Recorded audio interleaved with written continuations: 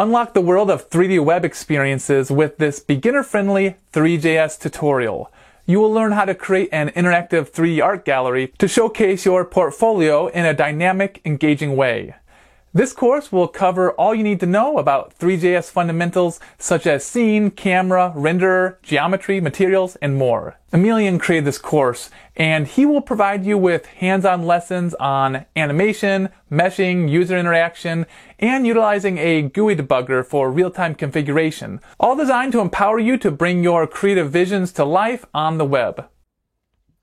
Hello everyone. In the next 8 hours, we are diving into the world of Three.js to craft an interactive 3D art gallery. This is what we are going to build.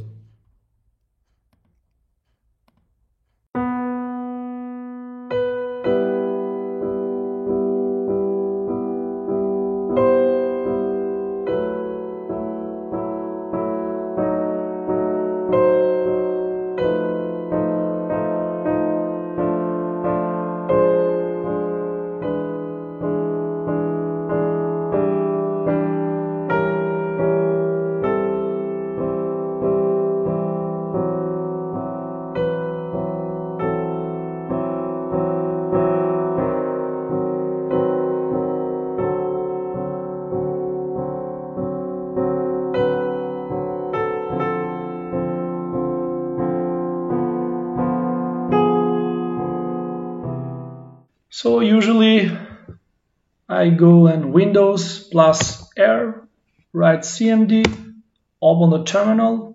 Here in the terminal, CD desktop. So I will create my project in the desktop. Then mkdir. This creates a folder in the desktop. And the name of the project, so art gallery, simply. Okay, we created the folder. Let's get into this folder, cd art gallery. Okay, and now let's open it in our VS Code. We usually use VS Code. It's the best editor out there. So code and dot. Okay, we are in the VS Code. We have this folder. Now we need to create some files that we need. Usually we need HTML file, of course, a CSS file for the styles, and also the functionality, that is the JS file with JavaScript. Okay. If you don't know, we are working with this project. We will work with this with Three.js. Okay. Three.js is a cross-browser JavaScript library and application programming interface used to create and display animated 3D computer graphics in a web browser using WebGL. Okay. The source code is on GitHub. It's open source. So it's a very nice library. I really like it. I am a fan of 3D. Usually I used to work with Unity 3D. In my opinion, Unity is the best ever tool out there for me. But I really like also Three.js. If you want to create games, etc., Unity is like the best tool for me. Also Unreal, but I am a Unity fanboy. But if you want to work in a browser with 3D models or 3D programming for web applications, Three.js is the best choice. There is also Babylon.js. It's also great and it's maintained from Microsoft. But yeah, I think Three.js it's very easy. I mean, very easy. It's like, let's say, easy compared to, other frameworks that has a very steep learning curve. But Three.js, if you know JavaScript, it's very easy to get into if you are a JavaScript developer. Okay, so no more talking. let's create first an HTML file. Okay, we need an HTML file. So index.html. Okay, let's create the template.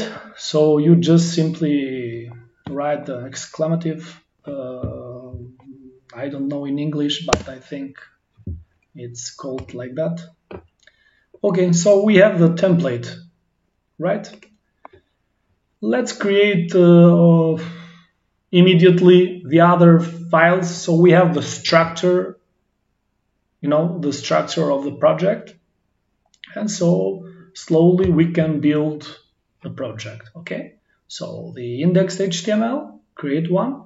Let's create a folder. So it's better to keep the files on folders with a specific name. So JS, for example, we have here the files, JavaScript files, that there might be many files or only one file, one main file.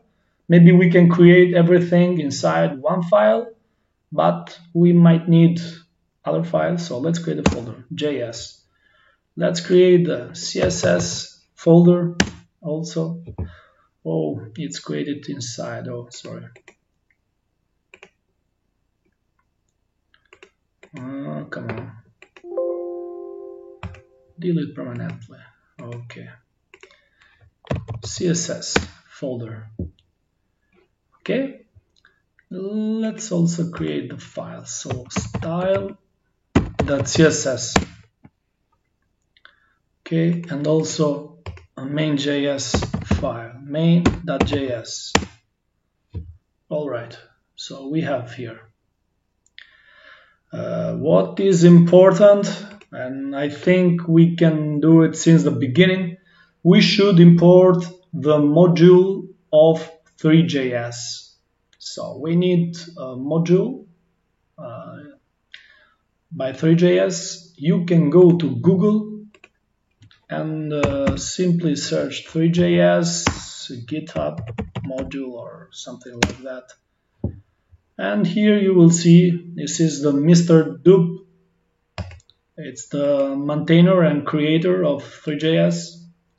And you can download the file here. If you are familiar with GitHub, you already know. If you are not familiar with GitHub, here in the green button, click the green button, download the zip file, and inside what we really need, we don't need everything here actually.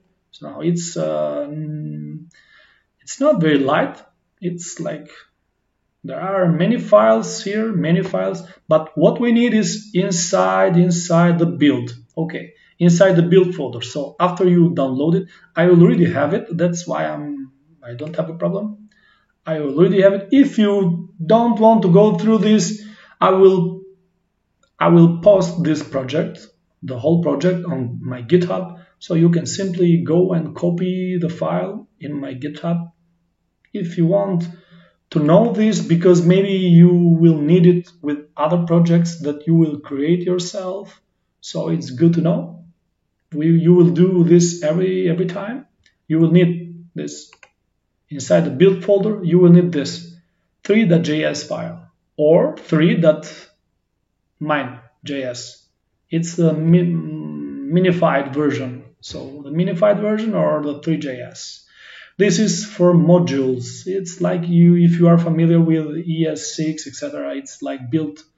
But for now, you just need this one, Three.js or the minified version. I will go with this file, Three.js. Okay, so here, code download. I have it here, so I go and will copy it. So Three file. Let me go to this folder. So reveal in File Explorer.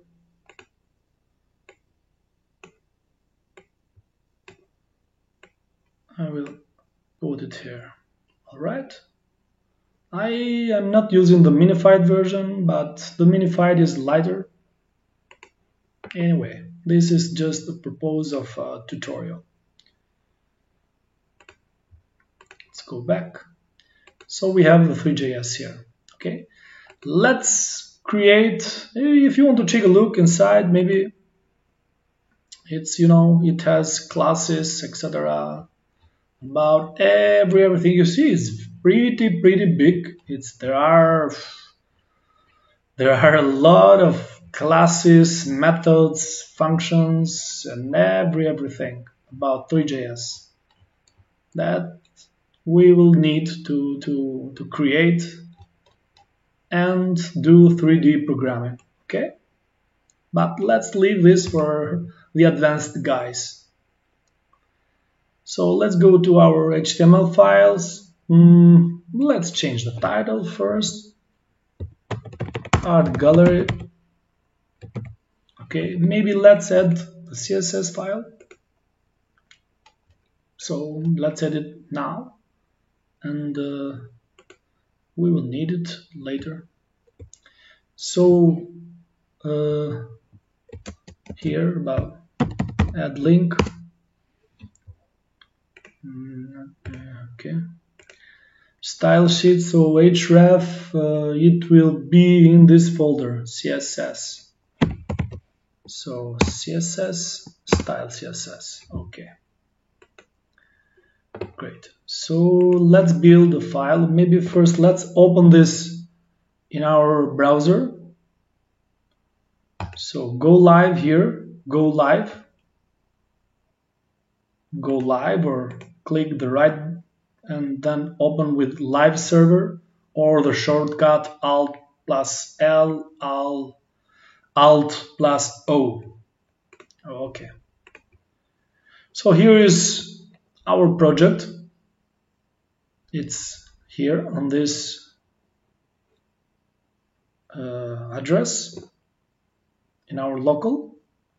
We don't see anything because we don't have anything. So let's create some files here so we can see what we will need. We will need, you know, the background, the main background that will have, I don't know, we'll have the scene of our project. Then it will be a div. So then another div inside will be a main container, maybe.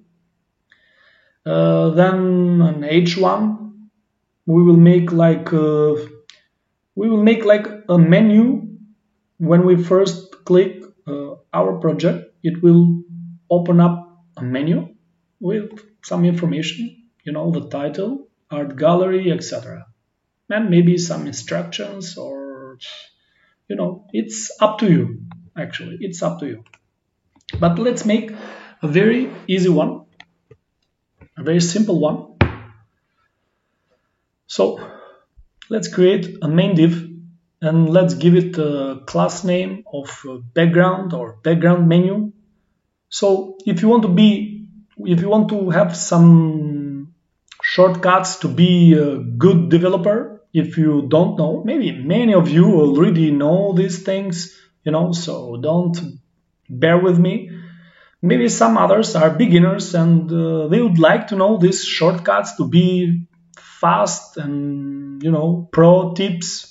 So if you want to create a div, not going to div and then give it a class, you know, so div, then go and class, and then add the class name, menu, etc. There are some pro tips so you can be quicker and faster. So dot and the name of the class. The name of the class will be, for example, background menu. So dot background menu. Enter. This is the Emmet abbreviation, and you see it's quick and it's fast. It's a nice shortcut. Oh my god, it's my copilot. Okay. So again, you will create another div with another class, the same thing. So dot and put the name of the class. It will create a div with a class name ready. Okay. So go with these things and you are quicker. Or if you don't want the class, but you want maybe an ID, so this sign of the ID, and then put the name of the ID that you want and enter. It will create the div with ID menu. Okay, what we need, and then inside this menu we will add the title. Maybe we will add an image. Okay, we want a nice image. We want to show this gallery before, and maybe click a button like explore the gallery or enter the gallery, etc. So we have a menu div. Let's add an image. Let's create a div with image container. So ID and image container. Okay. And inside, let's add an image. Okay, this will be the source. I will add the image now, and just menu pick. Doesn't matter. Okay. Let's add the picture. Yeah, let's add the picture.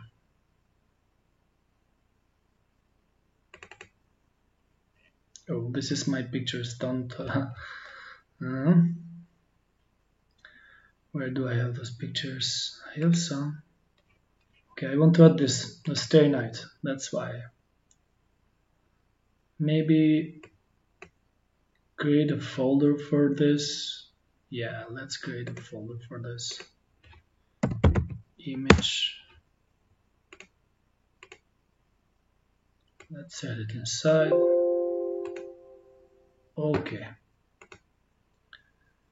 Let's add the source. So image Starry Night. Great. Let's change the alt here. Starry Night. Good.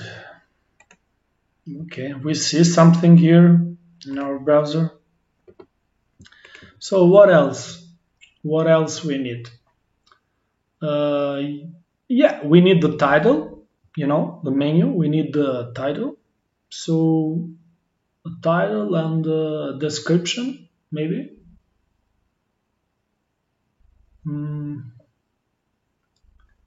Yeah, title and the description. Okay, so title, image, description. What else we may need? We may need like, or maybe let's keep it simple. Yeah, let's keep it simple for now. Let's add maybe an image, a title, and a description. Okay. So this is for the title, and yeah, let's keep it for now. ID. This will be the content. The content, and yeah, and each one that will be art gallery. Okay, and it will also have the description, and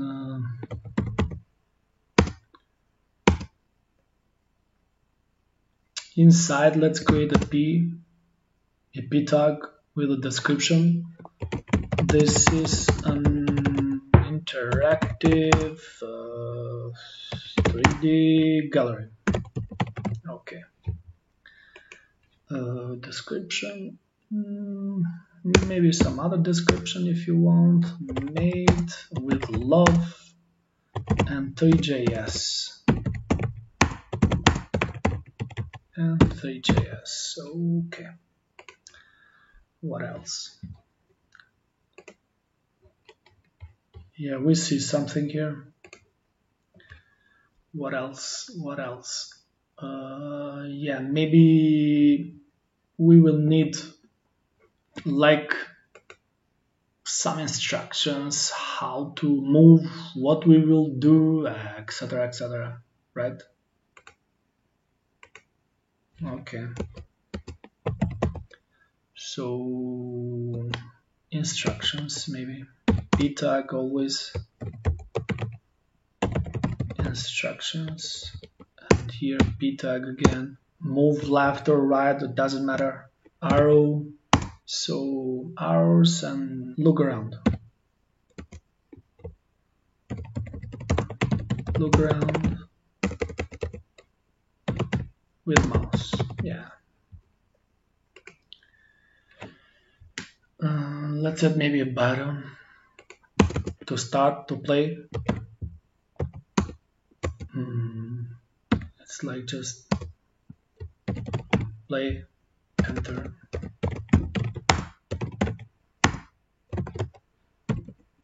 A gallery. Okay. Let's give an ID to this one. Play button. Okay. Okay. It is something. Also we need the scripts. Okay, we also need the scripts. We will add here the Three.js script. So, and you should keep in mind something here at the script and here in the script src we will put our Three.js. Okay, you should keep in mind always add the Three.js script before everything else. Okay, so above all, at the top you add this script of Three.js, and below you add the main.js file, etc. Okay, so like this it will be JS. You don't need the dot and so simply JS, no main.js, it's Three.js. So JS, Three.js. Okay, this is it. Another script. Okay, you see how I copy it? You can press Shift, Alt, and the down arrow, and you copy like this. Okay, so Shift, Alt, and arrow down. Let's change this one. This is for the main.js. JS, main.js. Okay. So we have pretty much everything here for the HTML. Maybe we should add the styles, and then we can work for the real project with JavaScript and create everything. Set up Three.js, set up the canvas, the camera, render, objects, and you will see yourself everything else. Okay. So styles. Let's add some styles. Maybe if you don't want to follow along about styles, this really doesn't interest you, the HTML, you can look the final result or just grab and copy and paste from my GitHub. So just don't worry, or just forward. I will add some styles here. There is nothing to really explain. So we'll add these styles. So why let's skip. Okay, there are also some shortcuts for the CSS. If you don't know, those are our beginners. So for example, I want the width 100%. So not going width and then a 100. I can simply write W and 100, enter, and very quick. The same, H 100, quickly. For the font size, F, S, and 12 size, you have the font style or font size. Oh, sorry, it's font style. I need the font size. Okay, whatever. But yeah, there are these shortcuts also. Color, let's give it like I have some. This is the result of the CSS style. You can copy this in my GitHub.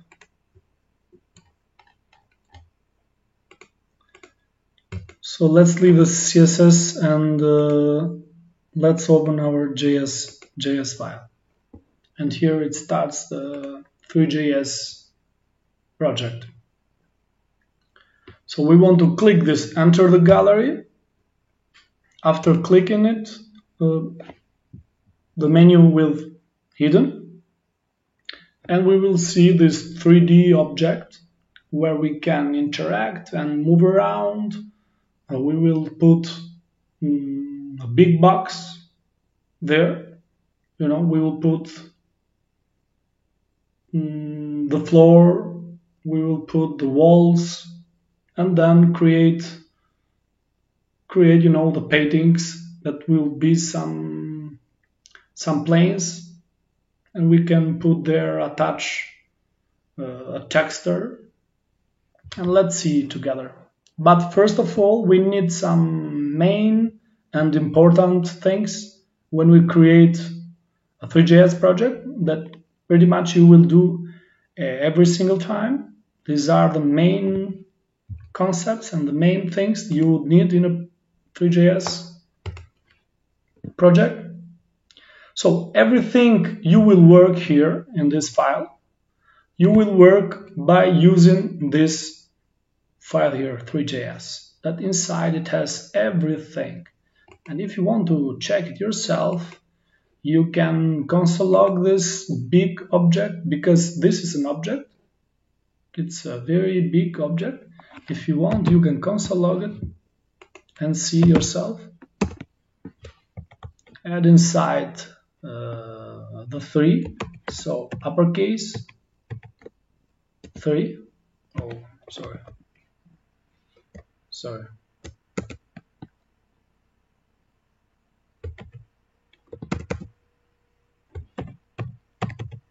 Okay, 3. Let's check. Let's console log.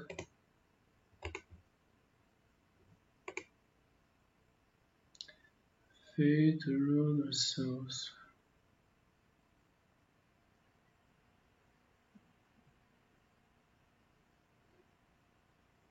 Three is not defined. Okay, let's see here.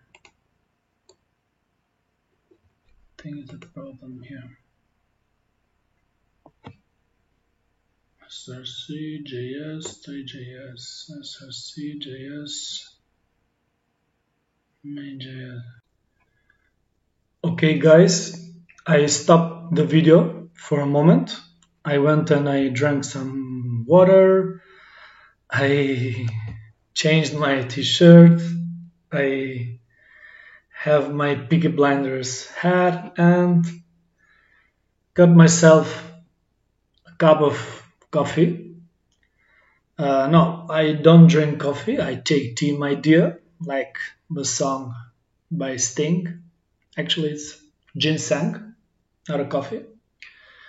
For my brain, my small brain. Okay, so this we had this error, and it's just a stupid error. Actually, it's usually when you see this error, like you cannot get the Three.js and because it's MIME type, etc., etc. It's just most probably we just mistyped here the source. What's happening here? I don't have a script.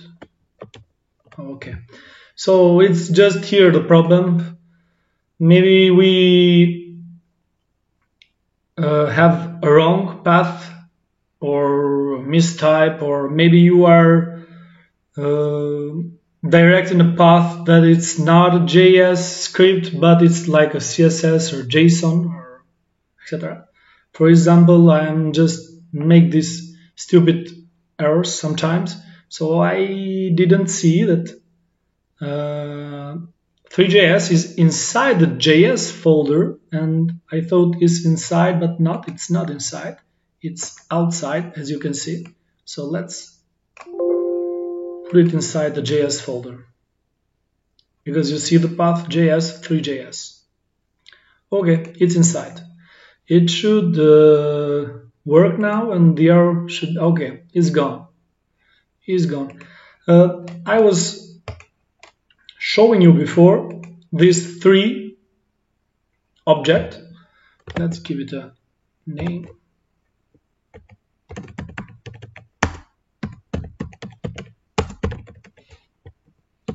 Okay.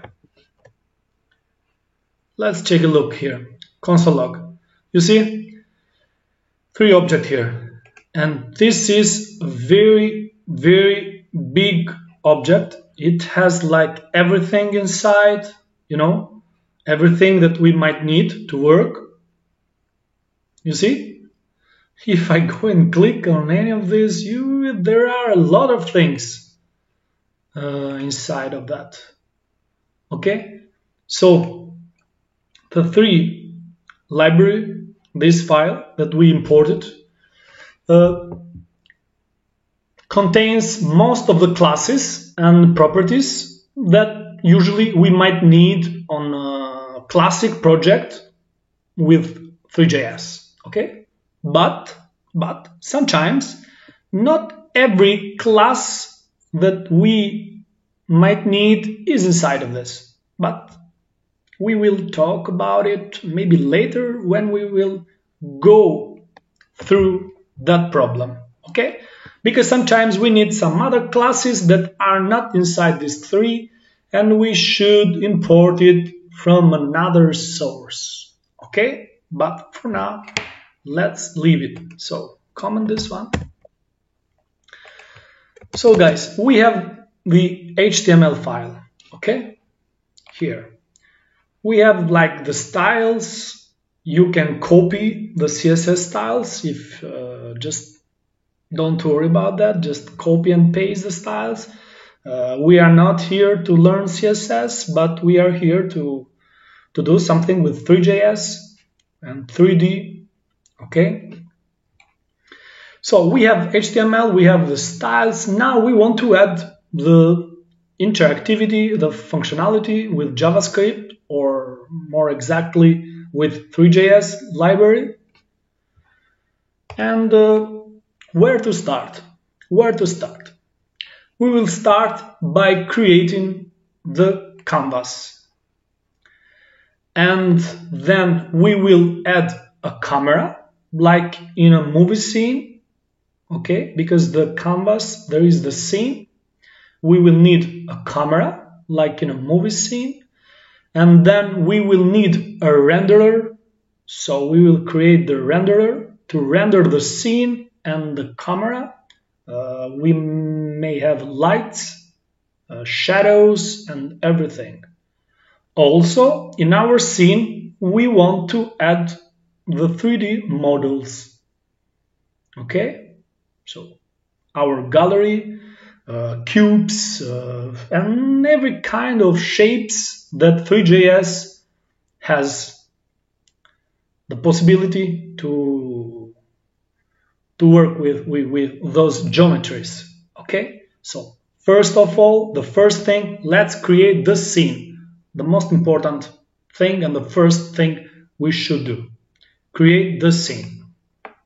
Okay, so for that we just normally we just create a variable with the scene. Okay, and just save it there. There are different methods to work here. We can just work by creating the variables, the functions, etc. Or we can create an object and put everything inside this object. Okay, it's like replicating the namespace in C#. Okay, if someone of you is using C#, especially with game development, you create like a namespace. JavaScript doesn't have a namespace. It's something that it's called God object, okay, where you put all your variables, functions that then are methods, etc. Okay, but let's keep it simple because I think we can do everything inside one single file inside this main.js. Okay, so we are not going through that, pattern of object-oriented, etc. with objects. So just we can simply create. So let scene or const scene, because the scene usually you will not change it, so it's a constant. So const scene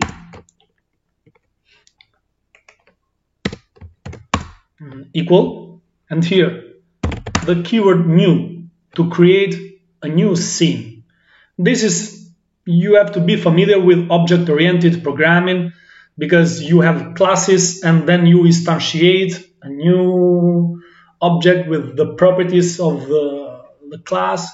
So in this case, we are just keep it simple for this kind of explanations. New, think about it, just a new thing that we are creating, okay, with some properties that it has with itself.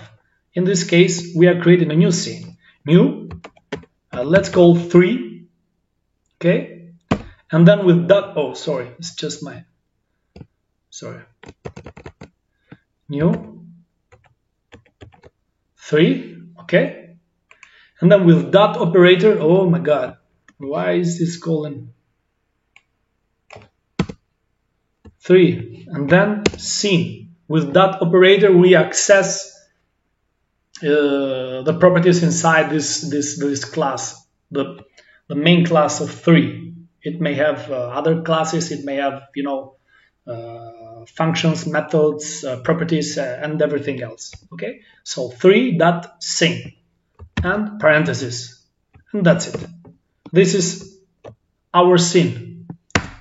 Let's put some comments. I will add some comments during the tutorial. So when you get the code on GitHub, you also have it commented. So if you forget, or it's just for the beginners is easier. So create the scene, this one. What else? As we said, we need the camera. So let's create a new camera, like in a movie set.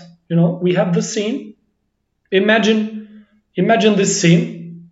To see this scene, we need a camera to look, and because when we render, it will be through the eye of our camera. Okay. So the same thing as we did with the scene, to create a new camera. We simply go by just const camera, because it will be again a constant. So const camera, and with the specific class from 3 library that it's called perspective camera, and I will explain it now. Okay, so const camera equal, so again new, and again 3 from the 3 library. We are accessing this 3 here. This time we are accessing perspective camera.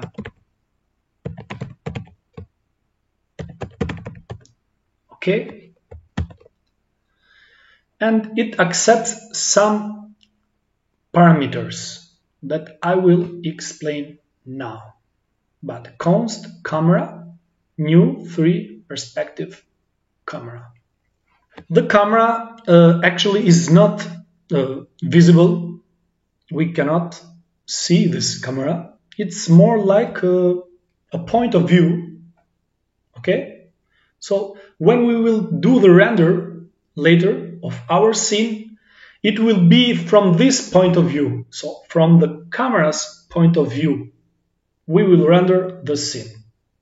Of course, like in a movie scene, there are different types of cameras, and maybe we will talk about it later if we will need it, not for now. For now, we will simply use this one, the perspective camera. It's like the perspective is like making close objects look more prominent than the far objects, the objects that are far. Okay? So that's it. To create, you use this one. Using this class, perspective camera, there are 2 main parameters that we need to provide inside. There is the field of view and there is the aspect ratio. I think you may know what the aspect ratio is. It's like width divided by height. Okay? Width divide height. You save the aspect ratio. The field of view is how large our vision angle is. So, for instance, if we use a very large angle, we will be able to see in every direction at once. But it will be with much distortion, okay? Because the result will be drawn in small rectangle, but okay, leave it for now. If we use a small angle, things will look zoomed in. So the field of view is expressed in degrees, and it corresponds to the vertical vision angle. So here, for instance, we will give these parameters. So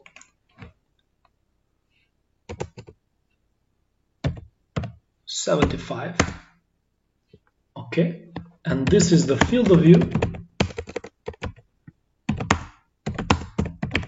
It's like, you know, what I found that it's the correct, let's say, but you can play with this depending on the project. So the field of view, and we also said a few moments ago, we have the aspect ratio. So the aspect ratio is width divide height. In this case, what we are dividing here, the width of what? The width of the canvas that we have, the scene. So in this case, we want it. We don't want to put sizes. Okay, we will get the width of the window. So the width of the whole window divide by the width, the height of the whole window. So we keep that ratio, but using the window object. That is the window object of the browser. Okay, so window dot inner width. If you click the dot, you will show the properties. Divide by window dot inner height. Okay, and that's it. A comment here, so you have it clear. Aspect ratio. Okay. Then you, as a third parameter and other parameters, you can also add if you want, depending on the project. But this is, for example, 0.1. It's for the near clipping plane, and also the far, that I can put here 1000. Okay, far. and near. And that's it for the camera. That's it for the camera. We don't see anything because we don't have anything in our scene. We added the camera because the camera is not visible. But anyway, we created the camera, but we always need, when we create an object or when we create something in our canvas, we need to add this to our scene. So for that, we have scene.add, okay, and as a parameter, we add the camera. This, okay. Let's put some comments here. Scene, camera, so we divide it some categories. If you want also to search, and it's easier. Okay, we have the camera. There is something that you should not forget. You should not forget. For example, if we have something in our scene, we cannot see it because the camera, when you create the camera, by default, the camera is in, it's in the 0 axis, so we cannot see it. It's like the camera is it's near the renderer. So to make it possible to look at the things, we need to pull it back a little, okay? So the position of the camera in the z-axis we will pull it back to be able to see. It's not a problem now because we don't have anything, but it will be an issue later. So camera.position, so we get the position property and then z in the z-axis and a number 5, for example, okay, and this move the camera back 5 units. Good. And this is done. What's the next step? The next step is the renderer. We need a renderer. Also the canvas. There are usually 2 ways. Someone will create a canvas here. Create a canvas. Okay. And then this canvas then access the canvas with a property like document that gets element by ID or by class. You give a class or ID to the canvas here in the HTML and access that and save it in a variable, or you can simply create the renderer as we will do now without creating the canvas there and access it with document get element by ID. Okay, so let's go for it and let's explain some basic things about the renderer. We will ask the renderer to render our scene from the camera point of view, as we mentioned before, and the result will be drawn into the canvas. Okay, so we mentioned that we can create the canvas by ourselves or let the renderer generate it and then add it to our page, so to our document body HTML.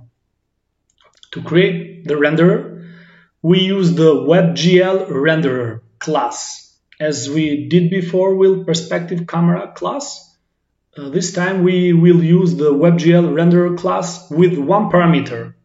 And that 1 parameter is an object. You will see now. Render. Letter const render. Oh no.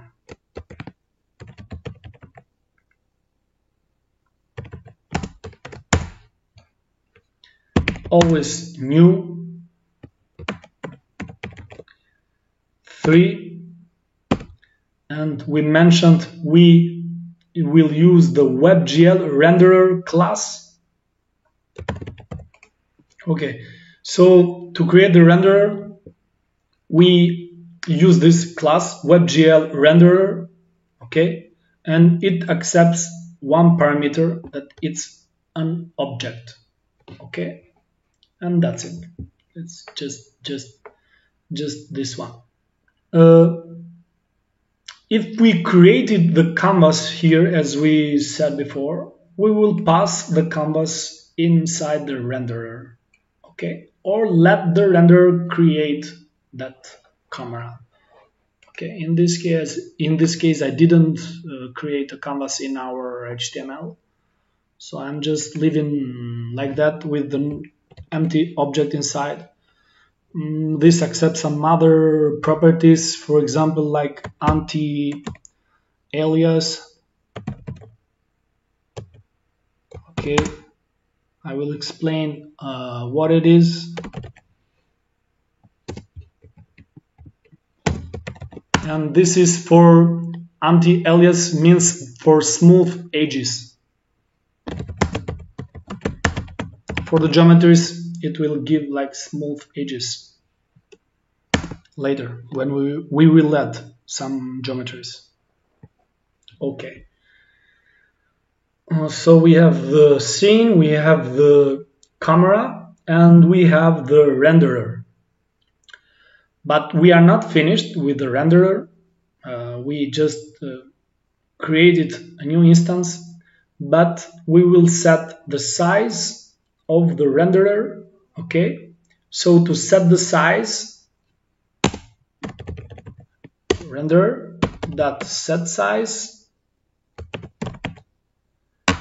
and again for the aspect ratio, we will use window.innerWidth and window inner height. So we will give these two parameters as the size, to set the size. It sets the size of the renderer. In this case, the size will be the width of the window and the height of the window. Okay? I hope it's clear. Window.innerWidth and window.innerHeight. Okay, perfect. We set the size of the renderer. You can also add a background color for the renderer, for the canvas. You can do it now or you can do it later, doesn't matter, but yeah, since we are here, we can give like a white, simple, and the property to change the color is set clear color. It's not very intuitive, but anyway. And there are some ways to change this, to give a color. You can give it like with quotes like blue, red, etc., or hexadecimal, and you know those things. So let's give it 0, X, and F is just for the white one. And this is the background color.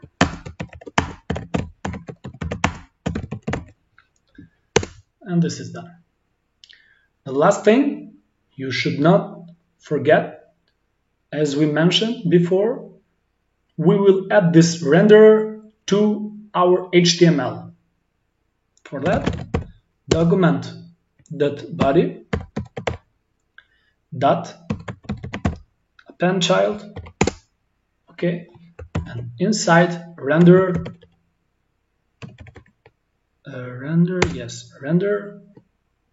dot DOM element, okay, and that's it. Let's add a comment here. So add the renderer to our HTML. And this is done. What else we can do? We are still not seeing anything because we don't have geometries, we don't have anything in our scene. So our movie scene has no actors, has no nothing. It's like empty.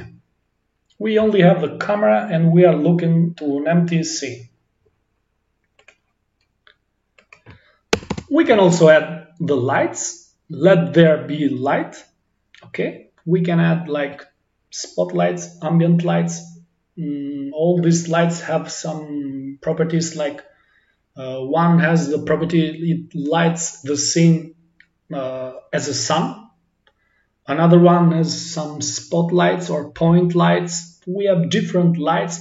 The lights, we can create a whole new tutorial only about lights and shadows.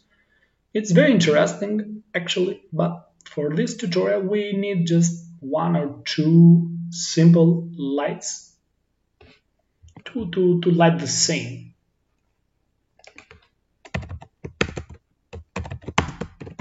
Lights. Let there be light.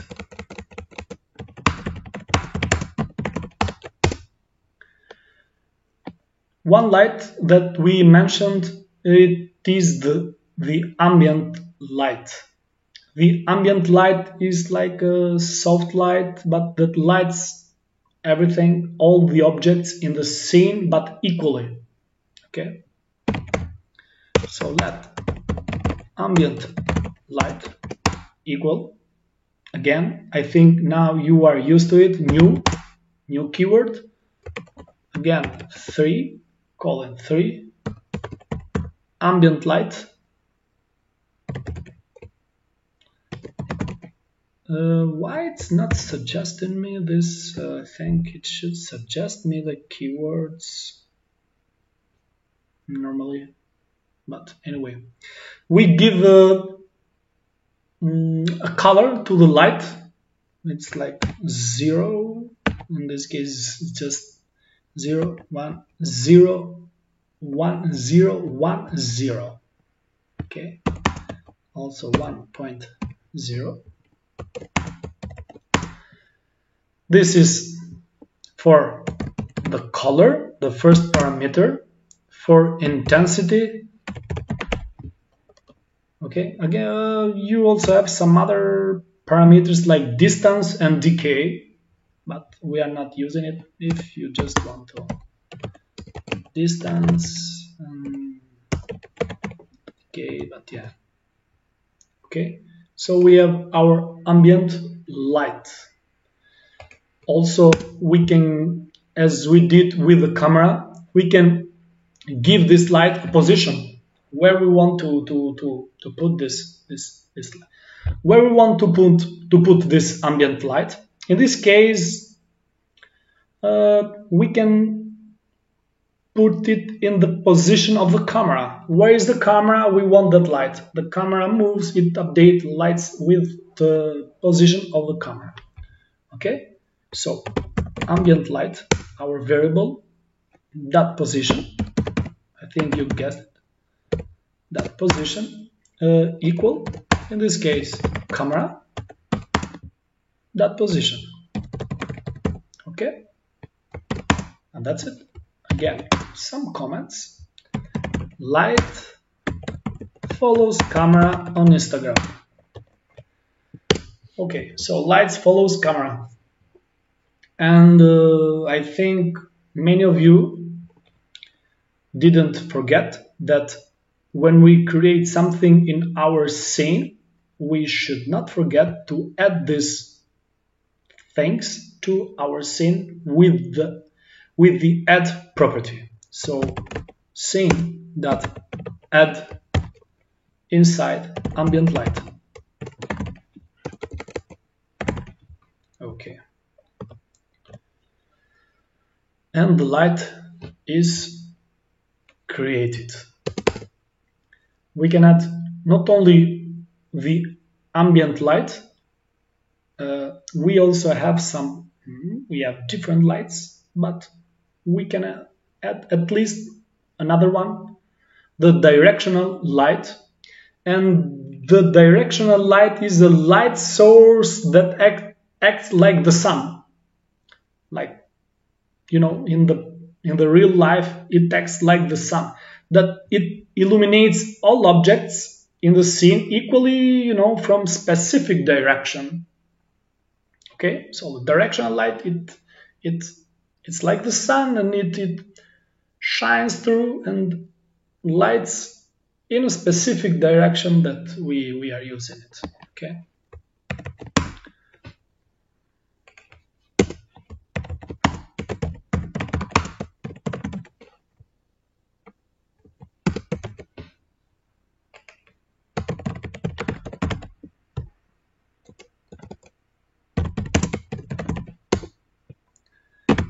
So let's call it sunlight. Again, new. You are getting used to it. Okay. So the more you practice, the more you just get, also in intuitive way. Okay. Even if you have not clear the object-oriented programming pattern, so you just get it. I'm creating something new here, and you know, it's the new keyword. So new, again, 3, accessing the 3 library, and here directional light. Again, we give it some color and intensity. 1, 2, 3, 4, 5. And intensity 1.0.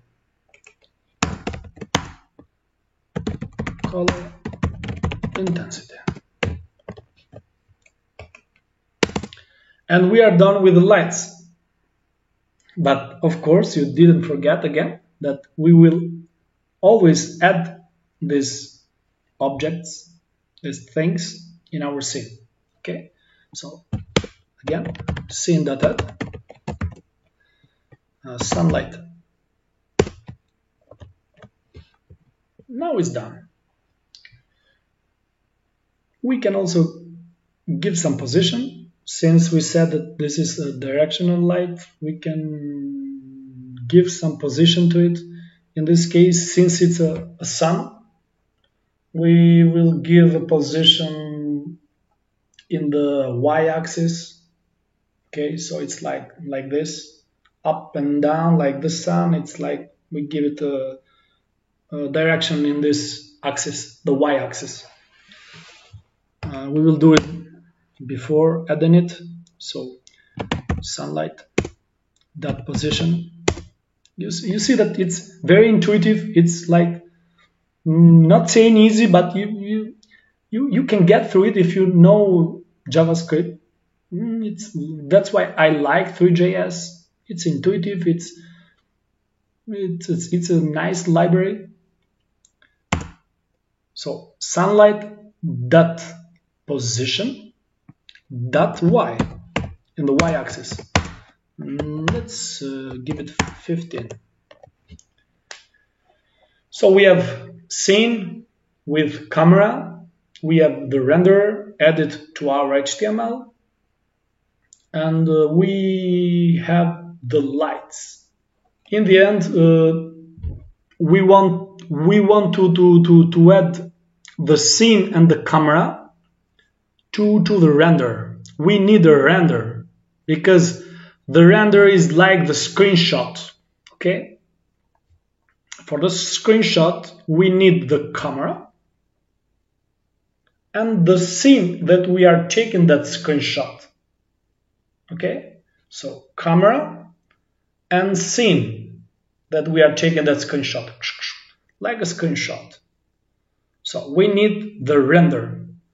And to get the render, we access the renderer variable that we created here above, this one. So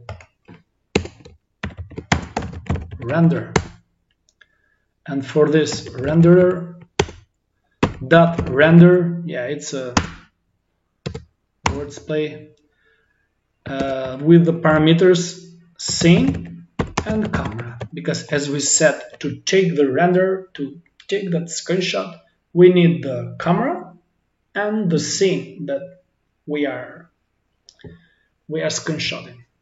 Okay. Some things to remember, maybe if you don't see nothing after you create objects in the scene, you should take in mind that you should specify the position of the objects or the position of our camera. So we should not forget the camera. It should be like pulled back a little so we can see things, because if not, it's like I go near the camera of my laptop, so I cannot see anything, or reading the book, it's like going like this. So of course I cannot see anything, so I just need to put my eyes, my field of view a little bit back, so pulling back.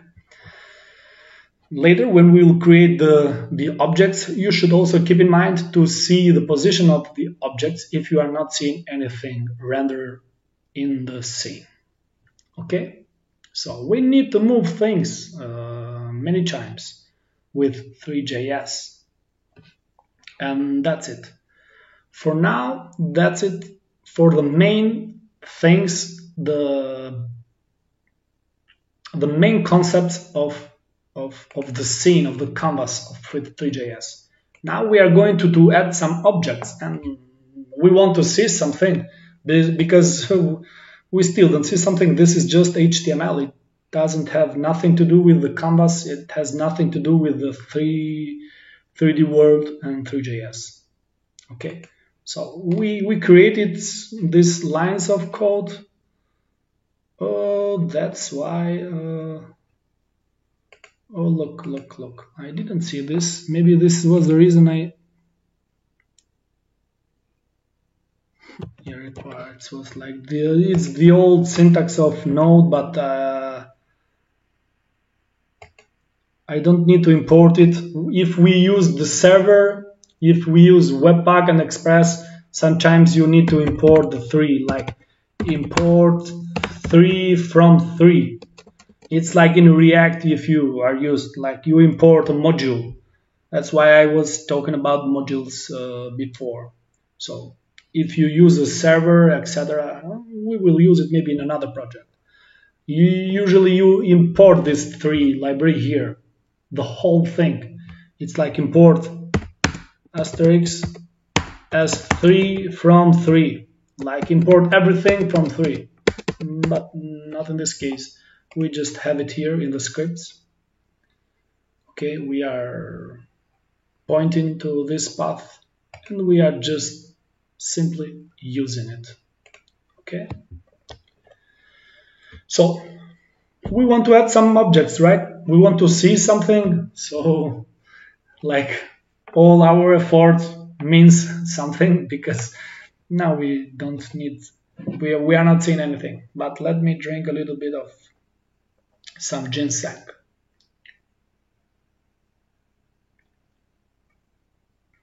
Also, my cups are made of, art. This is like paintings. I have a collection with different paintings. So this one is Corrida de Toros, Museo del Prado. Okay, I have like many of this with different paintings and pieces of art. Anyways, so let's go for this object. For the objects, it's usually like in other 3D programming tools. Usually you create a cube, the basic one, the basic geometry. We love the cubes. We always start with a cube. If we use any other 3D software, you know that you always start with a cube, or you always start by deleting the cube, the poor default cube. For example, in Blender, those who used Blender or work with Blender, they know that they open the program and the first thing they delete the poor default cube. Okay, so we will create a cube just to see, because later this cube will be a box for our gallery. But since we are here for the beginners, we need to explain a bit things step by step. So bear with me, please. And also, if you think that my English sucks at times, I know it's not my native language, and I can speak well at times, but when you are live and explaining something technical, it's you may have some problems. So please understand this. I know it can be frustrating, maybe the accent, or when someone doesn't speak very well their native language. But okay, anyway, let's create this geometry. Yeah, in the end here, let geometry. You see, guys, that now I see this. I was wondering why I was not seeing any suggestion. It was weird for me. I added that line of code. I don't know why. It was the shortcuts. I should delete some shortcuts, actually. Sometimes they are a good thing. Sometimes they confuse you. Sometimes you don't even know that you created a line, but you created it by a shortcut. Or like GitHub Copilot. It is great many times, but sometimes if you don't know what you are doing, or just clicking, you can add some line of code and get confused. So first of all, to create a 3D object, what we do, we create a geometry and we create a material. Then we create a mesh and we add this geometry and the material inside this mesh. Seems confusing? Don't worry, it's not. It's a pretty basic concept that the moment that you write it yourself, you will just get it. If not the first time, just the second time. I will assure you that you will get it and it will become a second nature to you.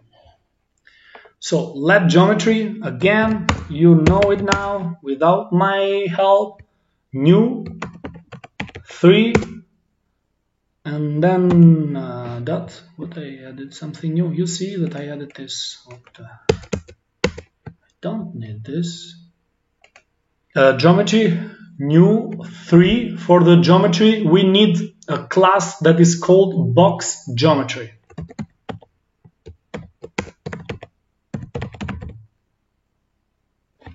Box geometry, and it accepts some parameters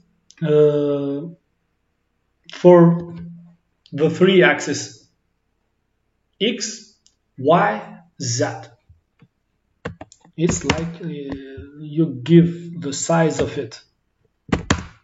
1, 1, 1, simple one, a small box. Box geometry is the shape of the object. So we have the shape. We need the class mesh basic material. And the material is nothing else than the color. So inside, to add the color, we put the curly brackets, an object, and inside this object we add properties. In this case, the property is color. This is the color of it.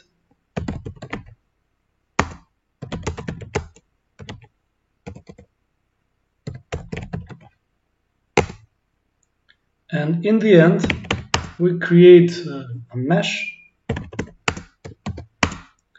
Again, new.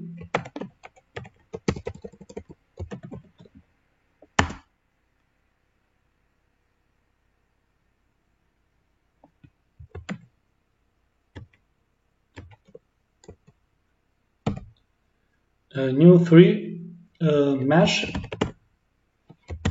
as the name suggests. And inside this mesh, we put 2 parameters, geometry and material. Geometry and material. This creates the object. Okay, great. So we have it. I think you know now what we should do, right? You know, I'm sure you know. We will add this mesh to the scene. Scene.add mesh. This mesh has the material and the geometry. So this mesh is basically the object. We can try and test it, but I want to maybe explain some basic concepts here. So to reflect again what we did. A visible object like a cube, to create it we need to create this type of object named mesh. Okay, and mesh, what is mesh? It's simply a combination of the geometry, okay, and the material. The geometry is the shape, I've added the comments here, and the material is how it looks, the color in this case. But later we will add, textures, there are some other things, but it's how it looks, the color in this case. So you start with this geometry, that is the box geometry class, okay, that has 3 parameters that corresponds to the size of the box, the geometry. Okay. For the material, we use the class mesh basic material.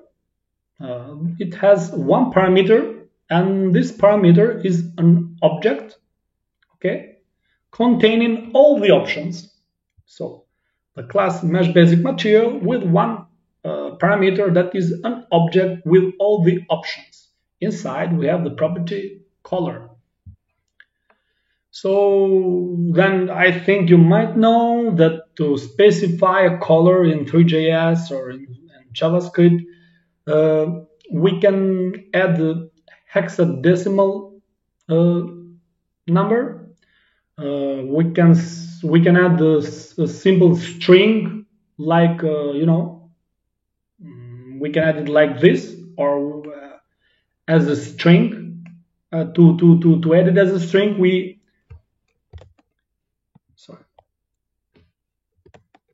we add the sign. How is it called, this sign? I totally forgot English, the ID sign. Anyway, okay, so there are these different ways to or you can simply call it red, like this. Okay, for further information, you get it in the internet. So the final thing is the mesh. So to create the final mesh, we use the mesh class, this one, that we send inside as a parameters the geometry and the material. Okay, and that's it. In the end, you add it to the scene. Let's see if we have any errors, because Art gallery. Oh, sorry, it's the audio. 3 has already been there. Yeah, of course. That main.js has already been declared. Okay, again, this one that sorry guys for this. Let's see. Okay. 3.scene is not a constructor.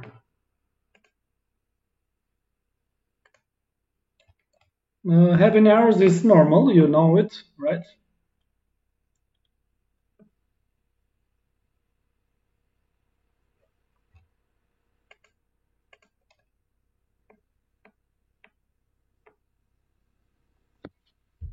Let's see, that's in, yes.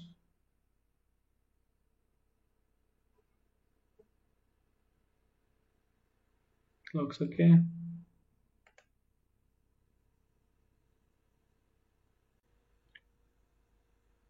Okay, so this error is just a small bug, insignificant, because it's just a typo. It's not seen, but seen uppercase. Okay, so let's check. It's normal.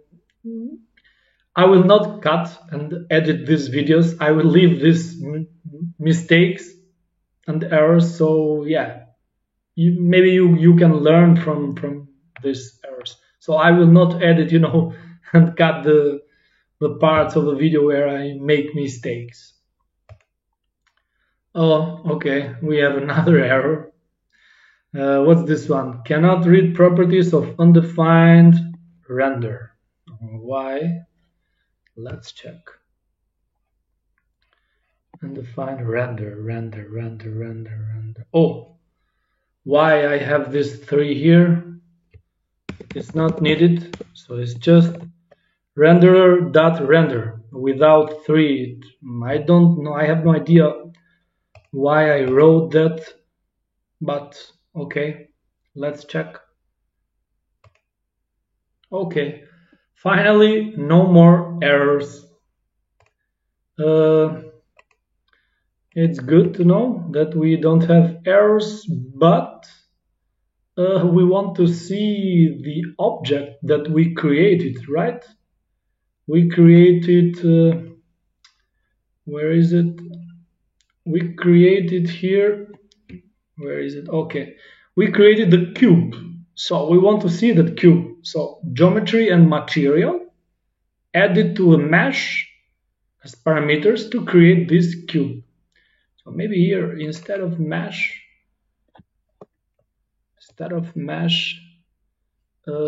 let's call it cube.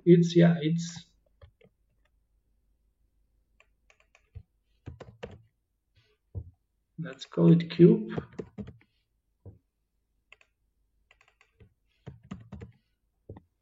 So this is the cube created with a mesh that accepts geometry and material. But we don't see it.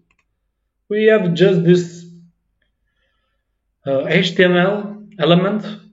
We have no cube, but actually the cube should be behind this element because the canvas is behind this. So we are covering it, I think. So let's hide it.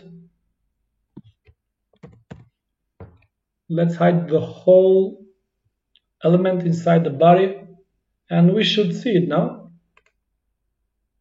Oops. If we don't see it, let's check if any errors. No errors, no bugs, but we don't see the cube. Why? Okay guys, I'm not cutting and editing these parts where I have some bugs. So yeah, let's find it together. Where is this problem? I think it looks okay and correct. So we have the geometry, new 3-box geometry. We give the size of the geometry. Okay, this is correct. We have the material. We create a new mesh basic material inside an object with this property of color, and this is also correct. I don't see anything, any typo, but if we had a typo we would have an error here. We don't have any error. So this is like those cases that you have a problem but you don't have, an error. So it's like a hidden bug, okay? And yeah, we should debug. and find it if we can. I don't know, guys, if you see something wrong here. I don't see it. Cube. It's a new mesh with geometry and material. Okay, this is also correct. And we add the cube to our scene. We render it with scene and camera. This is correct, guys. This is correct. Let's see. Maybe the camera. We pulled it back, the camera. The problem that we talked about. So let's check the position of the camera. Yeah. Yes, here. We move the camera back of 5 units. So we should be able to see it. It's not this. Where is the problem? Render is okay. The camera, the position of the cube. Did we move the cube, the position? No, we didn't. Perspective, field of view. Oh, I got it. Okay, that's why. Okay, that's why. You see here the perspective camera. I told you that we need the two main parameters, the field of view and the aspect ratio. So we have the field of view, we have the aspect ratio. And then I said that we can add two other parameters for near and far. Okay? But this one here, I have no idea what it's doing there. This 0. So it's like the third parameter. It's like this is the near. Okay? And this is the far. So it's 0. So yeah, I think this should be, this is the bug. Okay, so we have 1 for 0.1 for the near and 1000 for far. So it was like a third parameter. I don't know. Let's check. Should be okay. Perspective, field, and the camera pulling back. Yes. Let's check. Okay. Great. We see it. Our small cube. Our little cute cube. Okay. It was like somehow hidden.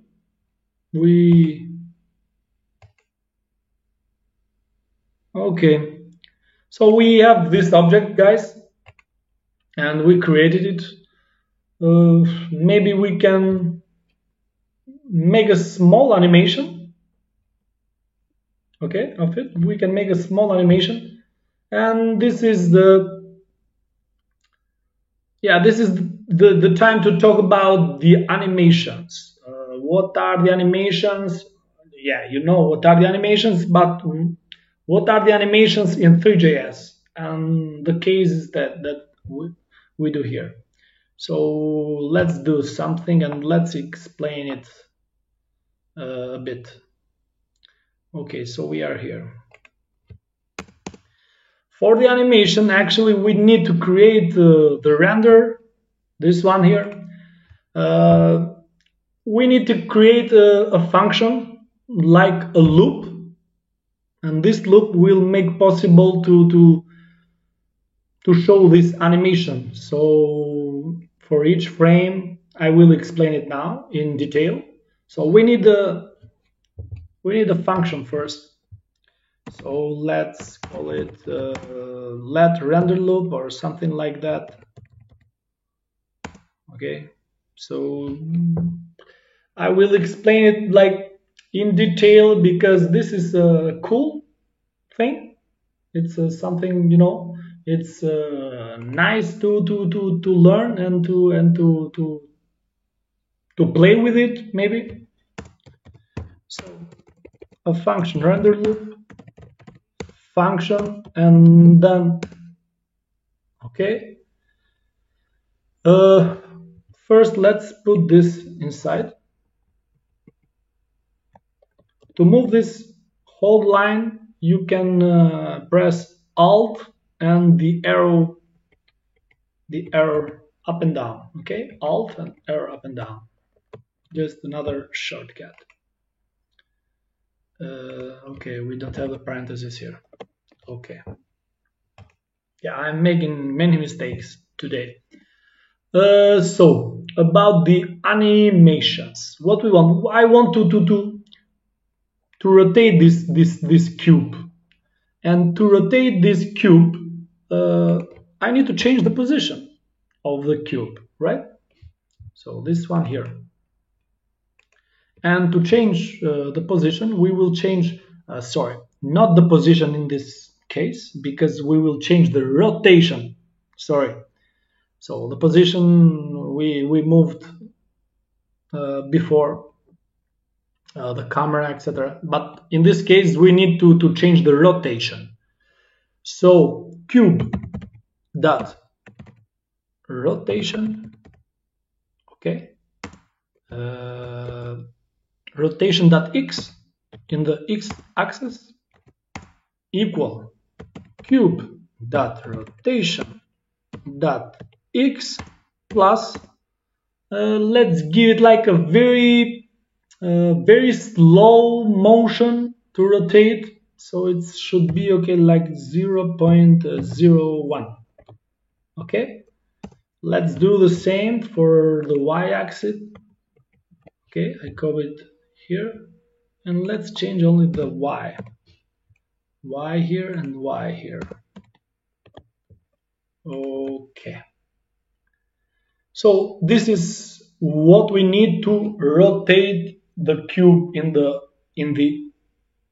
x and in the y axis. But if we check now, we will see that nothing happened. Let's see this error. No error, but okay, we need to call this. Yeah, we need to call this render loop. Let's call it only render.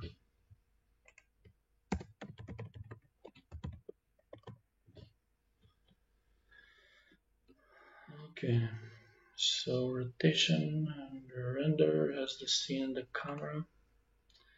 Okay, now we are back, but again we don't see the rotation.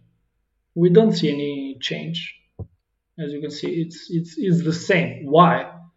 Because we need something else. We need something else.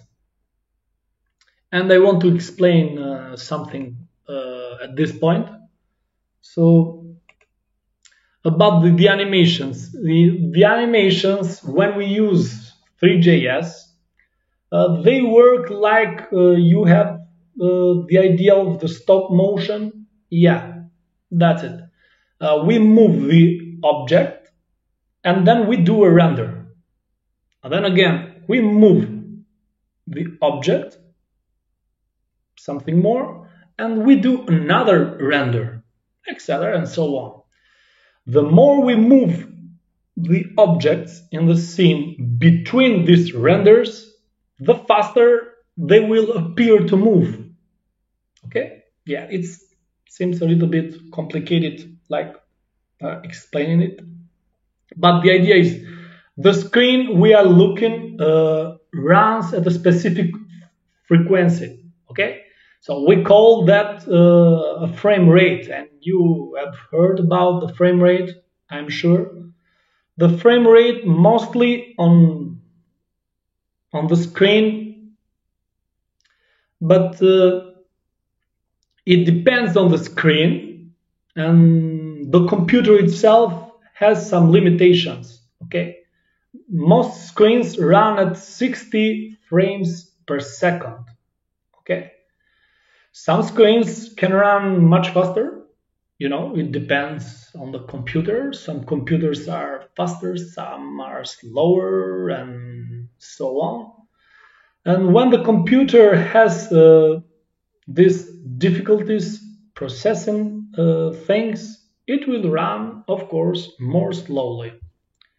In our case, for the animations, we want to execute a function, this function here, the render function, that will move these objects and do the render on each frame, but regardless of the frame rate. So regardless of the frame rate that one computer has it, that regardless of it, we want this function to do the render on each frame. In JavaScript, not only Three.js, but in JavaScript, the way of doing this is by using request animation frame. We can search for it together. Request animation frame. Okay, it's from the window object. Okay, this one from MDN. Window.request animation frame. The window request animation frame method tells the browser that you wish to perform an animation and request that the browser calls a specified function that we talked about to update an animation before the next repaint. The method takes a callback as an argument to be invoked before the repaint. Okay, let's leave for now the documents. You have it here. You can read it more in depth, but let's do it because things you can understand things only by doing it and by a practical example. So let's add this request animation frame that we saw. So request animation frame, and we pass here as an argument the function itself, the render. Okay, let's see now. Okay, you see, we now have this animation, a small one. We can change the speed here, of course, but yes, we did it. We have this animation thanks to this request animation frame. Okay, and this is it's simple. Here we can refactor a little bit our code. Instead of this, we can, just a shortcut, another shortcut. We like shortcuts. You just delete this and add a plus like this. Here, plus, and delete this one. It's the same thing. Okay, it's the same thing. So it's like saying plus equal. It's like saying cube rotation.x equal cube rotation.x plus the number. So it's the same thing. Let's check. Okay, yeah, nothing changed. It's cleaner. So we also made the animation. What else we can do now? I think we can add the movement. So we can move this little guy here, our cube. We can move it, add the controls, left, right, up and down. Okay, it would be cool to learn also this. Let's find a place here, and let's add this one. Controls. Okay, and here we also need to explain some other things that, of course, for beginners, for those of you, you can just skip this part. Those who are advanced and just are interested in seeing the final result, the advanced things about to create the art gallery. But for the beginners, stay with me. So to add the controls, what we will do, we need to press a key, of course, the arrows on our keyboard. When we press the left arrow, we want to move to the left. We press the right arrow, we want to move to the right. Or not only the arrows, but yeah, In most cases, when we play a game, we move with A, D, and W. It's the same thing. For this, we need an event listener. Those of you that know JavaScript, of course, they know what an event listener is. For those that don't know, maybe you should check Google event listeners and learn about it a little bit. But we will make things very simple here, and even if you don't know, you will understand it the moment that I will write it down. Okay? So yeah, I think you will understand it just by looking at the code. And this is the thing that we need to always do. Write a code that it's very readable. So let's add this event listener that when we press the keys, it will listen to these keys and then will make, an action. Comment controls. So in this case, event listener. When we press the keys. When we press the keys. Okay. We will create also this event listener with a function. I will explain it in a bit. So document.add event listener. Okay. Parentheses. It accepts, as you can read here, listener document event. It will accept the kind of event. It is a key down. Okay, it is a key down, and a function as a second parameter. And this function, we will create it to make possible, to register this key pressed, etc. Let's call it on key down. Usually when we create this kind of function, we call it on and the name of, the action or the function that we want to do. So on key down, always camel case. It has 3 parameters. So yeah, the key down, the type, key down, listener, also the function and options, that is a boolean. Yeah, let's leave it false, the options. Okay, so we have this event listener, key down. Let's create this function here on key down.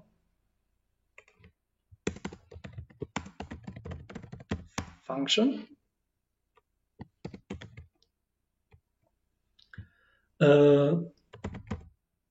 When a key is pressed,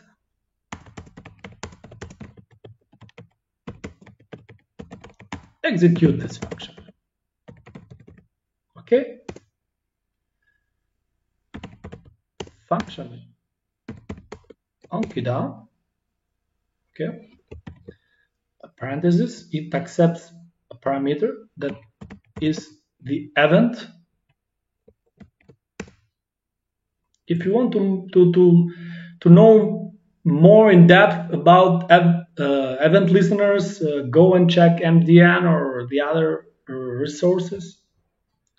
So we have an event here as a parameter, and this event will make us possible to access, the event which we are triggering. In this case, our keys, when we press the keys. For this, let's create because we need to get what keys are we pressing. How do we know? We want to know from the code that these keys have. Every key has a code in JavaScript. Okay, so let's create a variable first. Key code. Let's call it key code, and this variable key code will be event, this one that we are accessing, that which. What is this? This is to make possible to get the codes of each key. Let's search Google for these codes because I don't know, I don't remember. I cannot remember. So key code tables. Yeah. Okay, yeah, I have clicked before. Here we have all the key codes. So as you can see, enter is 13, shift, etc. Okay, we need this one, the errors. So 37, 38, 39, and 40. So we need this. We want to move the cube or the camera left and right. So we need this one. These are the codes that do the work for us. So we saved it in a variable event.which, and here we need an if statement to make possible to get this. The first one, the key code, which one? 37 and 39. Okay, so 37, 39, the right and the left.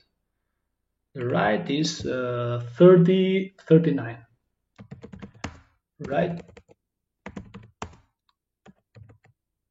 arrow. Okay. Let's make an if statement. If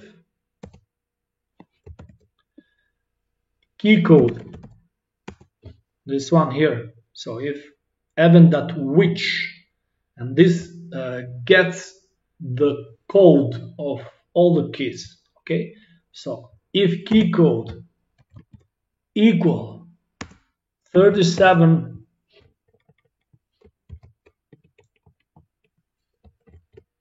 what's 37 was right or yeah, it was left. Okay,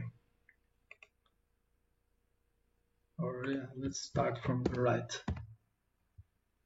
If key code equal 39, so if the key is the right arrow, what we want to do, we want to change the position of the cube, or we can do another thing. We can change the position of the camera.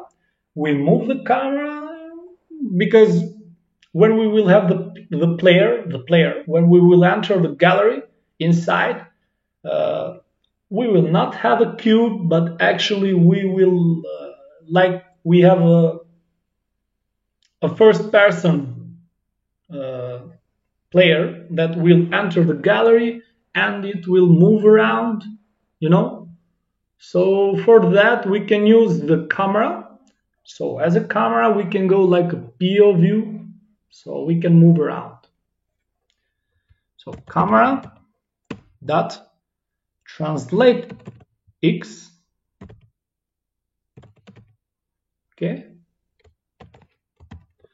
Let's move it a bit, like it should be positive for the right. It should be positive, yeah. So 0.05. Okay. Camera.translate.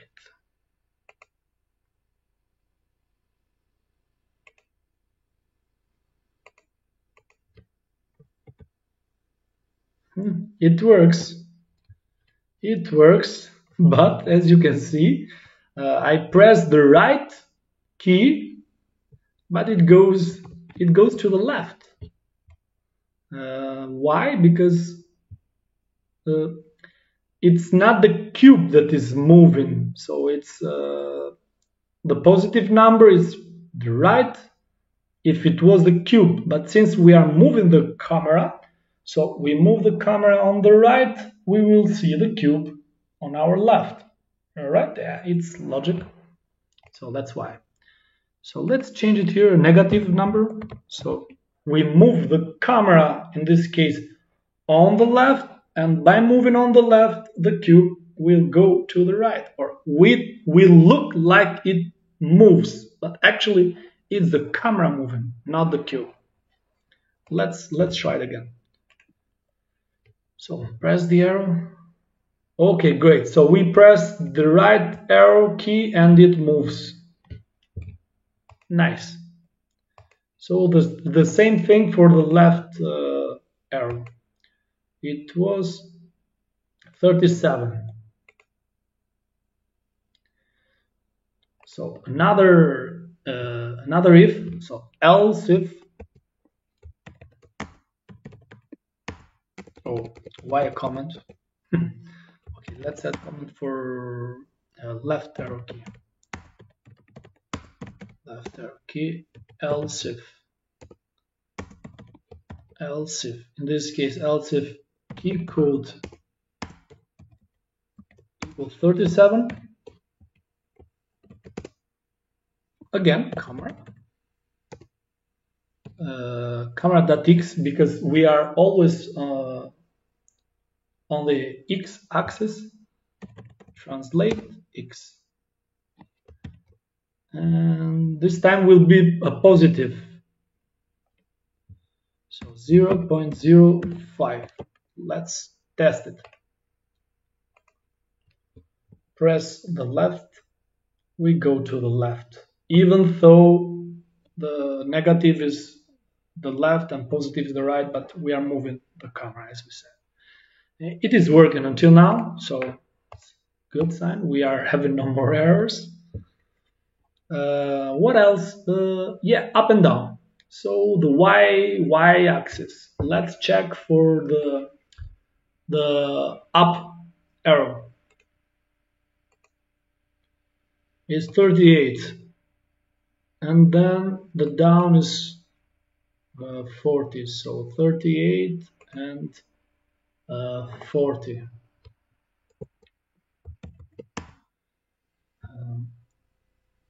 Up, right? Yes, up. Up arrow key. Another else if key code is 30. Oh my god, I forgot in a second, and I forgot. 38. Okay.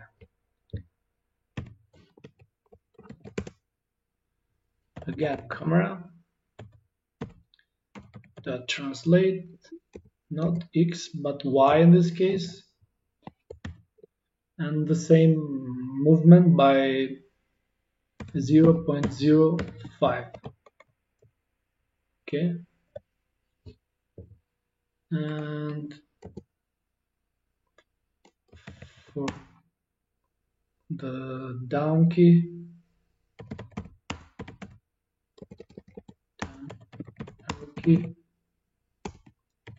another else if key code equal 40, if I'm not wrong. Yes, 40. Camera that translate y.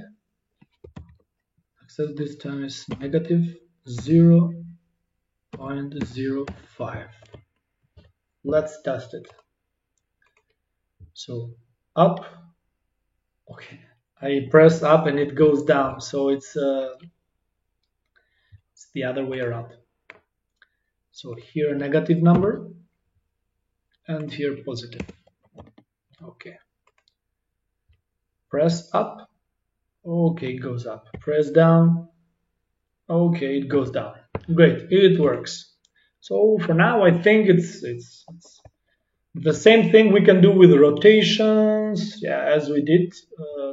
Yeah, this is the idea.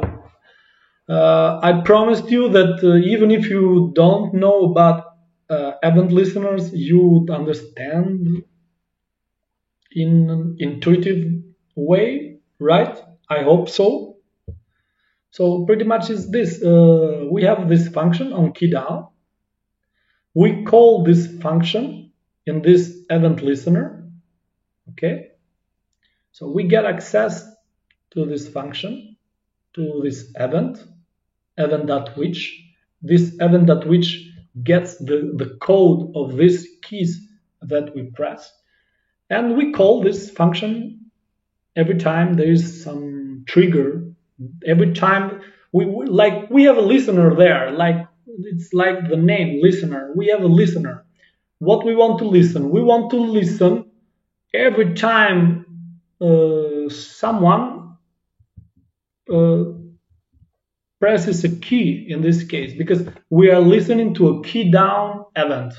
So we are staying there and looking who is pressing the keys. We will catch it. Okay? So you are pressing the keys, we are listening to you. And every time the event triggers, we call this function onKeyDown. When we call this function, when we execute this function, what we do, if the key was 39, we move it to the right. If the key was 37, we move it. So every time we execute this function. This is the idea. I hope and I think it's easy to understand, as I promised at the beginning. So as you see until now, Three.js, if you know a bit JavaScript, it's not that hard, let's say. It's very intuitive.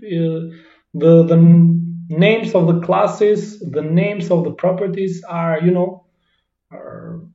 they tell something, what they do, so you can have an idea when you use those classes, functions, methods, and properties. I think we can stop here at the moment.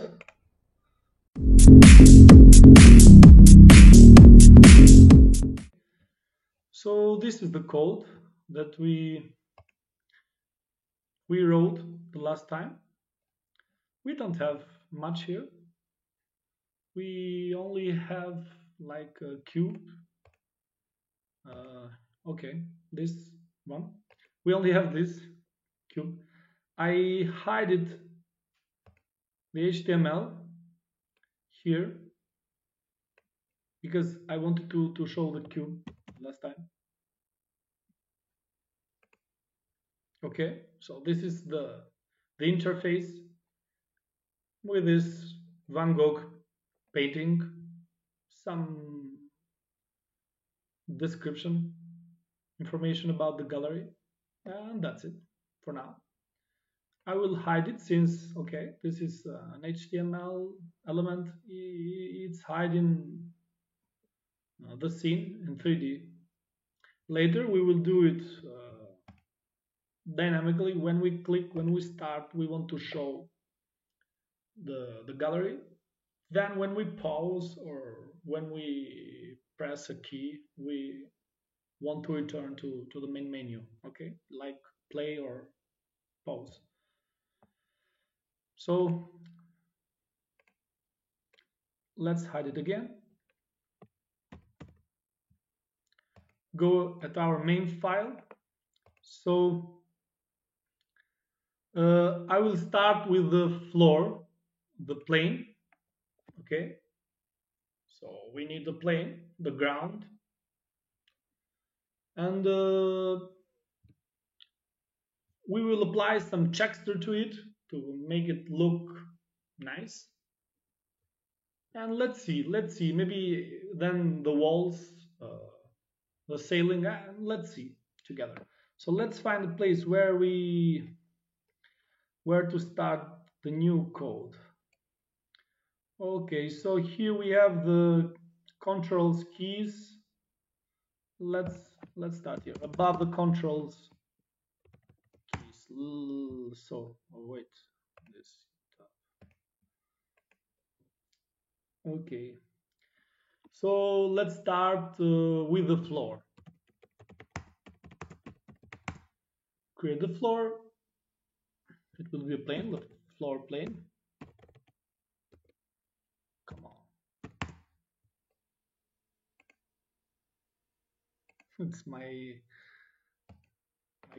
co-pilot. wants to suggest. Okay. The floor. So to create the floor, if you remember in the last video, we created the cube, and for the cube we created first the geometry of the cube. We created a box geometry. Here it is. So geometry, new 3 box geometry, and you have the comment here. Box geometry is the shape of the object. Then we created the material, and the material is the color of the object, the look. Okay. Then we create a mesh. We called it cube. So this mesh accepts 2 parameters, the geometry and the material. Like it creates this new object, 3D object that has the geometry and material like merged. Okay. So we will do the same thing with the plane with just a small difference. So let plane geometry. Okay, I think you remember here what we should write. So new, always new, for a new instance of the class that we are going to take. So 3. This time not box geometry, but we want the plane geometry. Intuitive, right? So plane geometry. Okay, and it accepts 2 parameters. We can go to Google and check if you want. So 3.plane geometry. Okay, here's the documentation. A class for generating plane geometries. Yeah, what we need. Code example. Yeah, this is what we wanted to do. Create the geometry first, then create the material, then the plane, that is a mesh that accepts geometry and material. Okay, easy peasy.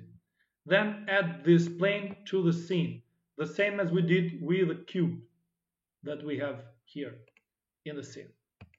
Okay, so yeah, we can copy this, but we want to do it ourselves. It's always a good practice to always write down manually, not copy pasting. Of course, copy pasting is helpful. Of course, we need it sometimes. We need to be quick.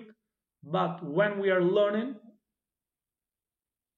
for those who are beginners, but even for those that has experience, they are always learning something new at a point.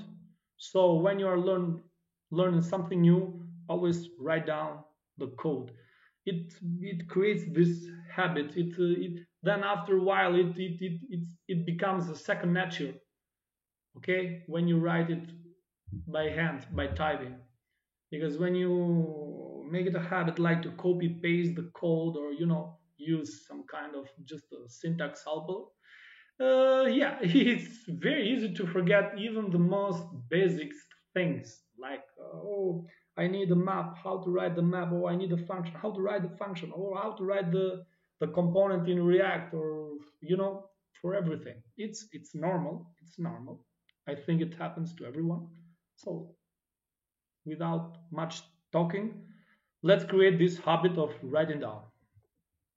But yeah, the idea is this. I wanted just to check for the parameters. What parameters? I see there are 2 parameters here. I think it's width and height. But let's check. So width, height, width segments, and height segments. So it accepts 4 parameters. These 2 should be optional. Yes, they are optional. So the first 2 that are important, the width and the height. Okay, let's do this. Okay, let plane geometry, new 3 plane geometry. 2 parameters we set. So I don't know. One was the default one. Yeah, what's the default one? Let's put it 50 for now. cares? Let's leave the optional parameters for the width segments and the height segments. So in case you forget, I will always write down the comments. So box geometry is the shape of the object. Okay, so we have the geometry. I think you remember now. So when you make this habit to repeat the things again and again and again, it will become hopefully a second nature. So we need the material now. So let plane material equal new, always new. Every time you create a new object, a new geometry, material, you know, you will have this keyword new instance of that class. It's a new object. Don't care for now about the object-oriented programming. What's happening inside that, you know, a parent and the classes, you know, 3, etc., that we are instantiating. Don't care about that. Just think about a new. I want to create a new geometry. I want to create a new material. And that's it for now, at least. So new 3 material, right? For material, we see here it's mesh basic material. Okay, so this one. Yeah, I said we don't copy. So, okay, mesh basic. Okay, suggesting, yes, we accept the suggestions. So mesh basic material, it has the parameter, an object, and inside this object we put some properties, key values, right? So open parentheses and this object. Inside this object, it will accept some properties. For the material, we said that it's the look of the object, so the color, the simple color. We will learn now in this video about other look of the object, so not only the color, the simple material, but also adding the textures, so you know, customized look. So we will give some image that we have, etc. For now, let's create this plane that will be the floor of the gallery with a simple color, just to see that object in our scene, just to render it. So for that, I think you had in mind that we need color, and let's give it a color like green. Okay. Another parameter, it's here, it's optional, but it's side, and the side, it's double side. Okay, double side. I will explain what it is. This is to render both sides of the plane. So yeah, we created the geometry and the plane material, right?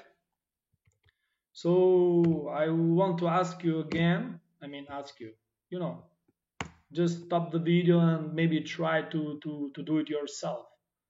What we need, we said before, when we create a new 3D object, we create the geometry and the material.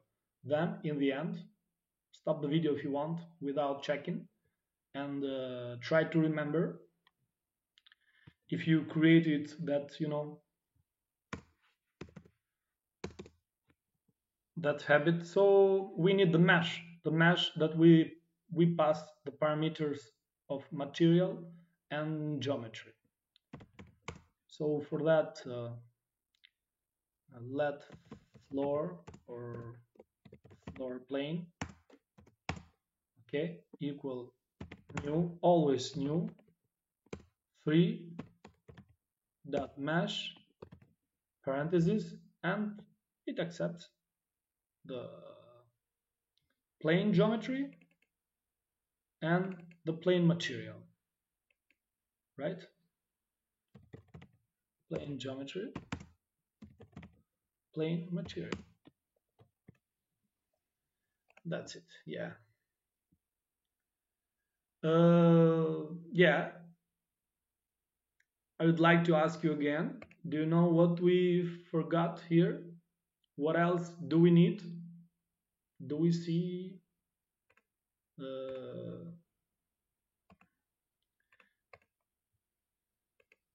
no, we don't see anything. We forgot to add this floor plane that contains the geometry and the material to the scene. For that, simply write in scene.add, open parentheses, and floor plane, right? That's it. Let's check if we can see anything. Yes, we see it. You see? It looks like a background, really, not really of the floor of our gallery. It has nothing to do with the floor, but yeah, we will go there. We will go there. For now, it looks like the background. We added just a simple material, the gray one. Okay. To give it a better look, I mentioned before that there are not only simple materials, but we also have the textures. Okay. So for textures, we can add, let's say, something ourselves, an image, textures that we have. Because textures are images that will cover the surface of our geometry. Okay. And many types of these textures can have different effects on the appearance of our geometry. So it is not always a simple material, a simple color. We have like different types of textures. We have the color one, or albedo. At some 3D softwares you will see albedo. The albedo texture is the most simple one. It's, it only takes the pixels, and apply to the geometry. Then we have some other types like alpha. I think you also know alpha, apart from albedo. That is the grayscale image, and for the transparency, it where white will be visible and black will not be visible. Then we have some more complex textures. We have the height texture. The height texture will move the vertices to create some relief. But yeah, I will not stop here at the height. We also have the normal, that is also common used. The normal textures will add small details in the textures. It won't move the vertices, okay, but it will create this feeling of the light, thinking that this is the face is oriented differently. So they are very useful, and they are used often to add these details and give that look of performant 3D object. We also have some other textures that I think you also know or heard or you saw somewhere. That is the metalness texture. Is that gives that look of metallic. There is also the roughness that again we use it to make the part rough, and it's like with white and black. The white will give the part that is rough, and the black will make it the part smooth. Yeah, there is much to learn about Checksters. I invite you to go and check the documentation, do your research. It's interesting. But yeah, we will not stop here. Maybe there is to mention the PBR, that I want to mention PBR because PBR now is, it's everywhere in the most advanced 3D softwares, because now PBR is becoming the standard for very realistic renders. So Unity Engine, which I love, my favorite tool ever, Unreal Engine, that is also great, Blender, and many others. So they are all using PBR now as a standard, for realistic renders. For now, let's add a simple checksters that will be a checkster, yeah, that we find somewhere on Google, or you have it, I don't know. I already have, I think, the checkster. Yes, I have the checkster here. Is this one? The checkster about the floor. Yeah, we want this in our gallery. You have seen the video, so you know this. You have seen it. Let's try to add this one. How to do it? Let's see. Where we left. Okay, create the floor plane. We are here. So we need to replace this color with a checkster, not a simple material like a color. Maybe above or, okay, here. For the checkster, we need to use another class that is called checkster loader. This checkster loader make it possible to load an image that we have, like in this case our image that we have in this folder here. Okay, so the class is checkster loader. We can Google about it. We can Google about it. 3D checkster loader. Let's check the documentation. Class for loading a checkster. This uses the image loader internally. Okay. So the syntax is const checkster new 3 checkster loader dot load, or we can create a variable here for this, separated. So checkster loader let or const checkster loader this new 3 dot, then checkster loader dot load, to have a cleaner code. Let's do it here.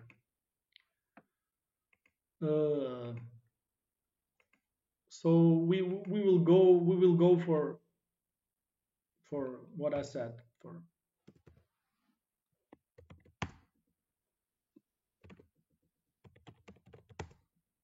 checkster of the floor.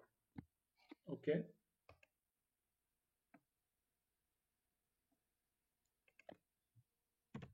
So let checkster loader new 3. Let's check again. Was it new 3 checkster loader? Okay. 3 checkster loader. Was it lowercase? No, it was uppercase. You see these small arrows? Okay, now that we have this variable Checkster loader, we can access this dot load and add our image, right? It's just the same thing, but yeah, we keep it, let's say, cleaner with variables. So Checkster loader dot load, right? And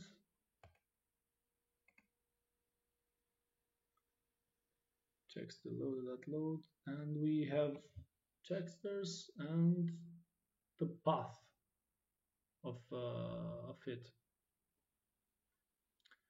The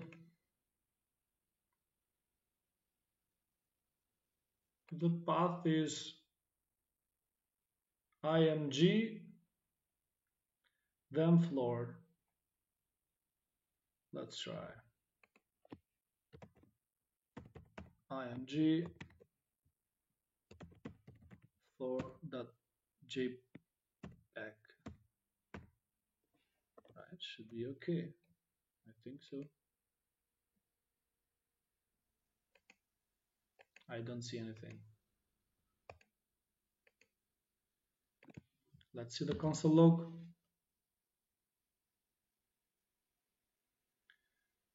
Consider using plain buffer geometry for lower memory footprint. Okay, yeah, because now 3 have this buffer geometries. Maybe I will explain it later, the difference. It's the same thing, but yeah, it was the old use was using, without buffer. Now everything has buffer because yeah, it's a better performance for memory, etc. With buffer, you cannot manipulate. You can, but it's more difficult to manipulate vertices, etc. But yeah, I won't talk about it now. But I have nothing. I don't see nothing. Okay, yeah, we don't have any error. I think we can add it to. We can, yeah, item. That is not an error. It's just a warning about this plain. Yeah, let's buffer. Let's see if it is now. Okay, it is not anymore there. Okay, guys, I was talking about before about the geometry and buffer geometry. Okay, that I mentioned before, that I changed here the plane from plane geometry to plane buffer geometry. They are the same thing. Not the same thing, but we will do the work, but they have some difference. Let's say the difference is that buffer geometry, not just geometry, is the newer one in the Three.js library. Okay, there is some years that we Three.js had this update with buffer geometry, and I will explain the difference now, and I will explain why this bug that we couldn't see.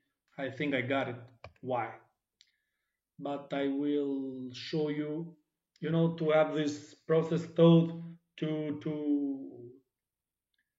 catch the errors, because yeah, this is our job to deal with bugs and errors.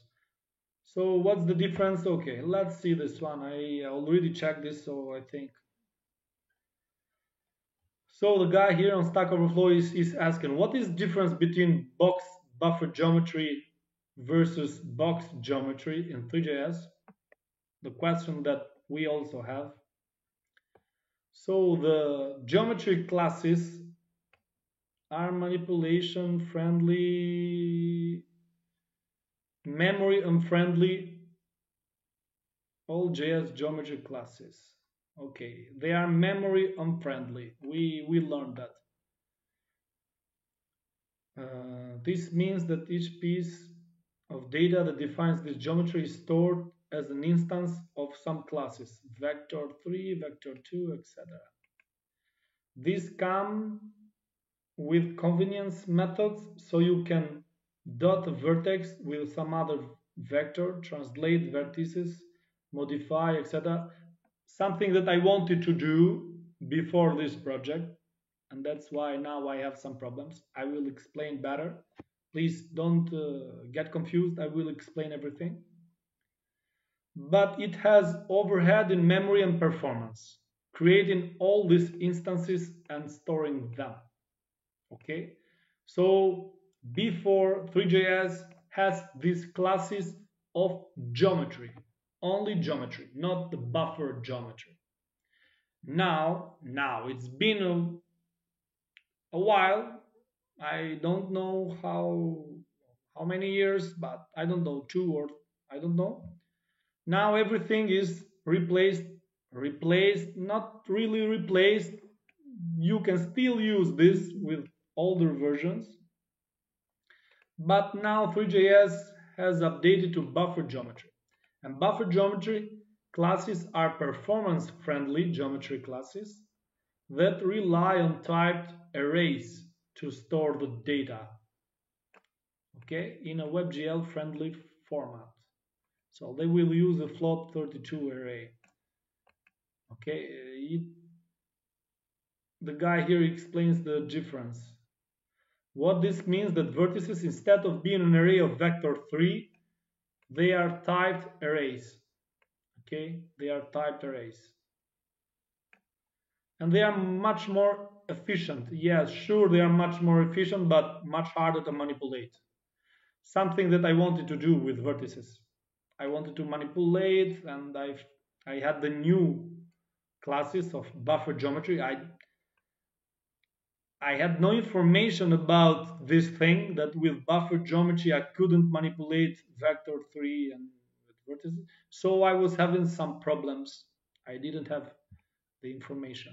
You see the difference. Look at the difference here. So I was used with this method, with geometry without buffer, to get vertex 5 and have access to its, this is what you do. And this is what you do with buffer geometry. You see now the difference?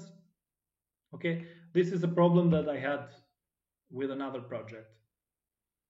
And there was a discussion by the guys that created 3JS. I think it's here. Yeah, the upcoming release has this potentially breaking change.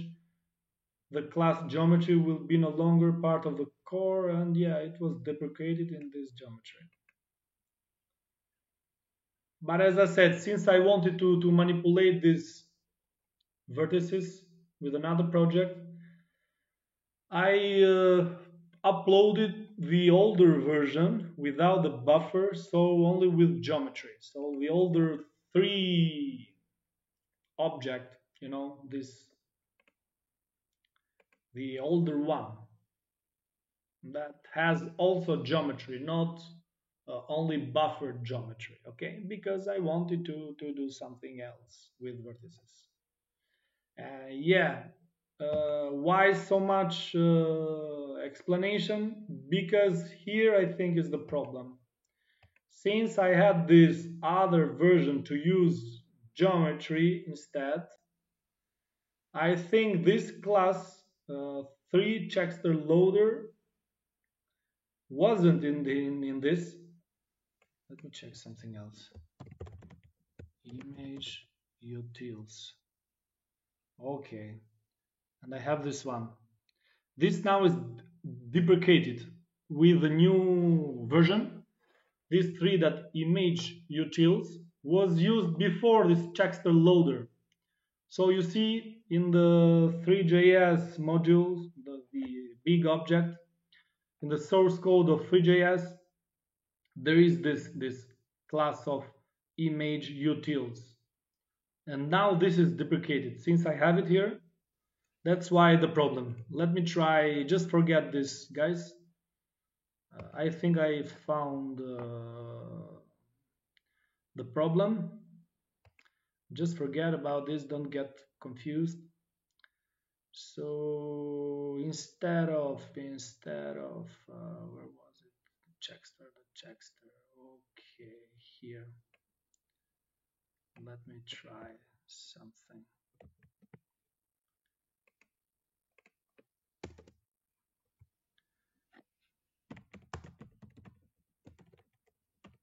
Floor Checksters. I want to try something else. 3. Image utils. Okay. This is the class that I just showed you. No, it's not parentheses. It's, let me check again, please. On 3 source code. You don't have to do this. You don't have to dig in the source code of Three.js. 3 image utils.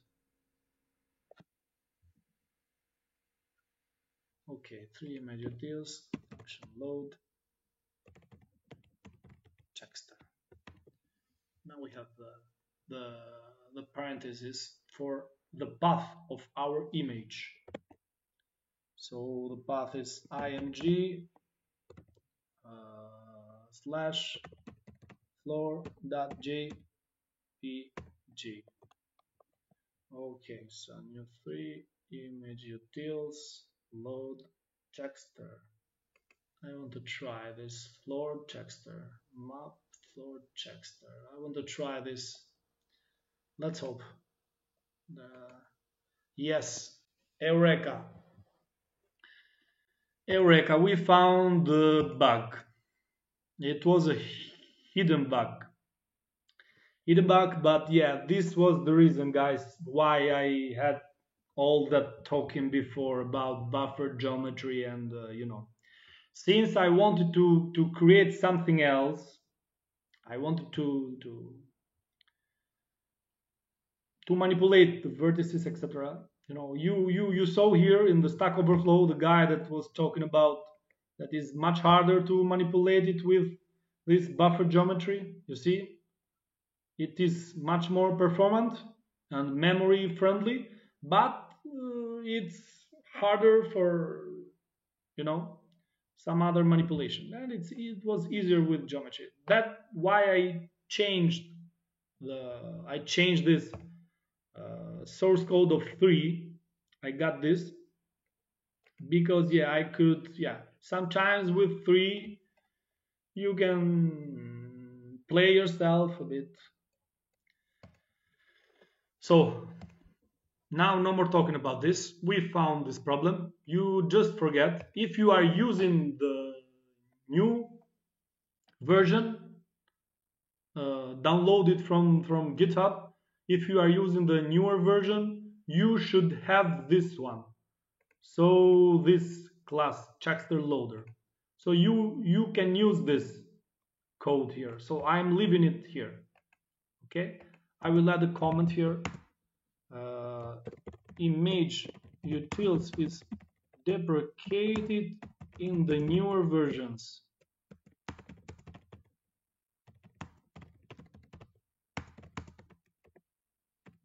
Of Three.js. Okay, I'm leaving it for now because yeah, I want it this way. So it's not a problem in the end. So I will use this image utils. But usually, you know, you can use with a newer version Checkster Loader. It's the same thing. So don't get confused. Again, we have this floor that we created, the geometry and material, then create the mesh that takes the geometry and materials, and create this floor plane. But to not have a simple color green that we had before, but to have a custom image Checkster, we created this Checkster that to create the Checkster you need to create a new instance of this class Checkster Loader, or in my case image utils. Okay guys, I hope it's not confusing. I will leave the code like this. The good news is that we can see this our texture, even though it's blurred and we cannot see, but we see something. That's good news. Now let's try to modify and correct things with this new texture and with this new plane that has this texture. Okay, we have added it in our scene. No, before scene. We want to move this floor because you see it's very blurred and it doesn't look good. We want, like, in the vertical axis, like, just the ground, and we see it that way. Okay, let's try to do that. So we need to rotate a bit this floor, and to rotate there are some mathematics, but don't worry, we will not do advanced math. We will use some internal methods that will do the calculation for us. Okay, so no advanced math. For that, to rotate the floor plane dot access rotation dot x. We want to move it in the x axis. Oh, okay, dot x. I want to try to move it like 90 degrees. Okay, and how you do that? How you can move 90 degrees? You cannot like write 90 here. To do that, we will use the math.py internal method. Okay, so math.py divided by 2. Add the comment. This is 90 degrees rotation. So if you want to rotate something 90 degrees, use this formula math.py divided by 2. Okay. Let's see if we don't see anything now, but we don't have any errors, right? No errors, but we don't see it. Let's floor plane dot rotation dot y axis this time, and to rotate it in the y axis, so not the x but the y, we will rotate it 180 degrees. Okay, so if you see that divided by 2 is 90 degrees, we can assume that for 180 degrees it's just math.py, not divided by 2, right? Math.py. This is 180 degrees.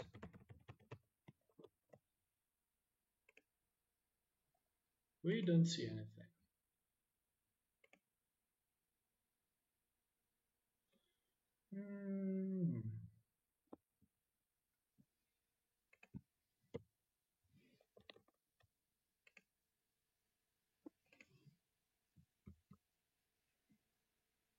Yeah, I love errors. I love when I have errors,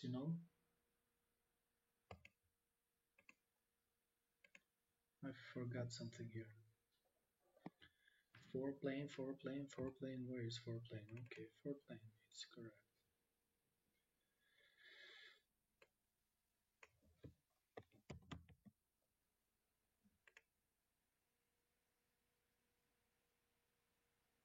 Okay, the problem was the rotation.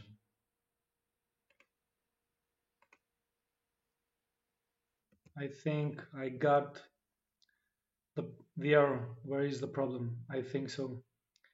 So floor plane rotation x.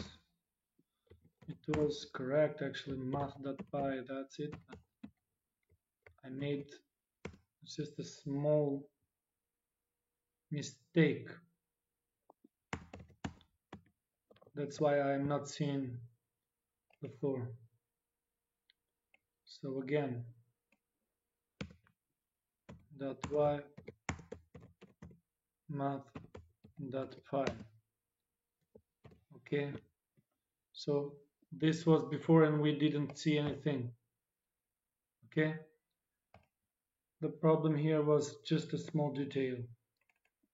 For the y-axis, not rotation but position. Eureka. Position. Let's check now. Okay, we see it finally, even though it's upside down, but we can correct it quickly. So since it's upside down, let's put a minus sign. So minus 180 degrees. Okay. Okay, finally. And that's it. Eureka. I finished this part here. I had in mind to continue with the walls, but I think for this part I am finishing here. Okay, and that's it. We have our floor. You see, now we miss only the walls, the ceiling, and then we can modify the shape of this gallery, wide or then we can think about the paintings and give that very looking good that we have in the video. Okay, that was the problem. We couldn't see it because it wasn't. I finished this video now. I will try to upload the other parts. I will make the tutorial and upload. I will try to do it as soon as possible so you can finish this project. So thank you very much for being with me, and let's see in the next video. Bye.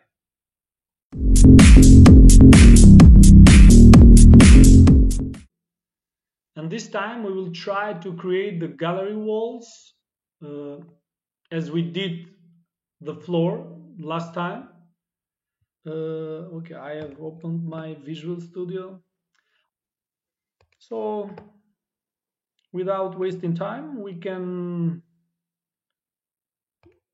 start by creating the walls. So here is the code that finishes. Okay, floor plane.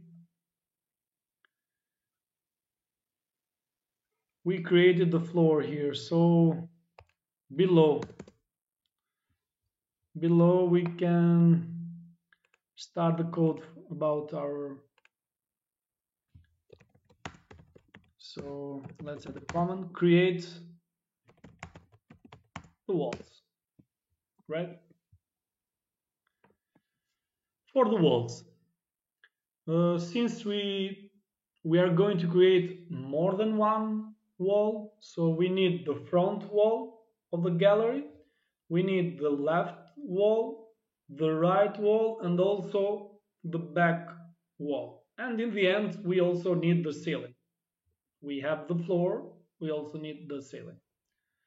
So since we need more than one wall, we can create a group of objects.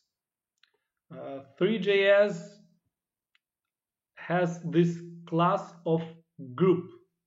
When we want to create a group of objects that we know that they will be in this group, to manipulate them together, or we just want to recognize them, for like in this example, the walls, like front wall, left wall, right wall, and back wall. They will be in this group. So let's start by creating a group of objects. Okay.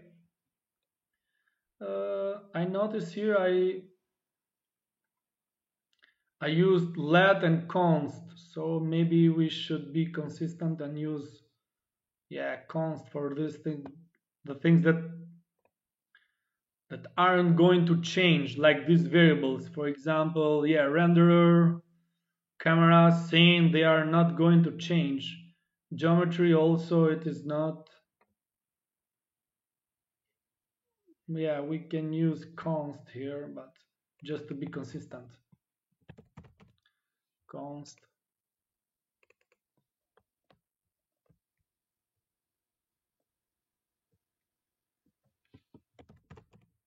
Const.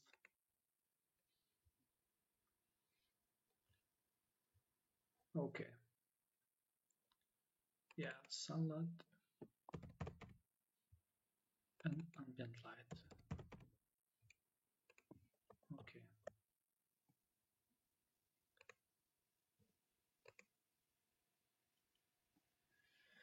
So this is our current scene. What we have. You notice that we can move the scene, right? We are actually moving the camera, because at the beginning, when we didn't have the floor, we had the impression that the cube was moving.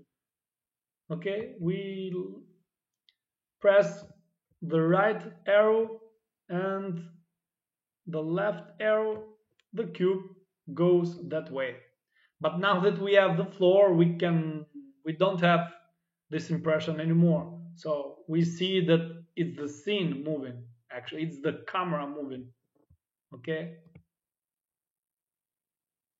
Later we will change this and we will move the player,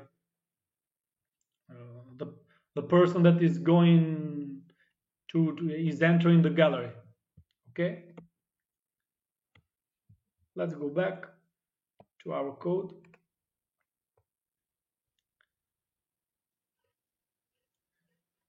We are here, create the walls, make some space. So let's create a group of walls. Const wall group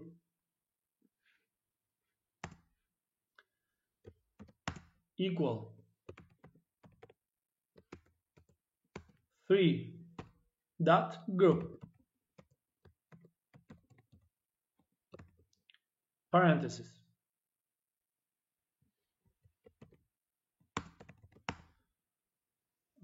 Leave a comment here. Create a group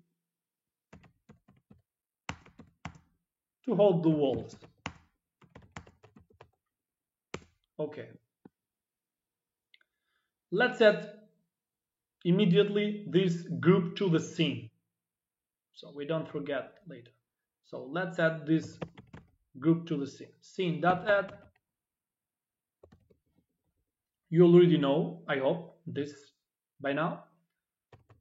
To add things to the scene. After we create something, we add it later to the scene. So scene.add wall group. And this is done.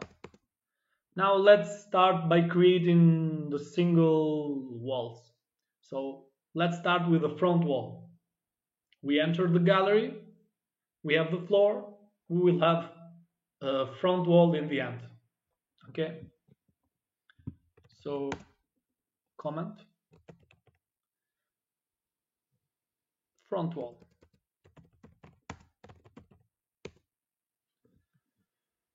And again, what what we'll choose for the walls. We use the plane for the floor, the plane geometry. You might think that we can also use the plane geometry for the walls, but we can use a simple box geometry that we already used many times by now. So box geometry and also a simple material to give a color to it, just to recognize in the scene the wall. Okay, we will create this box geometry, but you would think that the box geometry will be like, like a box. We need the wall, but we will create the box with the width and with height, but on the z-axis we will make it like thin, very thin. Okay, so it will be a wall. Am I explaining myself? So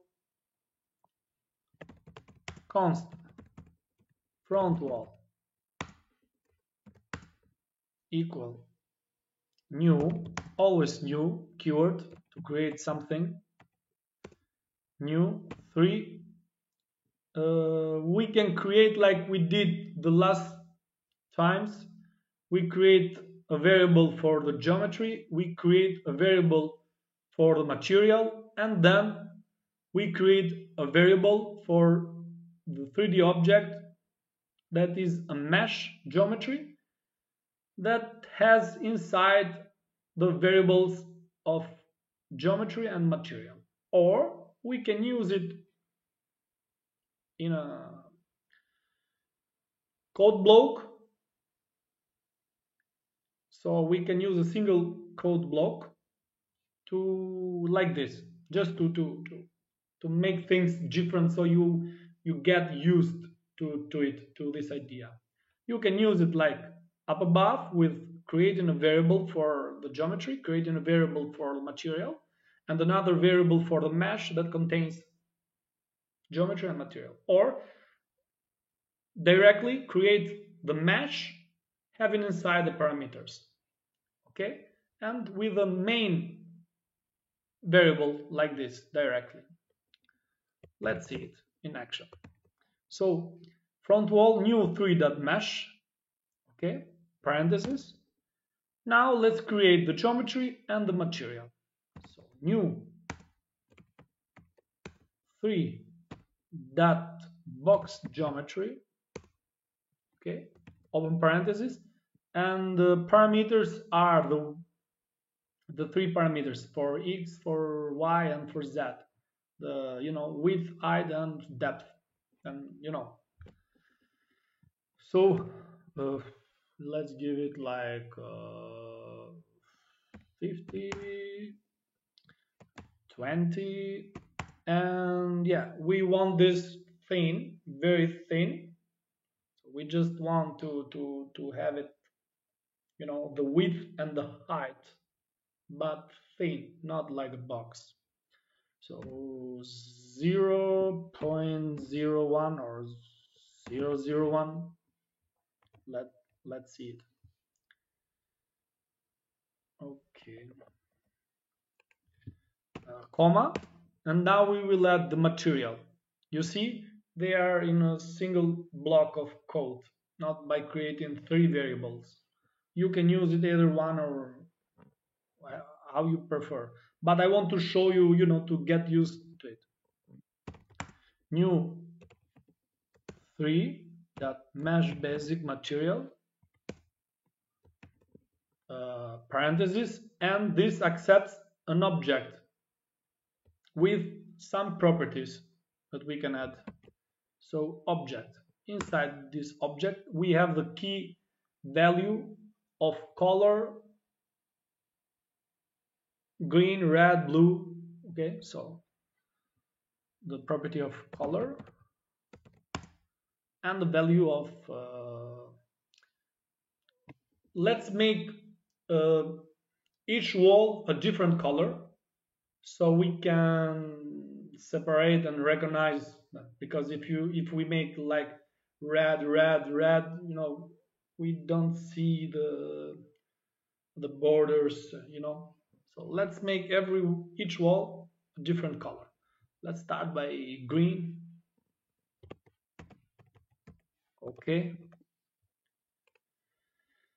And we created the mesh of the front wall. Do you remember what we need after we create the geometry and the material and the mesh containing this geometry and material? I think you remember it.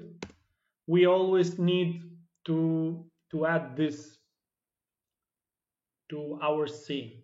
Okay, do not forget, because if not, you will not see it in the scene. But also we need to position somehow this wall, because we want to see it, you know. But first, let's try to add to the scene. So to add to the scene, we will not use scene.add in this case, since, okay, you see here, we already added this wall group to the scene. Okay, so the group containing these childs, okay, these walls, will be added to the scene since we added the group there. Okay, so if we say, for example, wall group dot add, and we add here the front wall, then we will have the left wall, right wall, etc., etc. So since we are adding this front wall to the group, wall group here, it will be automatically added to the scene since we added to the scene the wall group. I hope I am explaining myself. Yeah, we can try and experiment live. Okay, let's see what's the error. 3D object.add object, not an instance of 3 objects 3D undefined. Okay, let's check. So wall group 3 dot group. First of all, we created this group. Okay, and scene.add wall group, we added the wall group to the scene. We are okay here. Then we want to add this front wall to the wall group. Okay, so wall group dot add front wall, and it's this one here. Okay,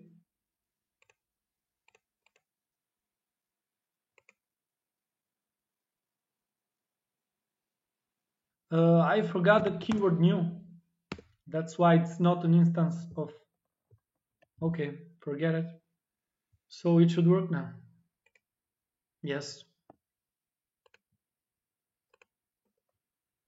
Okay, so we have the front wall, but we have it, you know, to close. But we have it. So we are there. Very easy now. We can change the position.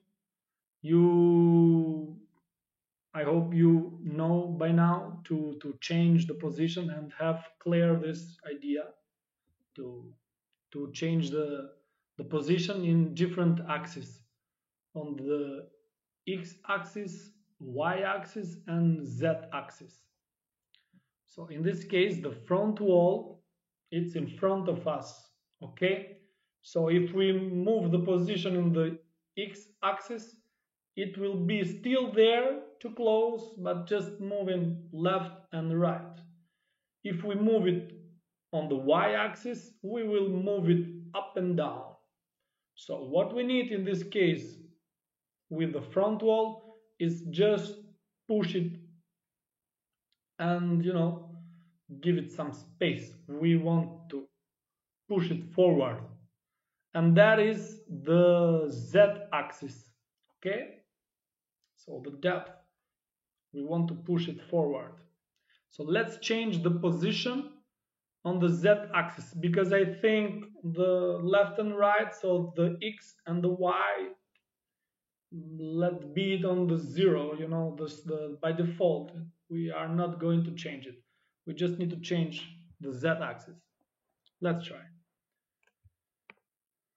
So here, front wall, that position, that z we said, and give it a value of, so as you know, for the x-axis, positive number is the right side, negative number is the left side.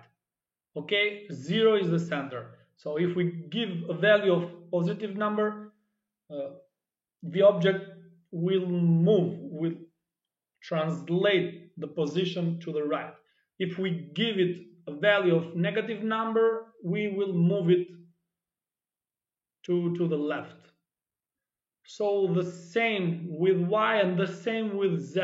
In this case, if we give a positive number, we will have it too close. So in this case, let's try with a negative number. Okay? And the negative number of, I don't know, 10. Let's try it.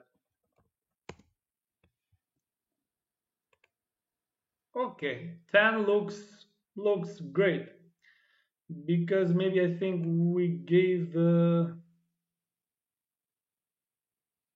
of the floor, we gave the same value of 20 as the height, or you know, whatever. 20 is looks okay. So we have this front wall of the gallery. Of course, we can change the values. For the width, it looks perfect. For the width, it looks okay. We will match it with the width of the floor. We will check, but I think it's 50-50, because I remember that the floor was 50 as the value. So also this wall here is 50, and it matches. For the y, it looks okay. Maybe higher, I don't know, but it looks okay for now. Higher will be too much, maybe, I don't know. We can always turn back later. Let's leave it like this. We added the front wall. Let's start with the other wall. The other wall, yeah, the left wall.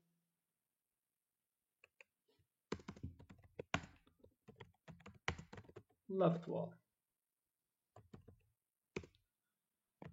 So again, like with this method above, create a mesh that has inside geometry and material, or create separate variables for the geometry, separate variable for the material, and then the variable of mesh containing this, as you prefer.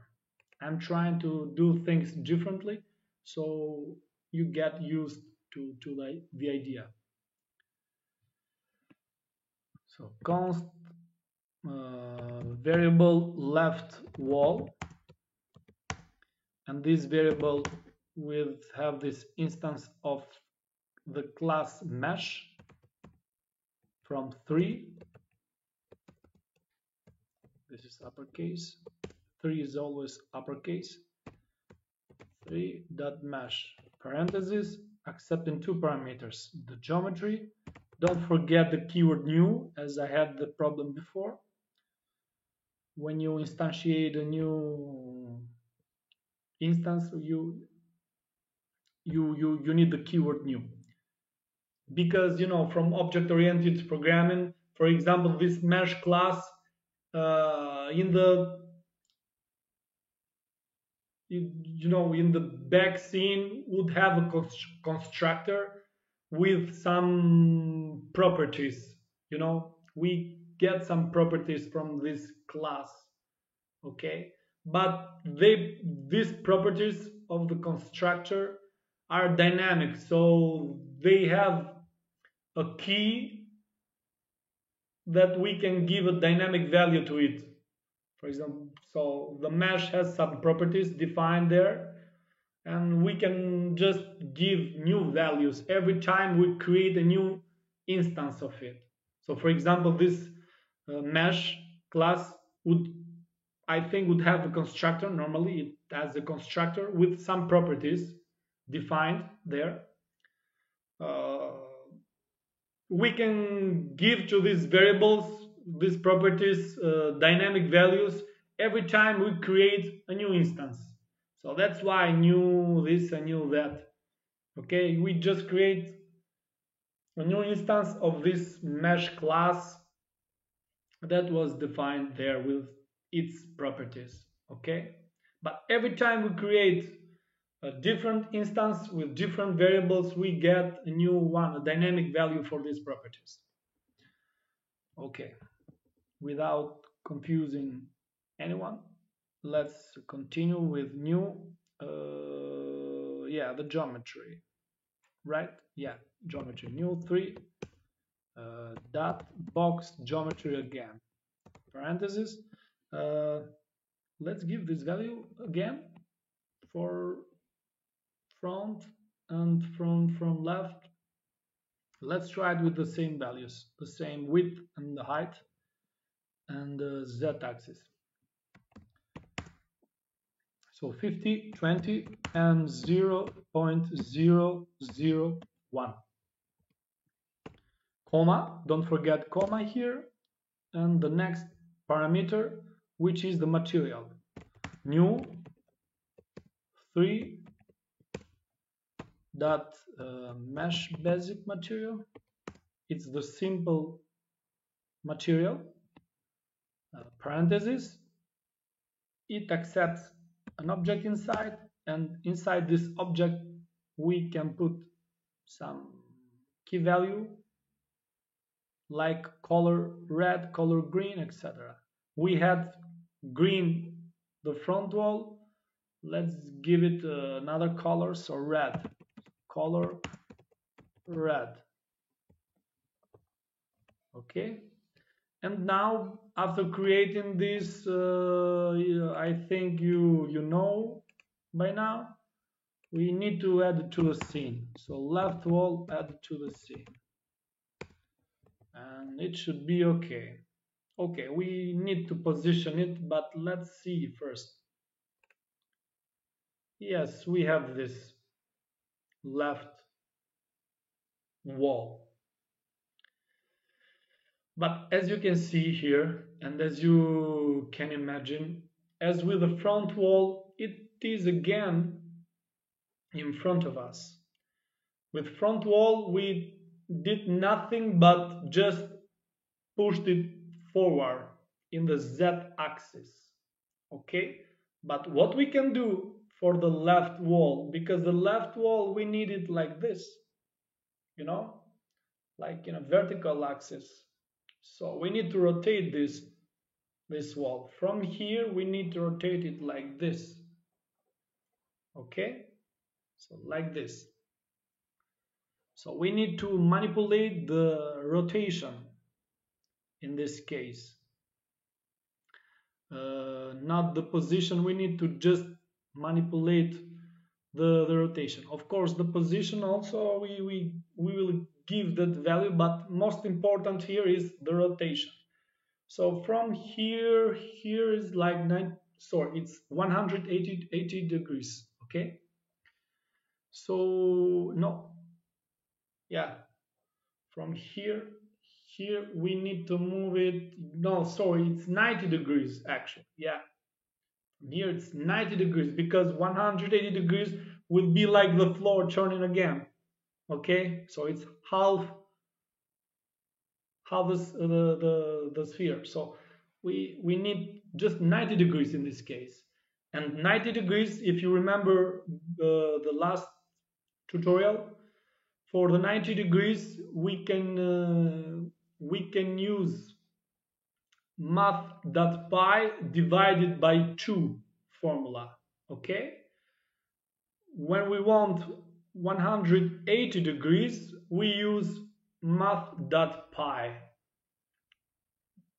90 degrees is math.pi divided by 2, so 180 divided by 2. Let's try that.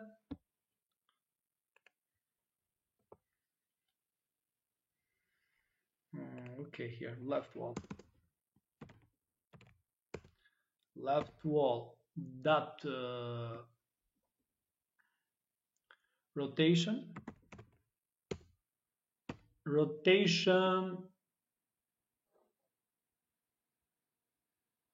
Okay, so rotation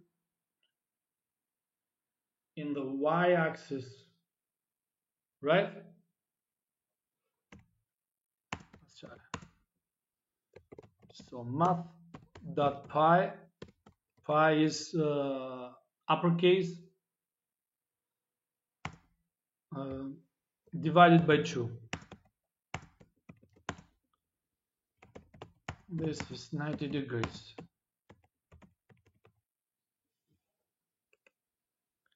Let's see what's happening. We cannot see it, okay, because we rotate it, but we cannot see it. It's not in the scene. We rotate it in the y-axis. It's not in the scene.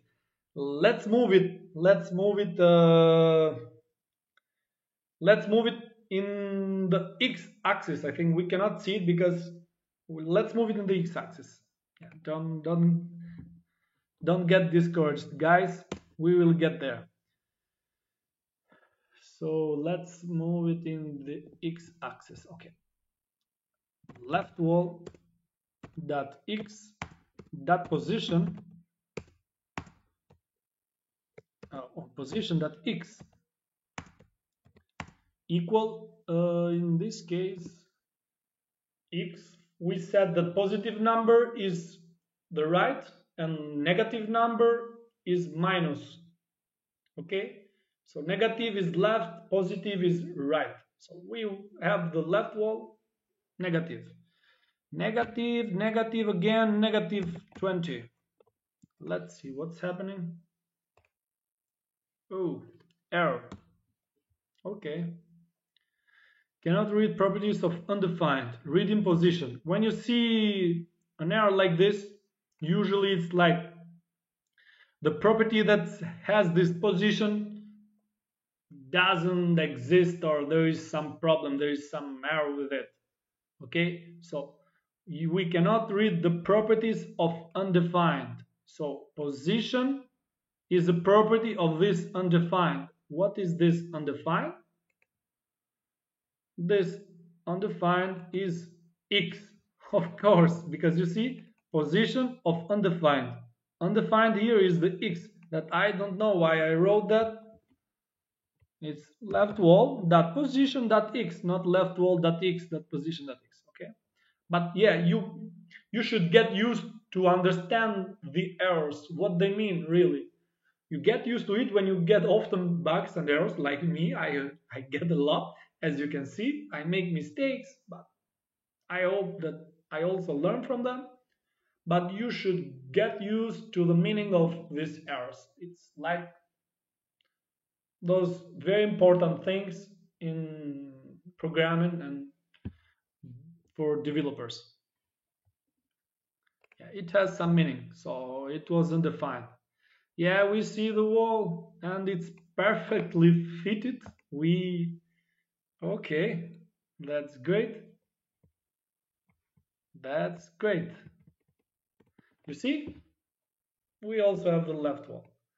And this property here was perfectly. I just want to try not math.pi divided by 2, but 180 degrees. And you see, As I said, math.py like make a rotation 180 degrees. Okay, so it will turn again from the other part. Okay, like back. In this case, we need just a 90 degrees from here, 90 degrees. Okay, it's like this. I think you have this clear. But you can always play, you know, if you have problems in other projects. So divide it by 2. And the position was the x. Because if we try this, not negative but positive, you will see it now at the right. The same thing that we will do with the next wall. So, okay, you see, it's on the right side. But since we named this left wall, we need it with negative number. Now we can easy peasy create the right wall because it's the same thing. Here we can just copy it, but we said that we don't copy, we manually type because we want to create this practice and habit. So it becomes with practice second nature to not forget how we write code, call things, functions, methods, etc., properties. Left wall, now comment right wall. And const, again, right wall equal new instance 3 main object mesh class parentheses, and mesh class has these options that we get from it ready-made with its properties that we give a dynamic value every time we create one. We can give another value, different value. So the first one is the parameter for the geometry. So box geometry new. Okay, you see these small errors, but they can create a bug. 3.box geometry. All the geometries are always from the main object 3. Okay, so 3 is the main object. I will show you here. This is the source code of 3. You see there are how many lines? Okay, we have like more than 35,000 lines. Okay, full of these classes, methods, etc. So var3, this is the main object. And then inside this object, we create classes with constructors, with some properties that we have defined there, that we can give new values every time we instantiate and create new instance of these classes. And these classes may also have methods that aren't anything else than simple functions. So methods are functions declared inside an object, and we access them like mesh dot function. So it is called a method. And yeah, you know, 3 is the main object here that has inside all these classes like mesh that has these parameters that we can pass. Geometry value again 50, 20 and 0.001 comma, don't forget, and new 3 again, mesh basic material parenthesis. It has an object inside. This object has some properties like color with value yellow this time. We want to differentiate those colors. Yellow. Good. So this one is easy peasy because it's the same with the left wall. So, but we don't copy. Left wall dot rotation, again the same thing. Oops. Rotation dot y, is it y or yes, y. Math.pi formula to rotate. We will always use this formula. Oh my god, this word is so difficult for me. we will always use this formula for rotation, 90 degrees or 180 degrees. 180 degrees is math.pi. 90 degrees is math.pi divided by 2.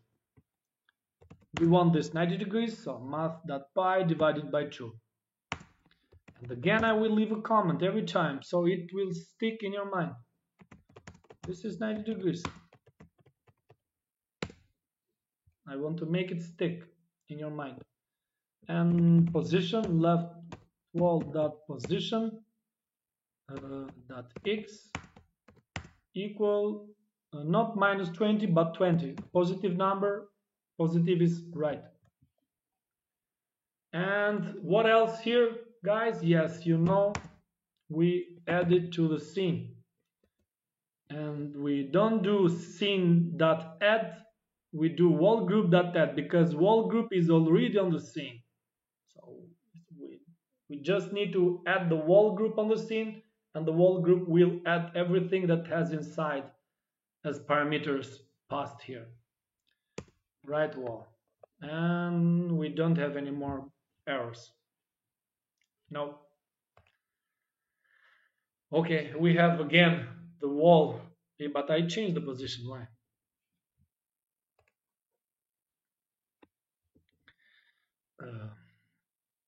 Rotation y math.pi divided by 2, and position is 20. Then y. What is happening in here? Color multiplied by 2, 20. The parameters are okay. Oh,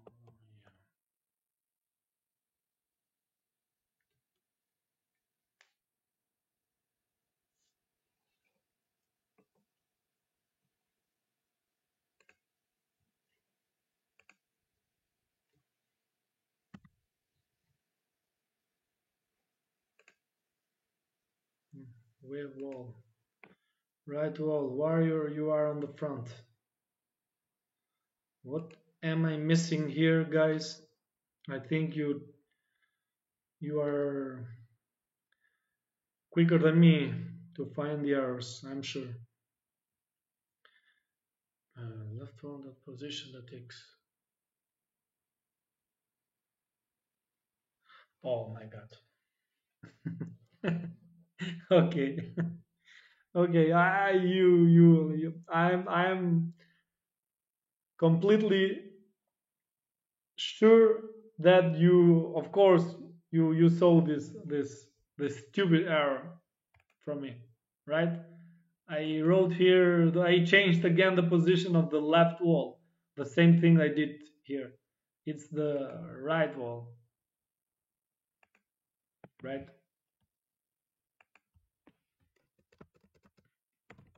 That's why. But yeah, we learn from the errors. Let's check. Okay, good. We see it. We have different colors, you know. We will, in the end, we will give white walls to this, but if I make it white, we cannot see the difference because also the background is white. And we cannot see, we just see just a big white. Well, okay, looks good until now. So what's left? It's just the sailing, right?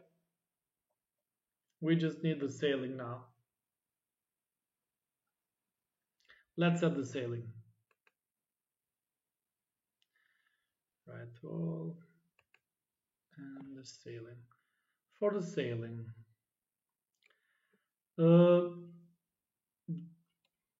do we need to create for the sailing in the same group here that we have this guys here, the walls? No, because the sailing will be separated from this as it is separated the floor. The floor was a plane geometry, right? So it was not in this group of walls. So also for the sailing, we will create a separate 3D object, okay? And not a box geometry, but this time, again, like with the floor, we will create a plane geometry. So below this.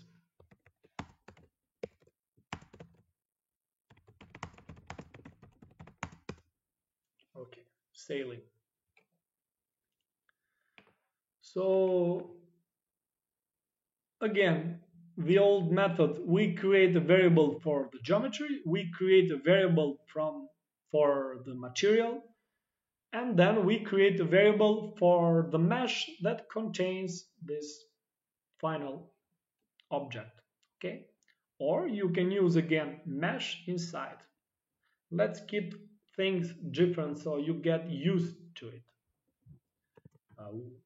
Once you get used to the idea how it works behind the scene, you have it easier to develop things. So again, with the old method, with variables, so const the geometry, sailing geometry equal new 3 that this time plane geometry and plane buffer. As we said, buffer is memory friendly, so has better performance, is better for the memory, and you know it's the new 3JS. New plane buffer geometry. We had 50 here for the width, 50 for the width. So the sailing will have also 50 for the width, but yeah, also 50 for the y-axis. Let's do it 50-50. 50-50. Okay, I will not get tired on writing comments. I will repeat the same comment every time we create a geometry, every time we create a material. It will stick to you. I'm always referring to beginners, guys. So if you are someone who has experience, don't laugh at me that I repeat these things again, or don't get bored, because okay, I know that maybe you are a good developer, you don't need these things to be repeated 100 times, but actually I'm referring to beginners because yeah, this tutorial was, let's say, for beginners, not only, but yeah. So bear with me, some patience when I repeat things. So box geometry is the shape of the object. Now let's create the material, sailing material, new 3 object, main object, and mesh basic material class. For material, for the sailing, we use the red, green, and yellow. Red, green, yellow. Let's use blue for the sailing. So Do you remember inside the mesh basic material we have an object and then we have these properties of color or blue, double D double da. Okay. We created the sailing. What else? We didn't create the sailing because to create the sailing you create it with a mesh. So const sailing plane equal new 3 main object mesh class and pass here sailing geometry and sailing material. Okay, now we created the sailing, but we cannot see it. Of course we cannot see it because we should add it to the scene as we always do. So scene.add what's the name? Sailing plane. Okay, now we should see it, but again we need to position this sailing because yeah, I think we will see it again in front of us. Yes, we see it again in front of us. So yeah, it's another object that we see in front of us because we need to position it. So for the other geometries, we rotate it 90 degrees like this or 90 degrees like this. So 90 degrees and then position it to the y-axis minus 20 or positive 20. This time we need to rotate it up above. So we need the sailing like this, rotate it like this. So can you guess how we can do it? Want to try it yourself maybe? Okay. How we want to rotate this on the y-axis? Not in the y-axis because in the y-axis we did with the walls. So it should be in the x-axis. Let's try.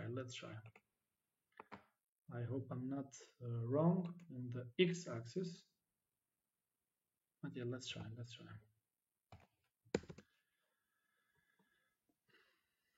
So sailing plan rotation multiply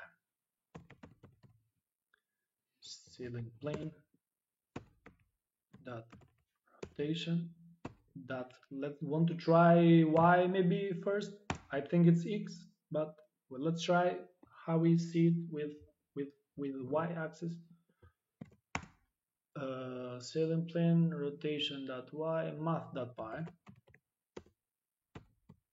Pi is always uppercase divided by 2, 90 degrees.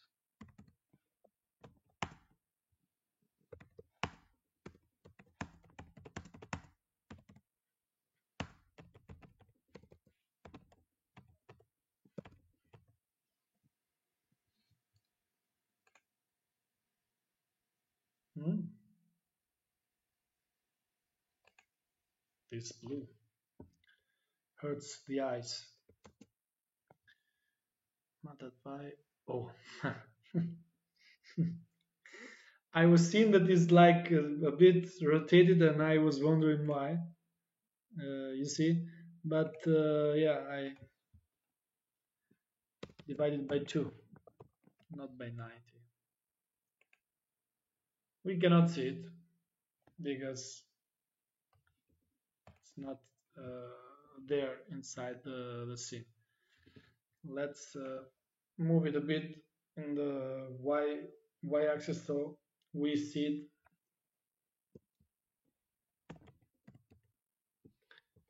Sailing plane dot position dot x. Let's try 20. We cannot see anything.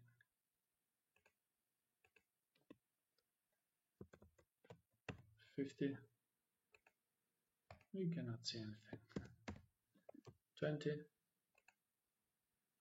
10. We cannot see anything. So we rotated it in the y axis.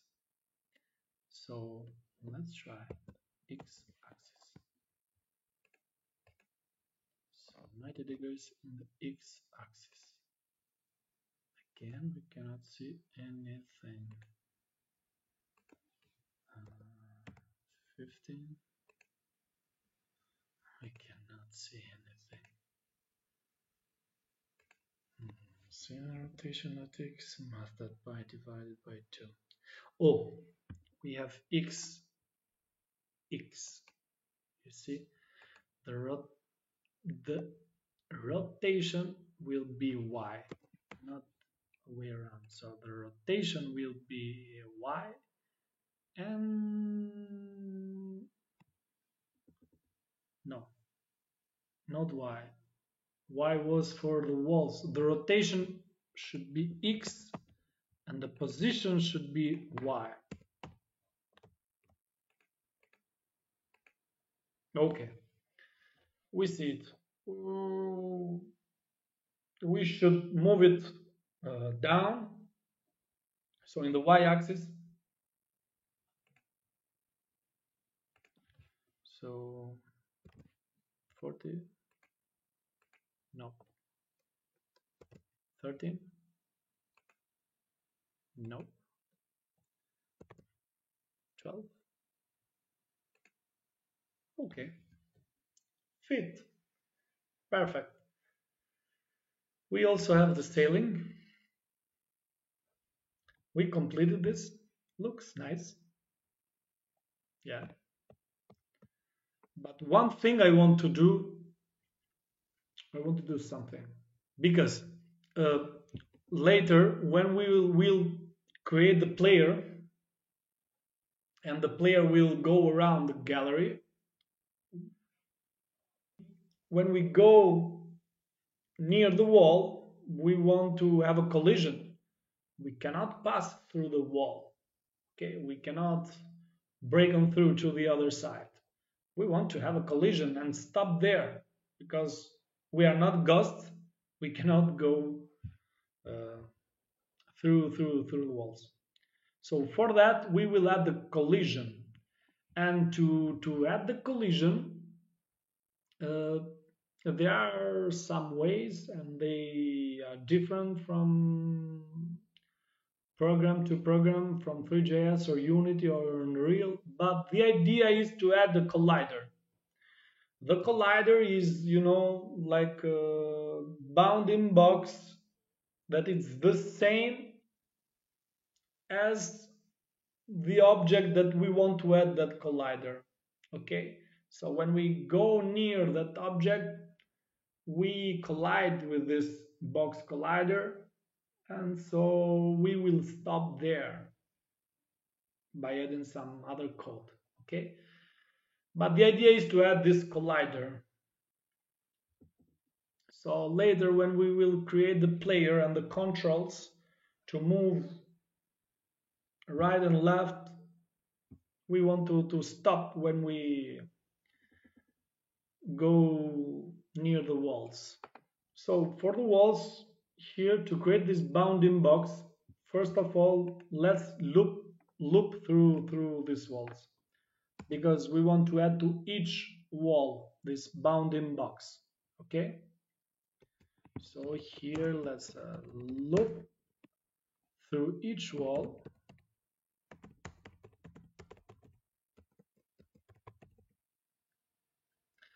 And create the bounding box.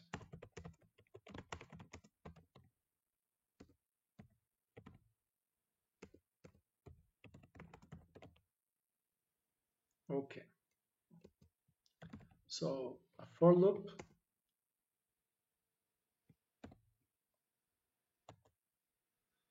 array.length, it will be not array.length, but it will be wall group dot children dot length. So the wall group that we have that has the children that are all the walls, left, right, and the front. So wall group dot children dot length. Okay.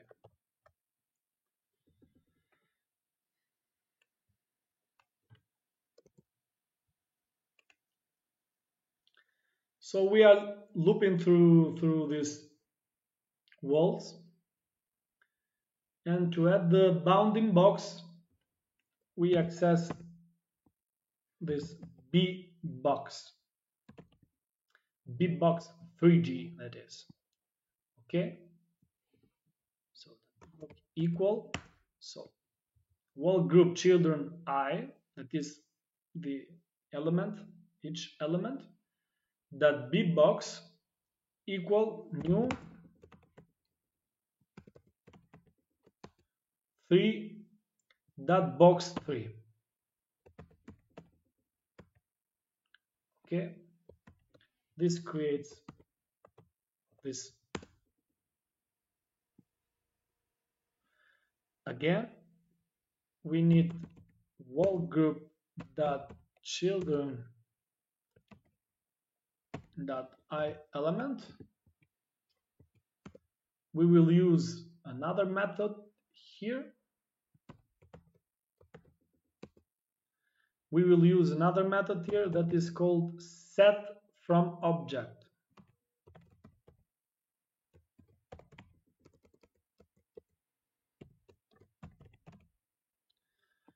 And this set from object will pass this wall group dot children I. Let's search this.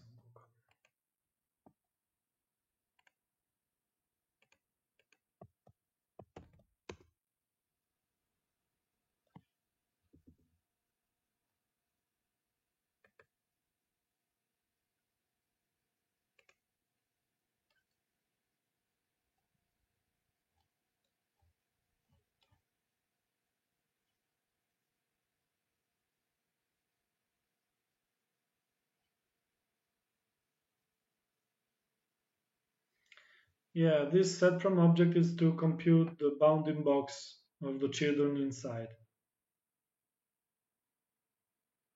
including its children. So to create the bounding box, not of only one object, like with bbox 3, but when we have a group of objects, we want to create a bounding box for each of the children in this group of objects. For this, we use this method, set from object. Okay, that's it.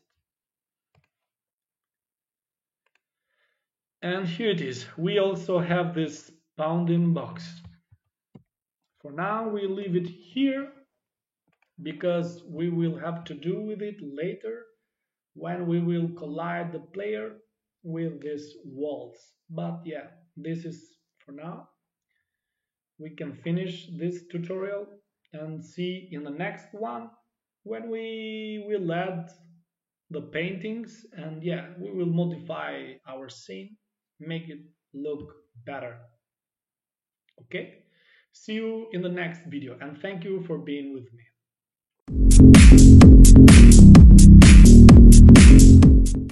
The main changes before we begin where we left is that I updated Three.js with the latest release. Okay, so now we have the latest release of Three.js, which is a good thing. We always want to have the newest updates from Three.js. Also, I added a build tool, which is Vite or Vite. I don't know how it's spelled. but it's lightning fast. If you know Vite, Vite is a build tool, and it's lightning fast to build the server to run our project. So we don't have to, go live here with the option, or have the free file downloaded and have it here on our local, as we had it before. We will download 3 from npm as a package. I'll show you. So search on Google 3JS installation.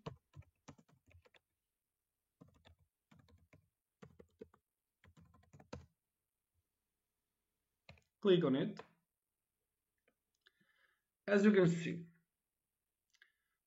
here it says that we need a project structure, and first of all we need an HTML file, which we already have, a main.js file, which again we have.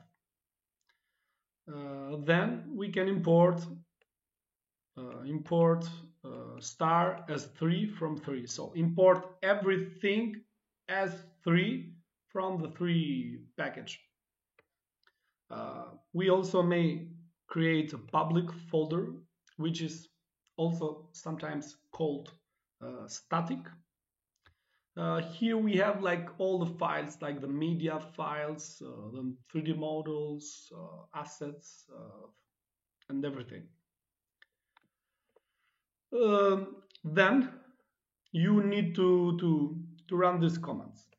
So install 3 with npm. So npm install --save 3. It's to save this in the package.json dependencies. And also for Vite or Vite, npm install Vite. Run these commands. Okay, I already have it. That's why I'm not running it now, but you can find it on documentation and run this. After installing npm install 3 and Vite, you will see you will have a package JSON, okay? And in this package JSON, you will have this section here, dependencies and dev dependencies, where you will see the version of 3, which is the latest one, okay? And also for Vite. If you have any problem, you can simply go on my GitHub, check the link in the description, copy this file, package.json, or download the whole project. But if you want to follow along, just copy this package.json, edit it here in the root, at the root level, okay? And then you can simply run npm install, and it will install the dependencies that I have here in the package.json, if you have any problem. Now we will start the features that we want to add this time. If you remember, we left it the last time we created the floor, the 4 walls, the ceiling, and then we said that we want to create the paintings on the wall, and also the camera movement, like a user enters the gallery and moves around in an immersive experience way with camera movement. We will do that. And also have the menu, like we click the start, the play button, and then we can pause. We'll see together. First of all, what we would need. First, we need to import for the movement. Let's go to main.js. Oh, also, I forgot. I changed the structure of the folder. Now you see the node modules, of course, because we installed 3 and Vite. So you will see node modules. I added this structure folder src. Inside src, you will see the folder public, which we mentioned is for the assets, media, models, etc. The HTML file, of course, the main.js for our script, and yeah, the CSS. So, and that's it.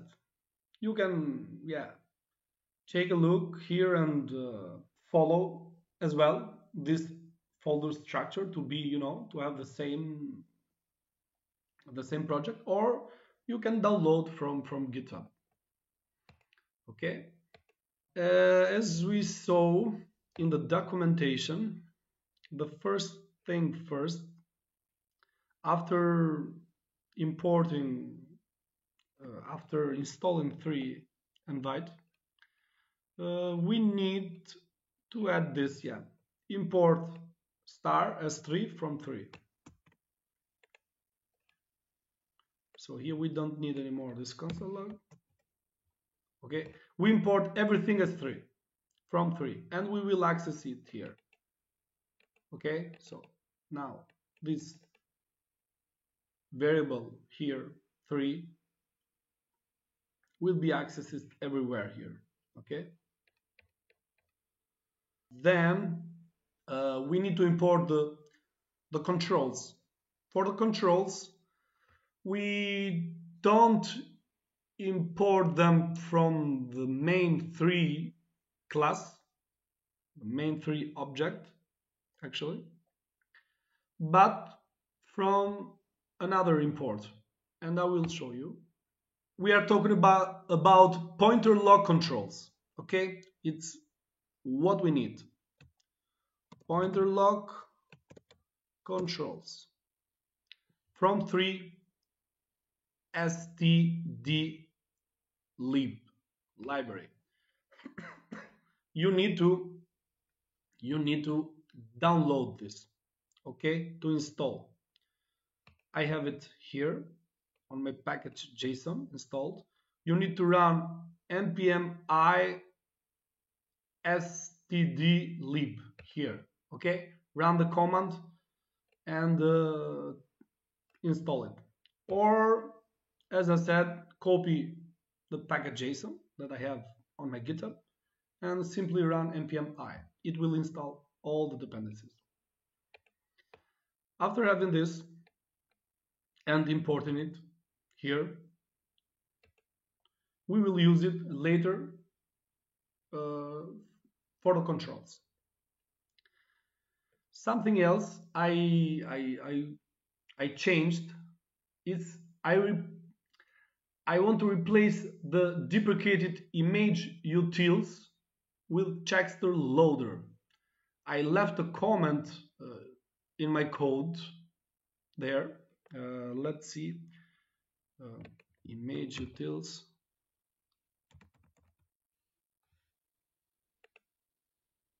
Okay, it's here. You see, for the texture of the floor, I left a comment here. Image utils is deprecated in the newer versions of Three.js. Now we have the newer version of Three.js. We have the newest one.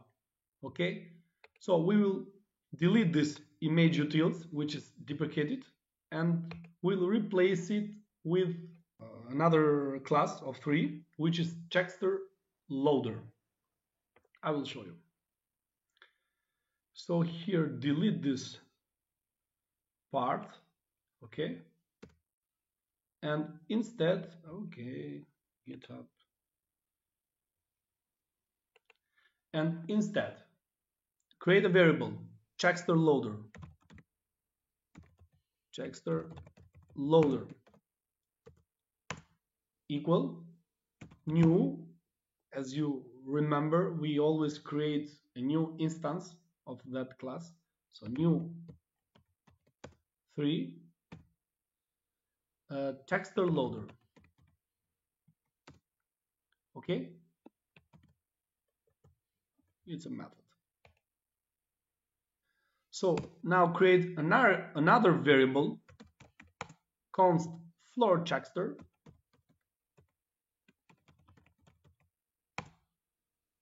and assign it to texture loader dot load. Okay, and here pass the path or the URL of the image for the floor. For the floor, we add an image here in public image floor dot JPEG. Okay, so here with Vite we use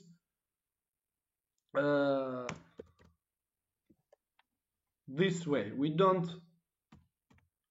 type. Oh, sorry. We don't type here public, etc. But we simply add. Come on. Simply add img slash floor dot JPEG. Okay, of course it's a string.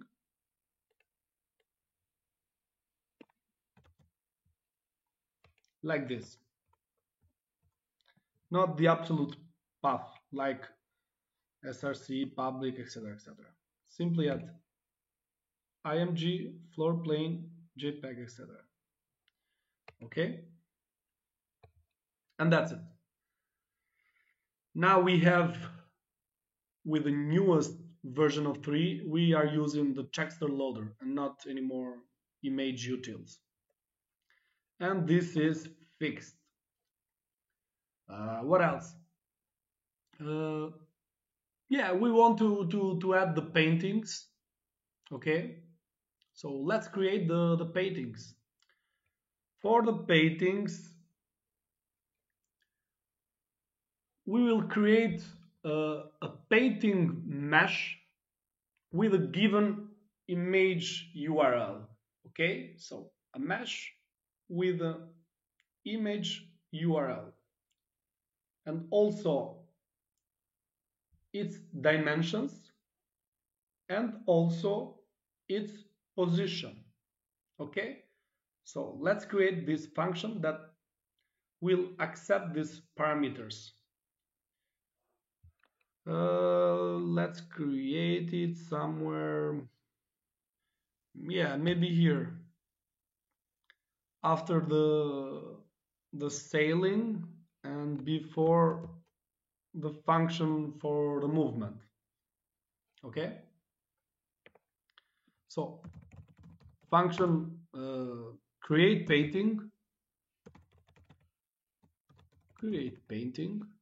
Okay, and as I mentioned, it will accept some arguments that we will pass, which are image URL, okay, width, also height, position, which are things that we need for our image. Okay, open curly brackets, and here we will create the logic for creating these paintings. Okay, so inside this function we load the image texture and create a painting mesh. So the complete function will look like this with this logic. First of all, we need a texture loader again. So for that, as we did with the floor a few moments ago, create a variable const texture loader. Okay, as always, new 3 dot texture loader. Okay.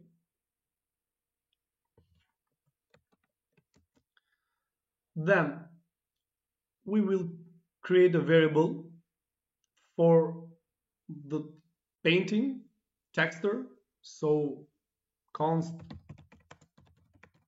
painting texture. Okay.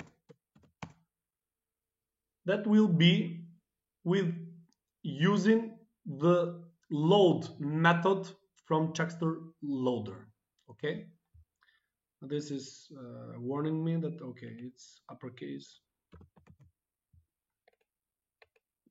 So painting texture will be texture loader dot load. Okay, and as a parameter here we will pass the image URL. Which one? This one here. That will be passed dynamically every time we will use this function. You will see. So here pass image URL, and this is done. Now we create the material. Const painting material equal new 3 mesh basic material. I think you remember the mesh basic material that we covered in the other videos. Basically, we have an object inside and we use map, okay, and we pass the painting texture. If you remember, you should be familiar by now with this. And also we create the geometry for these paintings. So const painting geometry, okay, and the geometry is made using a class from 3. In this case it will be what kind of geometry? It will be a plane geometry, because yeah, it's a plane. So new 3 dot plane geometry. Okay, this plane geometry we will pass 2 parameters, width and height, of course. So width and height. So yeah, we will create the mesh now. We have the texture, we have the material, we created the geometry, and now we will create, yeah, the painting, because the painting will be, as if you remember from the previous videos, you know that the mesh is made with the geometry and the material. Okay, so in this case const painting equal new 3 dot mesh. It's a mesh what we want, and we pass, as we said, the geometry and also the material. The geometry is the variable here, painting geometry,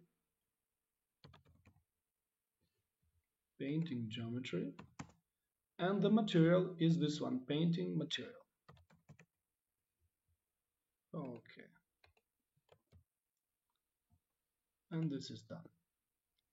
Yeah, we have this function. We need to return this function, of course, because we will use this function. So it should return what? It should return this painting. Okay, so return painting, and this is done. And maybe yeah, of course, we said, yeah, we want to use also the position when we create the painting. Every time we will use this function to create a new painting, we will also use the position. We will pass a position for it. Okay, so here, before returning, painting that position, and in this case the position will be first we will use set to set the position, and the position will be this value that we will pass, position dot x, position dot y, position dot z, position dot x, position dot y, position dot z. Okay, and that's it for this function. Create painting. We created this function. So what else? With this function, let's add the paintings to our scene to call every time this function we want to create one. Okay, so we will create, for example, 2 paintings now with different images and different positions. So to do that, we create a variable for, let's say, painting 1, const painting 1. Okay, and we will call this function that we just created, create painting, and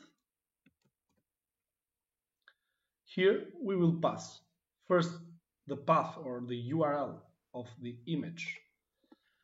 I already have here a folder, artworks, with all the works by Van Gogh. So let's use some of them.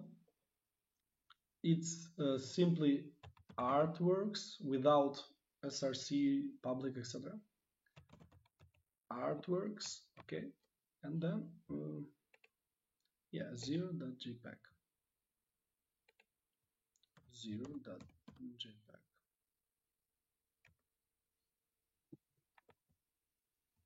Okay, the first parameter. The second one, width and height, and also the position. I will give 10, 5 here. Okay, let's see. And for the position, we will create a new vector3 class for the position. So we will create a new instance of vector3. So new 3 dot vector3. Okay, and we'll pass the values for, as you see here, x, y, and z. Okay, I don't know, let's give some random one in this case, but yeah, for the x, let's say just 10, minus 10 for the left. For the y, positive 5, and for the z, let's give it negative 20, negative 20. Okay, painting 1. Also, let's create another painting. We will put it at the front wall. So const painting 2, call the function create painting again. Every time we will create a painting, we will call this function. Okay, it's very useful, as you will see. So create painting, and again pass the arguments. In this case, the first one is the URL. Artworks,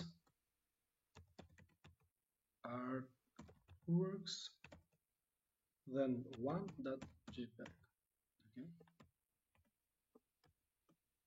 Also here a slash, I think. The same thing, but this time not negative, but 10. Okay, 5, and also minus 20. Should be okay. And again, for the position new 3 dot vector 3, and pass here the values for the position. In this case, again, not minus but positive number. It will be left and right. So 10, 5, and minus 20. It should be okay.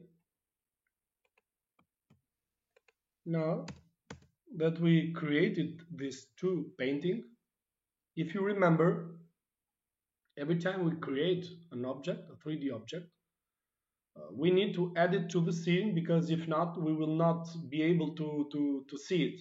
Okay, so I think you remember this scene.add to add the things to the scene, and pass painting 1 and painting 2. We should be able to see something, I think.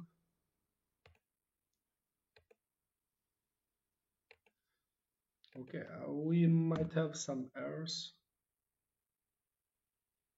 Cannot assign to read-only property position of object.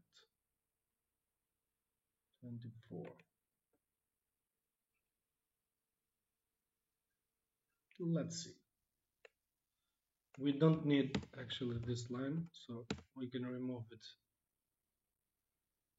Let's see. Yeah.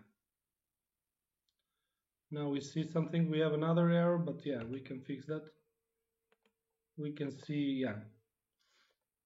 We can see the scene. We don't see the paintings. Okay, we have a problem. Houston. And we had another error. Okay, let's fix this one. First of all, let's fix this. Plane buffer geometry has been renamed to plane geometry. 3 module. Okay. Plane buffer geometry. Let's fix that first.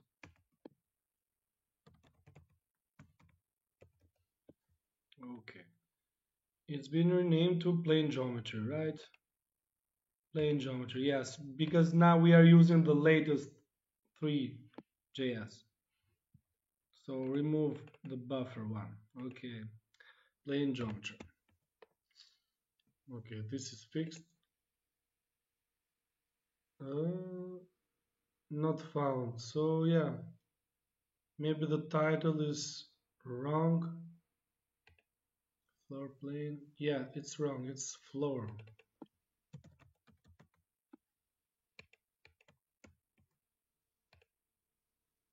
Okay, now we see the floor. Okay, but we don't see the paintings yet. Let's check. Oh yeah, maybe it's... Let's try 18. Yes. So let's use 90.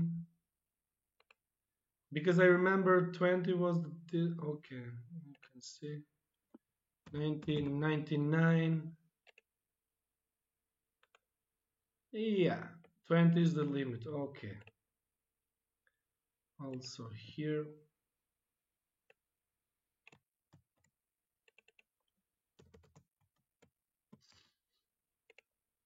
Can we see the other one? We don't see the other one. Why? Artworks, it's okay. Width, height. Oh, this one. What is this? It's not this parameter.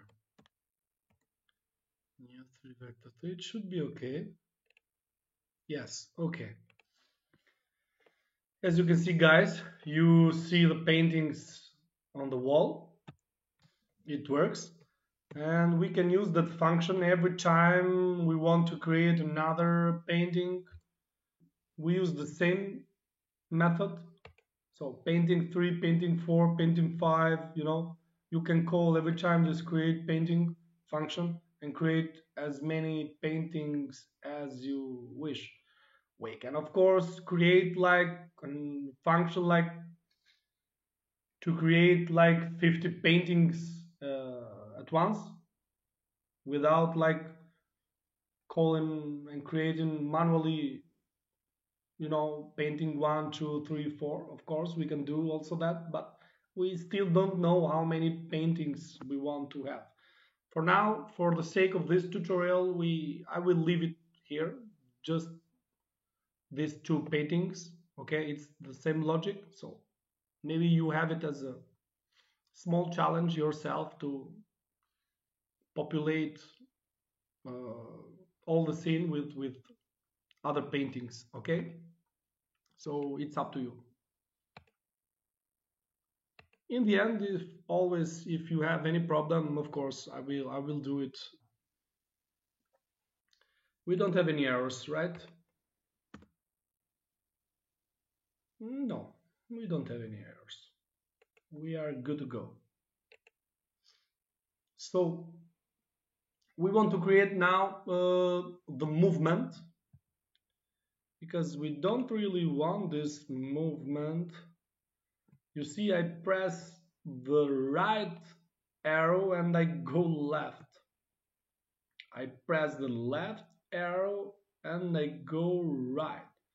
This is because initially we were moving the camera and had the feeling, when everything was empty, the scene, we had the feeling that the cube was moving right, and it made this idea we were moving right too. But no, now that we have other objects of reference, we see that I press the right, the cube is moving to the right, but we are actually moving to the left. So we will change that. Also, I will have to add the keys W, S, A, and D to move, not only the arrows. But you will see that I will add this pointer lock controls. Basically, you move the mouse and you move around in the direction of the mouse.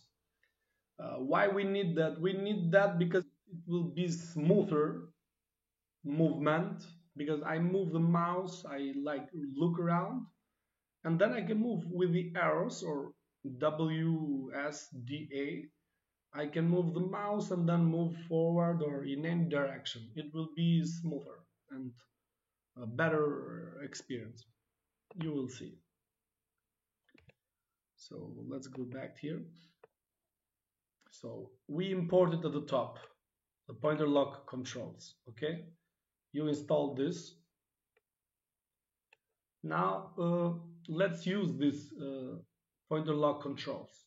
Okay, we will create an instance of pointer lock controls and connect it to our camera and the document body, or maybe let me think a second, because that's how pointer lock controls works. We need to click at something and it will activate the lock. So we click and then let's say the controls start.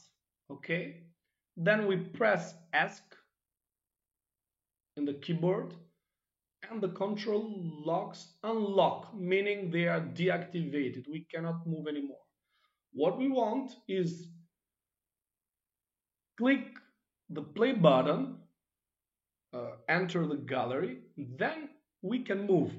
So we want to add an event listener to the play button to lock, to start the controls, okay?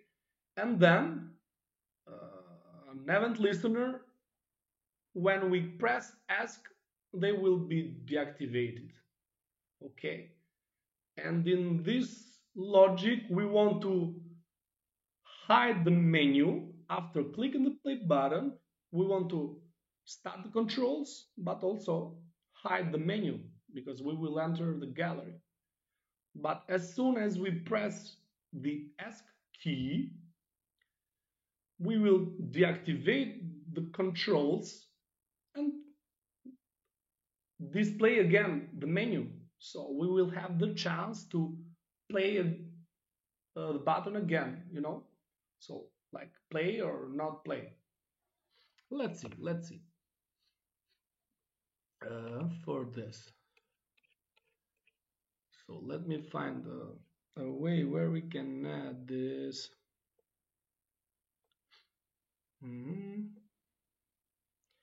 Maybe here, yeah, here. Before the function on key down, okay? We can add that. So controls, okay? Create a variable controls, and always the new keyword to create a new instance of pointer controls, pointer lock controls, and pointer lock controls, we will attach the camera to it, okay? So camera, and also the document body.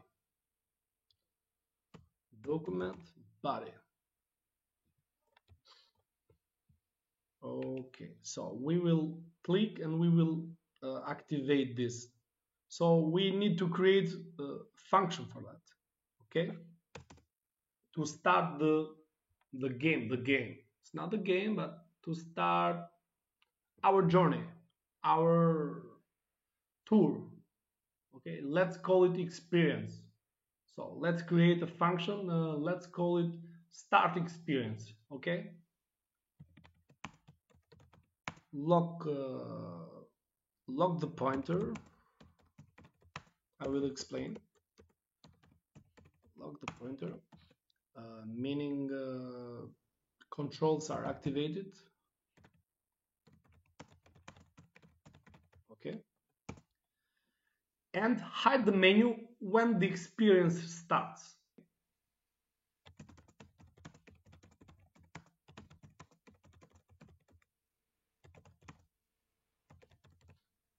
To start the experience, we'll create a function called start experience that locks the pointer and hides the menu.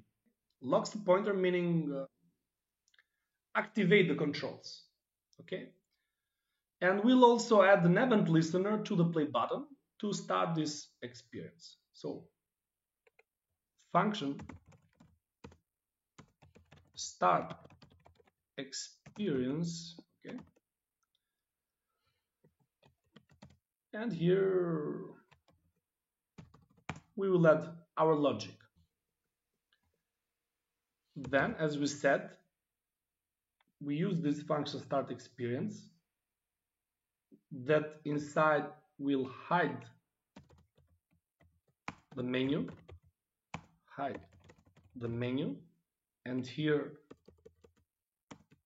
lock the pointer, okay? And we said that we'll also add an event listener to the play button to start this experience, okay? Because this is the function, but we want to add it to the button, and the button is okay, the ID play button. Is this one? Yeah, it's this one. Okay, so create a variable for this play button, and it is document. This is pure JavaScript. Okay. Get element by ID. Okay, it was play button. Play button. I think underscore. Yeah. Play button underscore. Okay. Okay, so we have this play button variable, and now let's use it. Play button dot add event listener. We add an event listener to it. Okay, so when we click, we will use this function, start experience. We click this button, we fire this function. Okay, for this it's always JavaScript. It's not Three.js. Click the name of the event.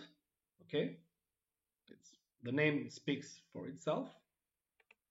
And the second argument is the function that we will fire, start experience. Okay, so on click, fire this function. That we will finish here the logic. So we said we want to lock the pointer. Inside the start experience function, we will add the lock pointer and hide the menu, as we have the comments here. For that, for the lock of the pointer, we simply add here controls.lock. Yeah, simple as that. Simple as that. And for hide the menu, yeah, let's create a new function, make the code cleaner. So create a new function, let's call it hide menu, because we will then later also show it. Yeah, we will create two functions, hide menu and show menu. So hide menu. Okay. Create it here, this function, hide menu. To hide the menu, it's always JavaScript, and to show the menu, the same thing. Hide menu.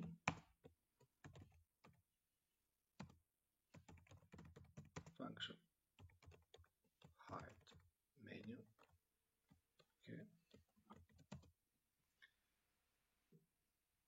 We will grab the menu, because what we will hide? What menu? This one. Okay, this one. With ID menu. It's the whole element. So const menu. Again, we will refer to this. So document. It's JavaScript.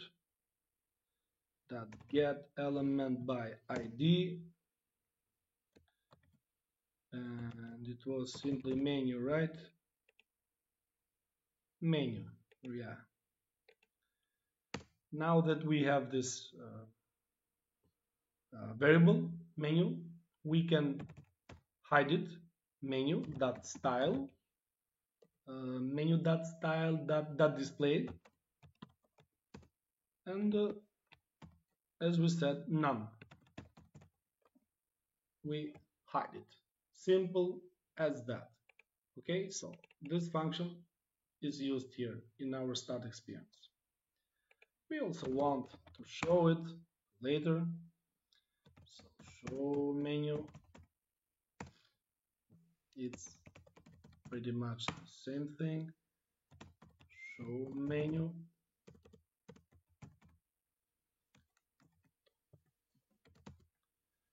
So we can just copy this. Okay. The only difference is not none, but block. Okay. So we have these two functions. We are not using the show menu yet, because one What's happening here? Document, okay, a typo. Document, where are you? Where are you? Document, okay, here.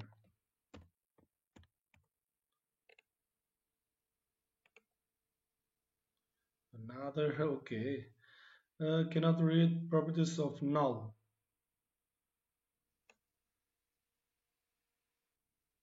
Oh, yes, of course it's null. Okay. Oh, because I commented out this. I commented this. Of course it's null because this play button doesn't exist here. It's null. Yeah, simple as that. Yeah. You see, I click this button, nothing happens, but I activated the controls. I press ask, it stops. I click, but okay, it's working like it's triggering the controls when I click. Click ask, it stops. But the menu is not hiding. Let's check. Okay, guys, I saw the error. As always, I sometimes make stupid mistakes, so bear with me. Yeah, it happens very often. Uh, I don't know why. I just forgot the syntax, the basic syntax of this. We just assign to none. Okay, and also, sorry, here's block, and here's none, but we assign to none. We don't pass it as a parameter. Okay, just a stupid error. It should work now. We click, hides. Okay, great. Press ask, it will show again and stop. We click, controls are activated, and the menu is hidden. Press ask, okay. Controls are deactivated, and the menu is back. Okay, it's done. Everything correctly.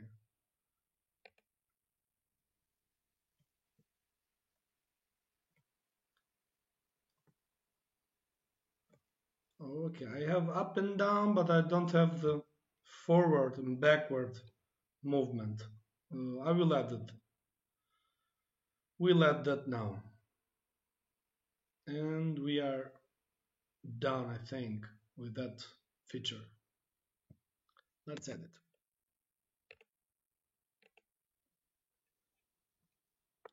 Here we have the key codes, and we just need to add the forward, the backward movement. Yeah, also add for W and D, A, and S keywords. Okay. So here we will modify this the right arrow key. 39 is for the right arrow key. I also know that here we can add for the right is D, right? Yeah, it's D. Here we can do, or if key code equal 39, which in the table we showed the last time we showed the table that every key has this key code, okay? And for the keyword D is 68. So if key code equal 39 or key code equal 68, okay? In this case, we will not use translate X or translate Y. We will use also we will not use the camera movement here, but we will use for smoother, you will see we will use the controls movement. Okay, so here instead of camera that translate X, etc., remove it, and add controls that move right, simple as that, and pass 0. Add more speed, let's try 8, 0.08. Let's try the left. Okay, yeah, you see it's better. Okay. We'll do the same thing for the others. Okay, so also here that we have camera then translate X, controls that move right. Okay, but we'll also add here this is left. So if key code equal 37 or key code, or key code equal 65 is for the button A. Controls move right, yeah, but we can add the negative here. Okay, or move left. Let's try. It should work also, I think.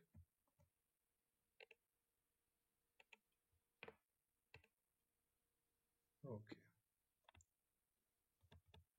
This doesn't work. Yeah, this doesn't work. It works. Okay.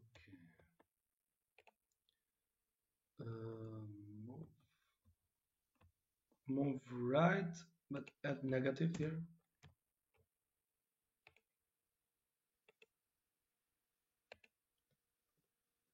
Right works, left works. Yeah, perfect. Okay, great. So use controls that move right, but use the negative for left and positive for right. Okay. So up, gear, and down. So I don't want this Y camera. I want controls forward and controls backward. Okay.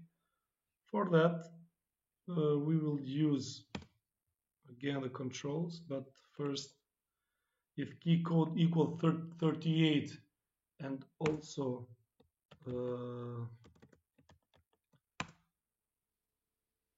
if key code equal 87. Yeah, 87 is for the W.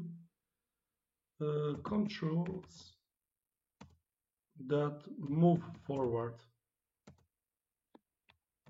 And here again 0.08. Okay. The same speed. You can change the speed as you wish. Also here, as with move right, that we changed the negative for moving left. The same thing to move backward. Use move forward, but just add negative value here. Okay, so negative, it will move backward. But for the down, which is the S key, if key code is equal 40, or is key code is equal 83, which is the S key, move backward. Okay, because we have the negative here. Let's test. It should be correct. Yeah, it should be correct. Click, activate controls, we move around, and let's try to move forward. Okay, forward works like a charm, backward works like a charm, left and right. Okay, it works. So for example, I want to go this way. You see that it's smoother, nicer because I can move the mouse, and yeah, just by, you know, it's better like this.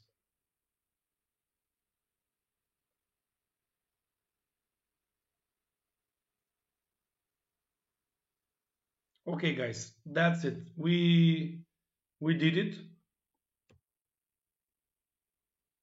I will leave like this small uh, challenge, let's say, for the beginners, of course, to adjust yourself the scene, to add more paintings on the left and the right walls.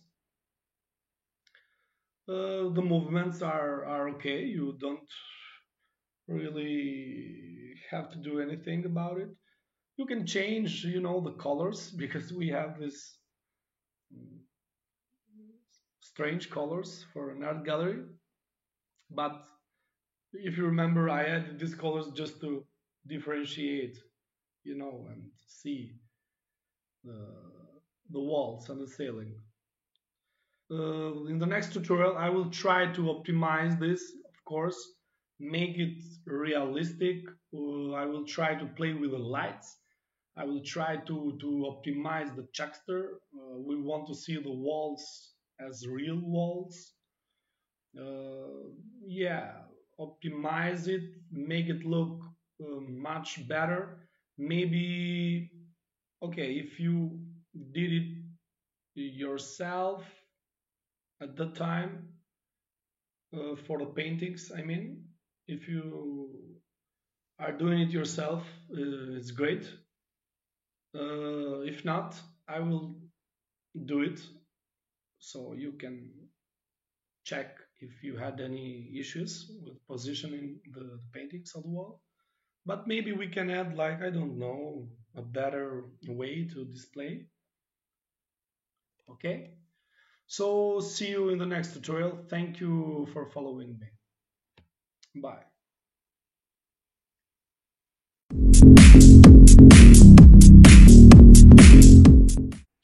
In the last tutorial, we built the foundation of 3D art gallery, setting up the walls, the ceiling, the floors, adding like a simple cube.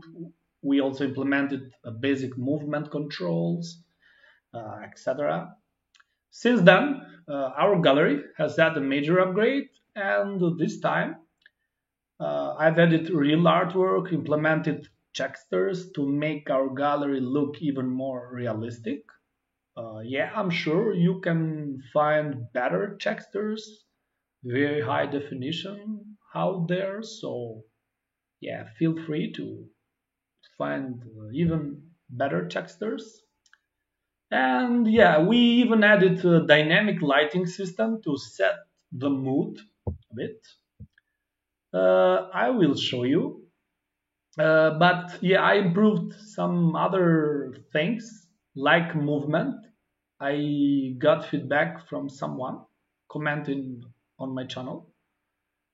So now we have a better movement controls. It is smoother now. I fixed those things. But I've also worked on user interaction. And now when you approach a painting, an info card will appear displaying details about the artwork. Okay, I will show you. So you see the textures on the walls. Now the walls and the gallery looks better. As I said, we can find better textures, of course, but I didn't want to use like very high definition textures because yeah, the performance will be, You see also the angles, the borders, They are better defined now because the shadows are showing better and the lights. So now it really looks like a gallery, like a room. But I want to show you the new feature that we have now. Okay, you see, we have an info card. It will show, yeah, the title, the description, etc. When you get close to the artwork, you go away, it will disappear. You get close, it will show. If you change to another one, it will show information about the other one. And it's a nice thing. This is a feature that many people requested me, even writing me on private. So not only on this tutorial, but also in the other tutorials. I saw that this was a feature that was nice to have from many of you. So yeah, I added it, and we will go through it, how to implement it step by step. And I also am commenting every single line in the code on GitHub. So for those of you that are not beginners, please bear with me. I know it's not the best thing to have like comments on every line, but for the sake of our tutorial, for the people that really want to learn the basics and they really want to understand every step, not only like look at me, I'm doing this, look at me, I'm doing this, or now we have this, and you just code there. There are many tutorials when the guys just code and you follow and copy paste, and yeah, you get the project, but in the end you are not really sure if you really understood the things. And the next time that you want something, you will always rely on that YouTube tutorial. So the secret actually is that those who makes tutorials, they want this. They don't really want you to, to learn how to do things yourself, or they don't really want you to create things yourself, to teach you how to do it, why you are doing this. Okay, so you create a variable, why you are creating this variable, how did you know that you need this variable, how did you know that you need this function, why this function, what does it mean, how can I know that, oh, I would need this function, how to make the problem solving, how to debug things, how to solve problems. So these actually are the most important things to learn for everyone, not only for the beginners. But yeah, we know that many tutorials, they just, teach you how to rely always on those tutorials. So you will always come back to their channel, to their tutorials, and yeah, copy paste and follow the video. They are like spoon feeding tutorials. Okay, this is why I will explain every step, I will comment every line of code on GitHub. So those who are experts, please bear with me, just ignore the comments, but I think for other people the comments will be very, very helpful. Even if you understand it now, maybe you will get stuck and you will forget. Okay, and you can turn back at the code and see, okay, this is about this, this has this function, this means that, etc., etc., etc. Okay, I hope it will be helpful. If not, please tell me, or if you have any ideas, if you have any suggestion, what you'd like to have, what you'd like to explain more, or what you would like to just stop it, Emilian, just stop with this blah blah blah and just go and code. Okay, I also changed a bit the menu. You see there are some slow animations. Yeah, the fonts and everything. Yeah, the pencil, the mouse now, the pointer is this pencil, and there is this transition when you go back. This slow animation. You see, it's nicer. Of course, we can do even better with the styles, and I'm sure many of you are more knowledgeable in CSS than me. You are better than me in styling, I'm sure. Many of you, I'm sure they are.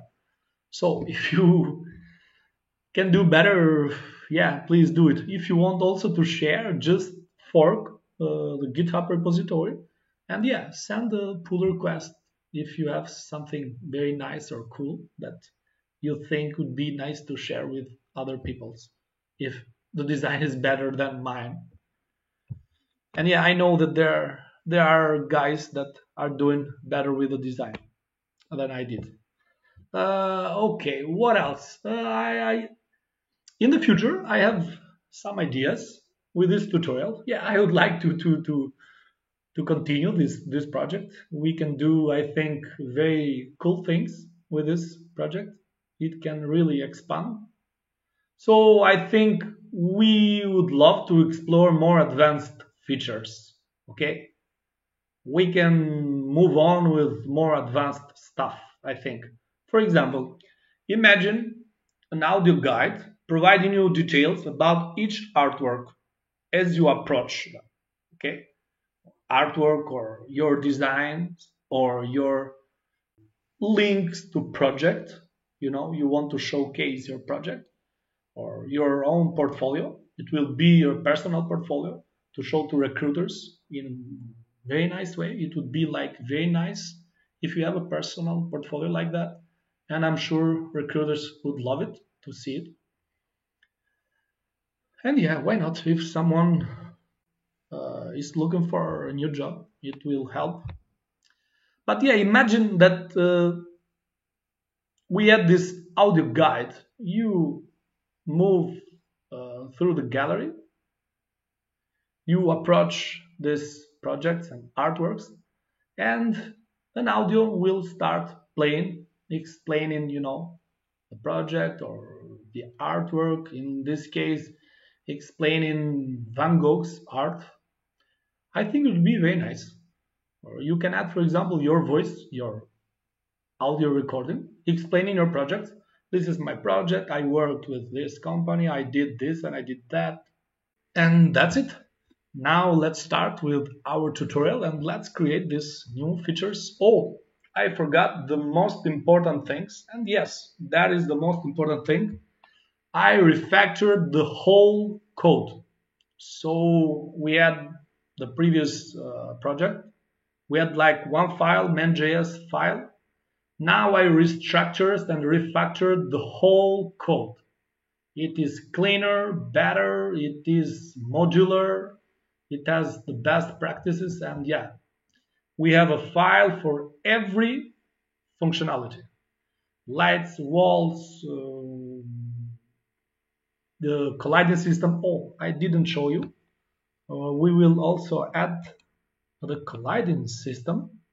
You see, now we cannot go through the walls. You see, there's some physics like.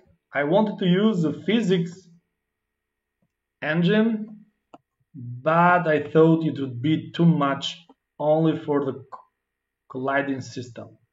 So I used a very simple trick to do this colliding, okay?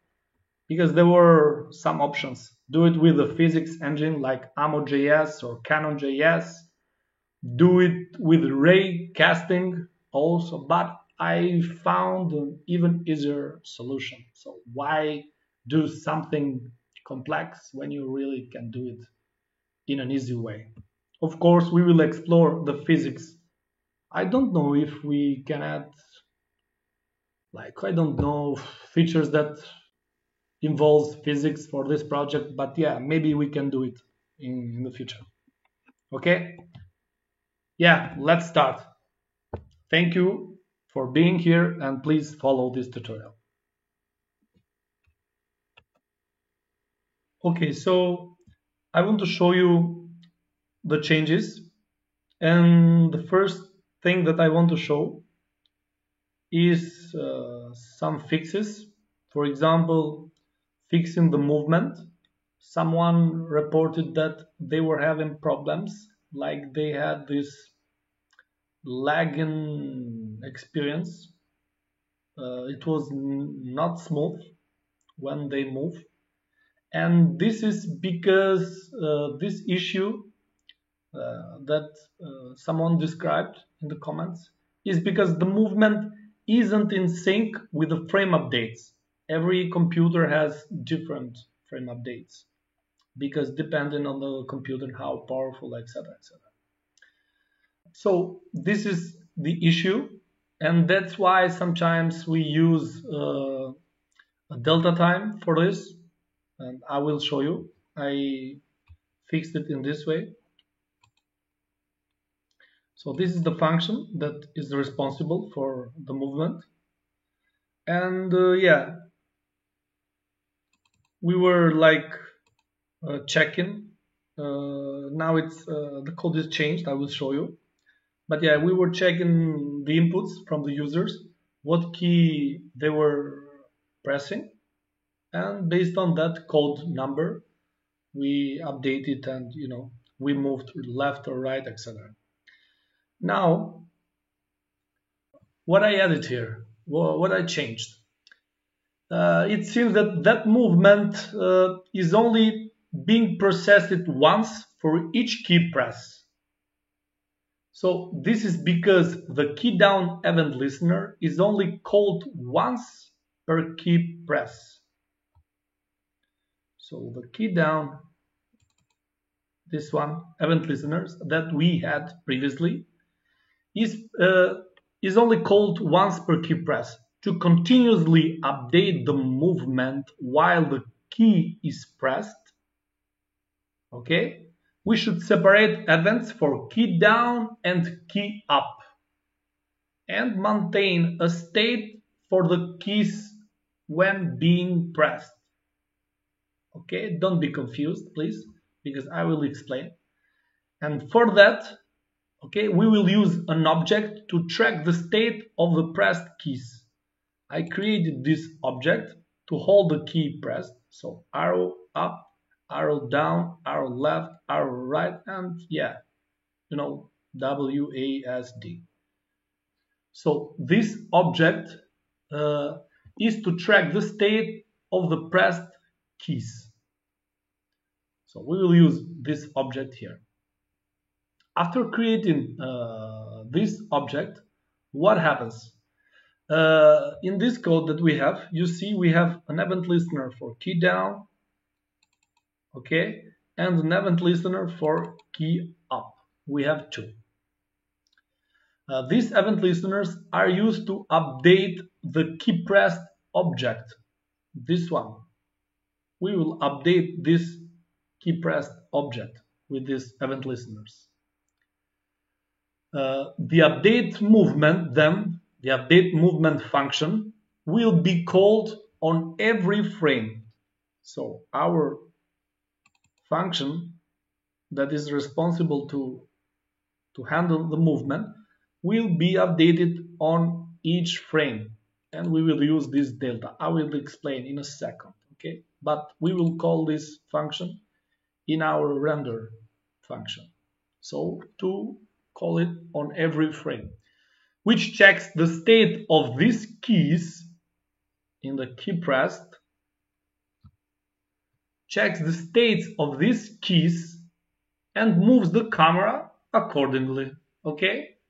So this should provide a smoother and continuous movement as long as the keys are pressed. Okay, so I will explain. We have this object to hold the keys pressed. Then we create this event listener key down. This is when we press the keys. So event listener, key down. Key down is an event that fires when a key is pressed. We pass the parameter event and if event.key in key pressed, check if the key pressed is in the key pressed object. So the key we pressed, the user pressed, check if that key that the user pressed is in here on this object, arrow up, arrow down, etc. So if the user presses, for example, arrow down, check. If this key pressed by the user, it is on this object, set the value to true. If the user, for example, pressed the arrow right from false, it will turn to true. Set the value to true. Okay. If not, if the key that the user pressed, like he pressed like I don't know, another letter, or doesn't matter, set it to false, like it is by default. The same for the other event listener, key up in this case. So event listener for when we release the key. So key up is an event that fires when the key is released. Passing the event parameter, check if the same thing, check if the key released, this time not the key pressed, but check if the key released is in this key pressed object. This is to make continuously this update, not only with key down. Check if this is there. If it is not, if it is, set the value to true. If it is not, set the value to false. Okay. So if what the user is releasing is here, set it to true. If not, set it to false. Okay. Now for the delta time. Okay, because we discussed the delta time. One solution is to use this delta time. By using delta time, we can ensure that the movement speed is consistent regardless of the frame rate. It doesn't matter if my computer has another frame rate, another computer has another frame rate. So if we have like another calculation, I will see it differently. Another computer will be different because we have different frame rates. So delta time has this function. By using delta time, we can ensure that this movement is consistent regardless of the frame rates and regardless of what kind of computer you have. Okay. So there are several ways to handle this, but the easiest one, and is using this clock from Three.js. It's a built-in. Okay. This creates a clock to keep track of the time between frames, between these frames. So the clock keeps track of this time between frames. And so here in our update movement that we updated the code, we create this move speed equal to 5. 5 per delta time. So move speed is the distance the camera will move in 1 second. We multiply by delta to make the movement frame rate independent, independent from the frame rates. This means that the movement will be the same regardless of the frame rate, as I mentioned. And this is important because if the frame rate is low, the movement will be slow, and if the frame rate is high, the movement will be very fast. So this is not what we want. We don't want different performance in different computers. We want the movement to be at the same regardless of the frame rate. We want that speed. We don't want like the car to move 300 kilometers per hour and in another computer move like just slowly, very slow. And then we create this variable, previous position. Now the previous position equal to camera.position dot clone. What is this? Clone the camera position before the movement. So before the movement, we clone that position. Before that movement, we clone it. So this is the variable previous position. We want this. Then we check if key pressed dot arrow right, key pressed is the object, dot arrow right is this key here, this property. So key pressed dot arrow right, key pressed dot arrow up, key pressed dot w, etc. We access, the keys inside this object. If key pressed is arrow right or key pressed dot d, it's the same because we will use arrow right or the letter D to move right. Controls that move right, and we pass the parameter move speed. Okay, so controls that we are using controls from here. Okay, controls, it's the pointer locks that we did in the last tutorial. So, okay, if we press arrow right or D, controls that move right, and we pass the move speed, we want to move with that speed, which is 5 multiplied by delta time. And the same, if left or A, or if arrow up or W, etc., etc. We move accordingly. And here, we will check for the collision because, as I said, I added the collision. So I will collide with the walls and I cannot break through to the other side. So I will stay in the room.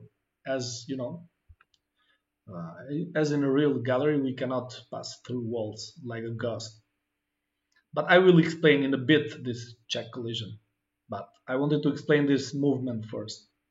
So I hope you are clear with it. And this update function, in the end, after creating the clock that keeps track of time between frame rates, after creating the variable move speed to move at this speed, multiplying by delta time, we call it in the render function. The render function is the method that, this will be called again and again and again and again. These are also the animations. So this is a loop. And so, yeah, with this, we are sure that we will call on every frame. Okay, I hope you are clear with this. I hope who commented about this issue and now it's fixed. And I will explain now the collision that I added, how we did the collision system. It could have been very complex actually if we used like physics for that, like AmoJS or Canon.js. But yeah, we could have used raycasting also. I choose to use the simplest way for this because yeah, why not? Why not? So check collision. Okay, this I will show you in the browser in a second how it works. I go back. Okay, I cannot move anymore. I go right at the wall. I cannot move anymore. Okay, sometimes you may find that I cannot move like, here because maybe we are very at the limit and maybe the painting or something is blocking us because yeah, it recognizes as a bounding box. So just move and try it yourself. But yeah, it works. So how we did this? check collision. Okay, here I created this function, check collision, and in this function we will check if the player, the user, will intersect with these walls or these solid things that we might have. But in this case, we only have walls, no other obstacles. And I create, inside this function, check collision, I create this variable, player bounding box. Okay, this is created with creating a new instance of box3. So new 3.box3. And what is this? This is to create a bounding box for the player. So we have the player, which is the camera. We create like a bounding box for this to have it with us. So that bounding box will serve as, to find the intersection.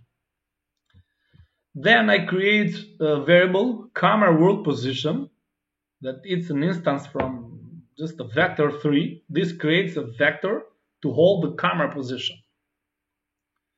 Then this camera we access get world position to get the camera position and store it in this vector. Okay, so we get the camera position of this. The camera represents the player position in this case, okay, because the camera position is the player. We move with the camera,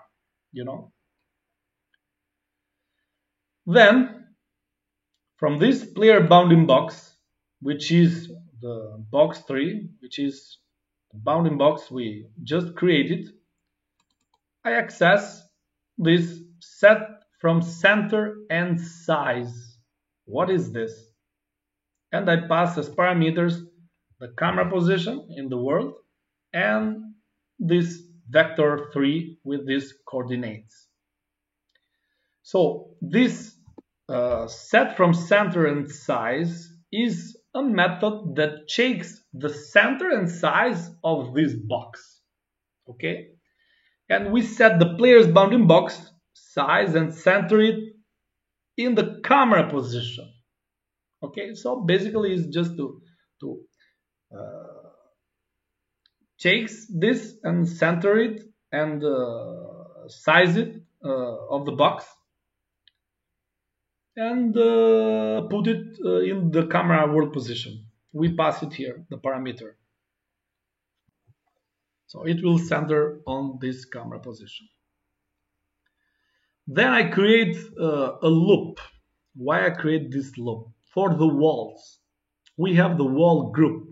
We did this in the last tutorial, that we created the walls, we created a group of walls, and now we loop through it. You know what the loop is, right? So wall group dot children, because the group in Three.js has the children inside. So wall group dot children dot length I++. So loop through this children inside. The wall, the single wall, is wall group dot children I, the element that is looping through, iterating. So is, to get the wall, the single wall, is the I that is iterating. Because I is 0, then I is 1, I is 2, it iterates on each wall, on each children inside this group of Three.js. And if player bounding box with this method intersects box, we pass the wall.bounding box. So each wall has this bounding box.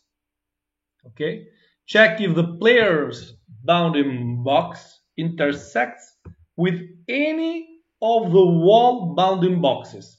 Okay, so if our bounding box, the player, intersects with these walls, left, front, back, all the walls, bounding boxes, because we have a bounding box, also the wall have bounding box. If it intersects, return it true. If not, return it false. So this is the function check collision, to check if the player's bounding box intersects with the bounding box of the walls around us. I hope it's clear. But that's why I commented every step.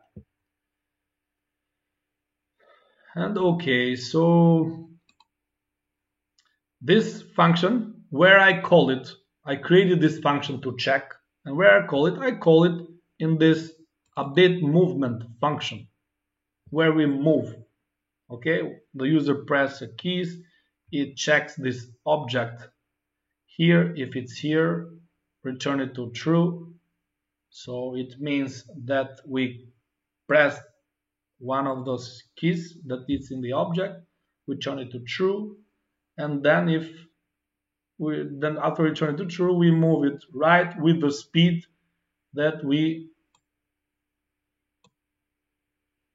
defined here, 5 multiplied by data time. Okay, so here in this update movement, we pass this function check collision, and here inside we have camera.position.copy and pass previous position. If you remember, previous position is the position of the camera before the movement. So without getting confused, after the movement is applied, we press a key, we move left or right or forward or backward. After the movement is applied, we check for collisions. We move, check for collisions. Do we have anything? No. Continue moving. Move again with the speed of 5 multiplied by delta time. Okay? So we check for collision by calling this function here in the update. Move and check collision, move and check collision. If the collision is detected at some points, we will revert the camera to the previous position. Okay, that is why we needed this variable here, previous position. And the previous position is camera.position.clone. So the previous position, we cloned the previous position where we were. So we are here. Okay, we are here. This will be the previous position when we move. So when we move, that was the previous position. Okay, I'm here. I move 1 unit, 1 meter forward. I move 1 meter forward. We check for collision with the function check collision. Am I colliding with the wall? I am not. Continue moving. Another meter forward. Check for collision. Do I have any wall in front of me? Yes, I have. Okay, the check collision finds that I am intersecting with the wall. What happens in the case? If I find this check collision returns that I am colliding, return me to the previous position that we get it with this clone method. Okay, so and that's it. This resets the camera position, which is the player, to the previous position if I am intersecting with the wall. Okay, and that's it. If you just, maybe it might sound a bit confusing, I don't know, maybe it is just easy as it is, but if you find a bit confusing, just go back again just 2 times and I'm sure you will have no problems. So this is for now for the movement update that is fixed and for the collision. This was the changes that I made for this. What else? I also added the checksters, as you can see. As you can see, the checksters has like this checksters, wall checksters, like it's more realistic than the white material, the simple material. I found on internet, here on public. You can check yourself. I just put there some checksters that I found. You can experiment and try all of this if you like another texture, use whatever you want, or I'm sure you can find better textures for the walls on internet, on Google, on Bing. I use Bing now. I don't use Google anymore, but whatever. Uh, you can use whatever you prefer, and it's here. Let's find wall textures. If I'm not wrong, yeah, wall textures. Look at the comments that I added. Okay. Yeah, I will edit at least the first time. Maybe we will delete it later to clean it, but I will leave it because I know it will be useful, helpful for someone. So I changed here where we have the texture loader.load that we explained the last time, that it's the loader for the texture.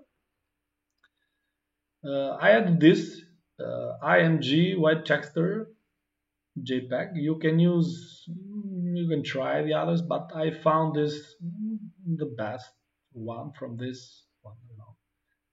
I did a very deep research, so you can find better textures. You find it, just please tell me on GitHub. We can maybe change it. Free textures, of course, because yeah, we care about copyrights. Yeah, you know this, the wall textures, wrap s equal to this repeat wrapping. What is this? Confusing variable.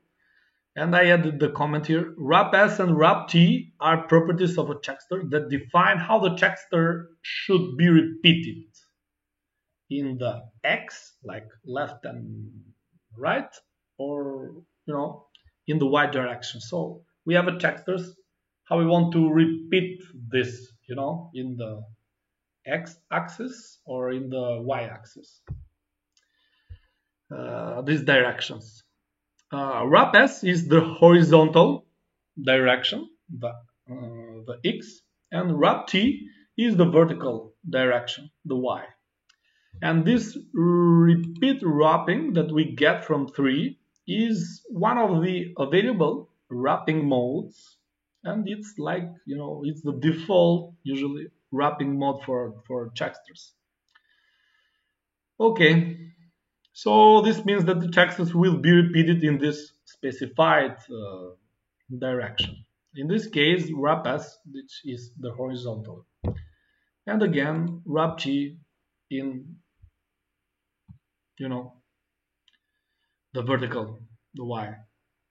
And this wall textures repeat, that set it sets to repeat property, which is the vector 2 that defines how many times the textures should be repeated in this horizontal and vertical directions.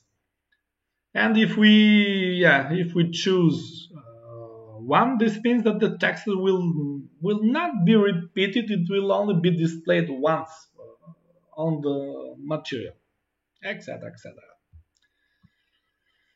Okay, so I changed also the textures here. So that is for the wall textures. But I want to show also something else. Another comment asked me how to rotate the paintings. I'll show you. Here, they have a problem. They had a problem with positioning this right and left wall paintings.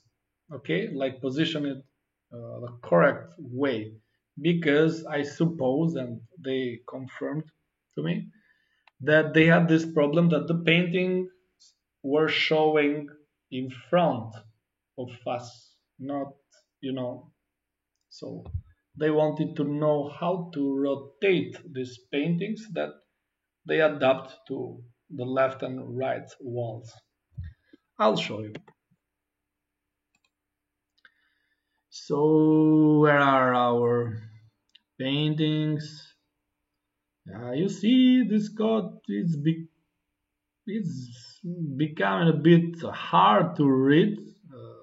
I know you thought about it, and that's why I refactored the whole code, and now we have Like every functionality has a separate file. You will see.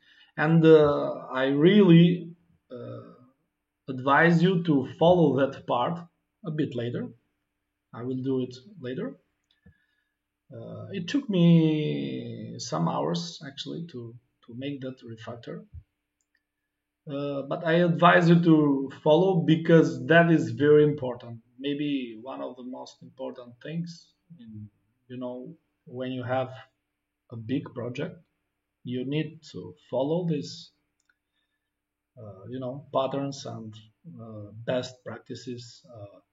Make the code cleaner and modular and readable, maintainable, etc., etc. So yeah, I advise you to check that part later. So we were in the paintings, right? So we want the painting. Where is the painting? Create painting. Here we are. So in the last tutorial we had only 2 paintings. So painting 1 and painting 2 that we pass here as a parameter to this function create painting, which is here. We have the image URL, the width, the height, and the position as parameters to create every time. Here we created the texture, the material, the geometry, and the mesh. So basically we create this plain geometry for the paintings. And every time we want to create a new painting, we call this function, create painting. So painting 1 equal to create painting, and we pass these parameters here. Custom parameters as we wish. So I pass this 0 JPEG, the width 10, 5 height, and this vector 3 for the coordinates in X, Y, and Z. For the painting 2, the same thing. Now for the painting 3 and painting 4, for the left and for the right and the left walls. That was this issue of displaying in front of us instead of adapting to the wall. So what I did here to fix that small issue. So painting 3 here. The same thing, we pass the image URL, we pass the width, we pass the height, the coordinates for the vector 3, X, Y, and Z. And here, to fix it, we rotate this painting. And in this case, so painting 3, rotation.y, we rotate on the y axis, math.pi divided by 2. And we mentioned math.pi in previous tutorials, if you remember, but if you don't remember, math.pi is 180 degrees. Okay? So this is degrees in radians. So math.pi is 180 degrees. Is half the circle. Okay? So math.pi divided by 2 is 19 degrees. So I left the comment is, if we don't rotate this, it will show up in the front of us instead of lying correctly on the wall. Okay? This is the small fix, small trick. The same for painting 4, but the only thing, the difference is that it's negative here. Okay? So the same as above, but negative. Just negative for the other wall. And yeah, I also added the walls for the walls, the paintings for the back wall. So also, no, I added 2 in the right wall, 2 in the left wall, and 2 at the back wall. And that's why we have in total 8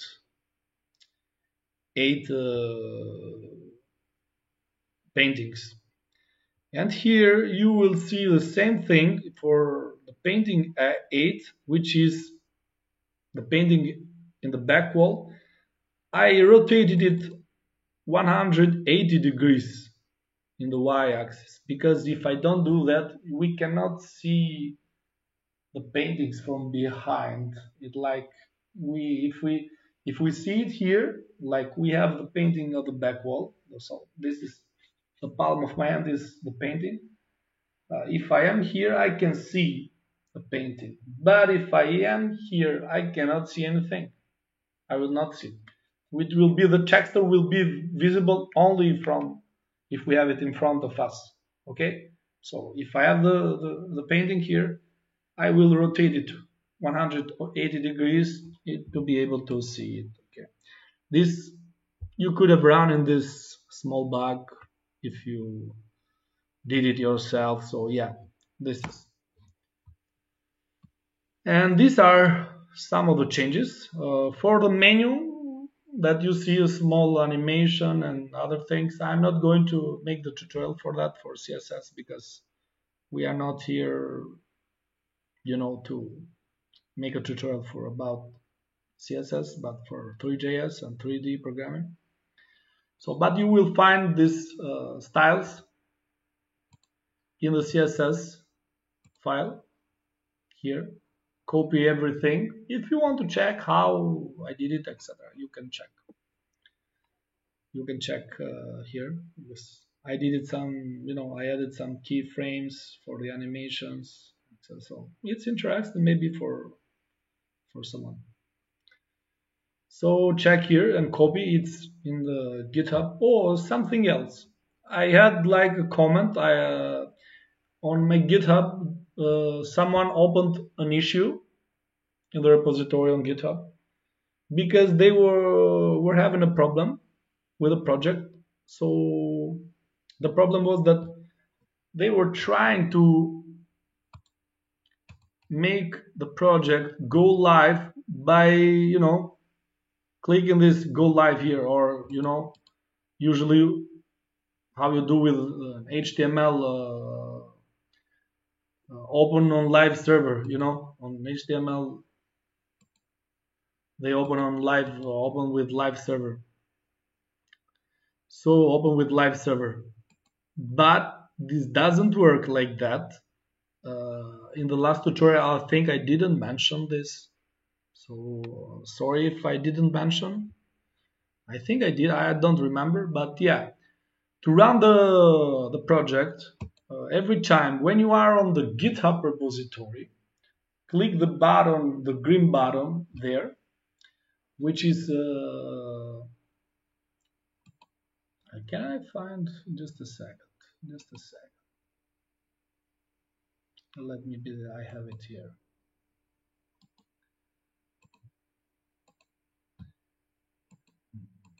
I'll show you. I updated also the README file, so you have it everything explained here. Okay, so you have everything explained here. Of course, the first thing first, you need okay, download it here. You see this green button code. You can clone it with git clone and pass this URL here. So create a folder, open the terminal and git clone URL, or just download zip and open with Visual Studio. Okay, I remember someone like corrected me like for the wrong spelling because I say visual, but yeah, Visual Studio, whatever. And git clone or download zip. After you have this project on your computer, of course, you need Node.js. You should know this, but yeah, if you don't know, you need Node.js environment because JavaScript will run on the browsers supported by, you know, the browsers. But locally, we need Node.js to have the environment to be able to run JavaScript because Node.js, it's not a programming language. Okay. Of course, you need Visual Studio. Here are the links to download. And then after cloning or download the zip here, clone or download, you in the root folder just run npm I or npm install. It will install the node modules, all the dependencies. This big guy here, this node modules that has like, it's heavy as a black hole. So it will install this thing. Because we, as we said and mentioned, we never post this on GitHub. They are too heavy. After installing the dependencies, we run cd src here.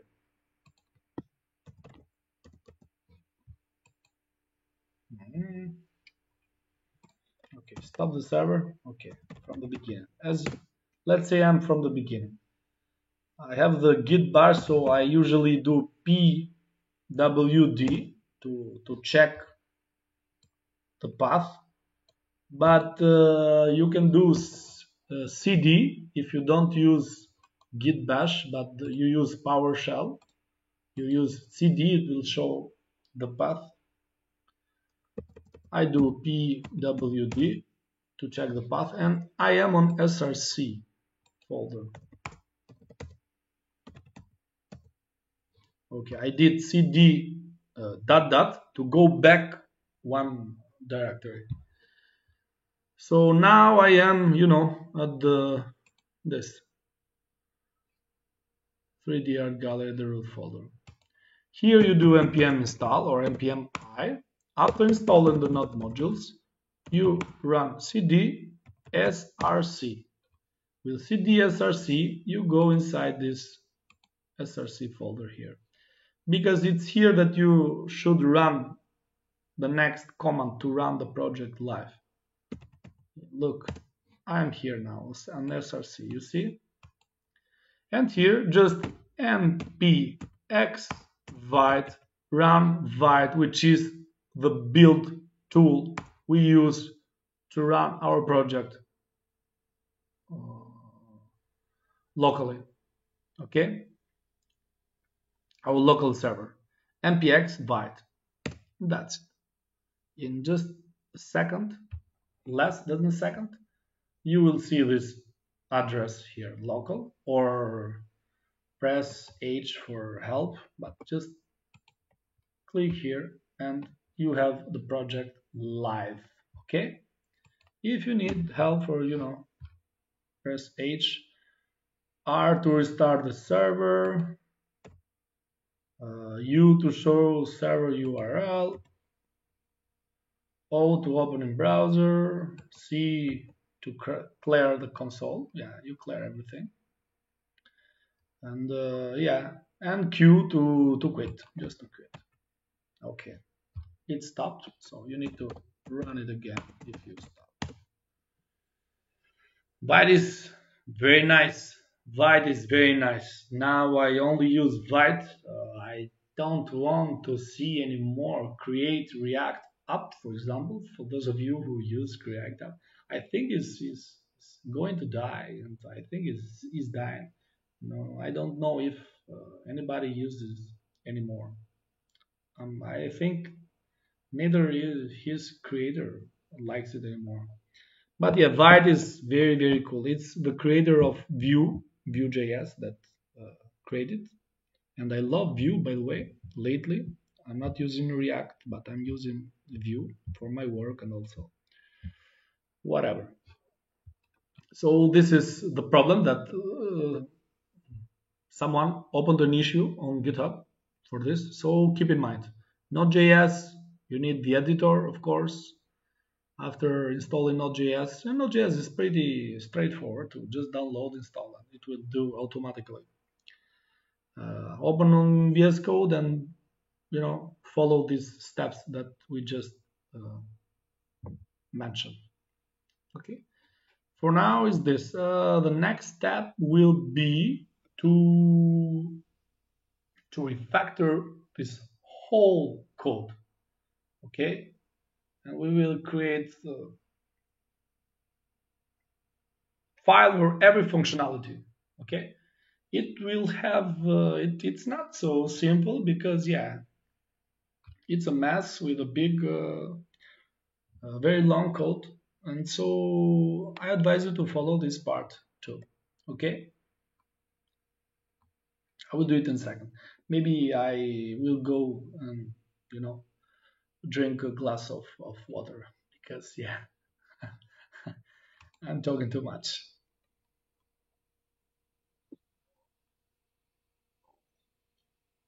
Okay, now I will show you how to create the info card.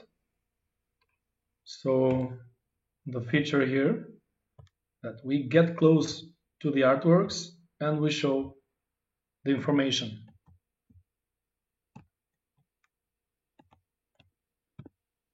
So it's a nice feature to have, not only for this project, but also for other projects that you might create in the future. So it would be good to learn it.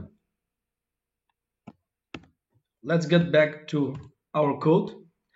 And here, as you can see, there is a lot of changes, because as I said, I refactored all the code, and now we have this structured folders.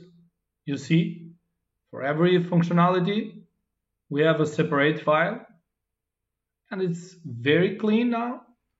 You see, now this is our main.js. It was like 500, 600 lines of code before I refactored, and now it's just some line of codes, and everything is cleaner. I will explain this later, but for now I just want to show you how I did the info card, and then I will show you more in detail about the refactoring. Okay, so for the info card, I created a separate file, because after refactoring the code, I created everything like you see: bounding box, sailing, event listeners, floor, lighting, menu, movement, painting data, painting info, paintings, rendering, scene, etc., etc., etc. So for the info card is this component here, this module, painting info. Okay, and here in painting info, I create two functions: display painting info and hide painting info. One function is to display, and one is responsible to hide the card. So this function, first of all, we create a variable info element, and this variable is just to get the reference to the DOM, to this element with ID painting info, which is this one here in the HTML. So this ID here, we get a reference to this, because inside here we want to create that element to show or hide. So after creating this info element, we set the content inside. And to create the content inside, this is JavaScript. It's nothing to do with Three.js. It's vanilla JavaScript, vanilla, JavaScript, plain JavaScript. To create content inside, we use inner HTML. So info element dot inner HTML equal to, first we create a title, and this title is from info dot title, and this info is an argument passed here. I will explain that, where we get it from. So info.title, info.artist, info.description, and the year. Okay, so we have this element here. And to display, we use this class list dot add and the class show. This is to show, to add the class show here.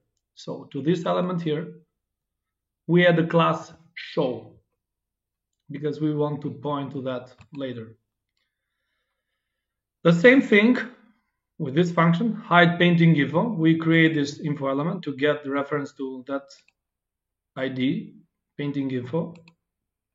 And then we just remove the class show.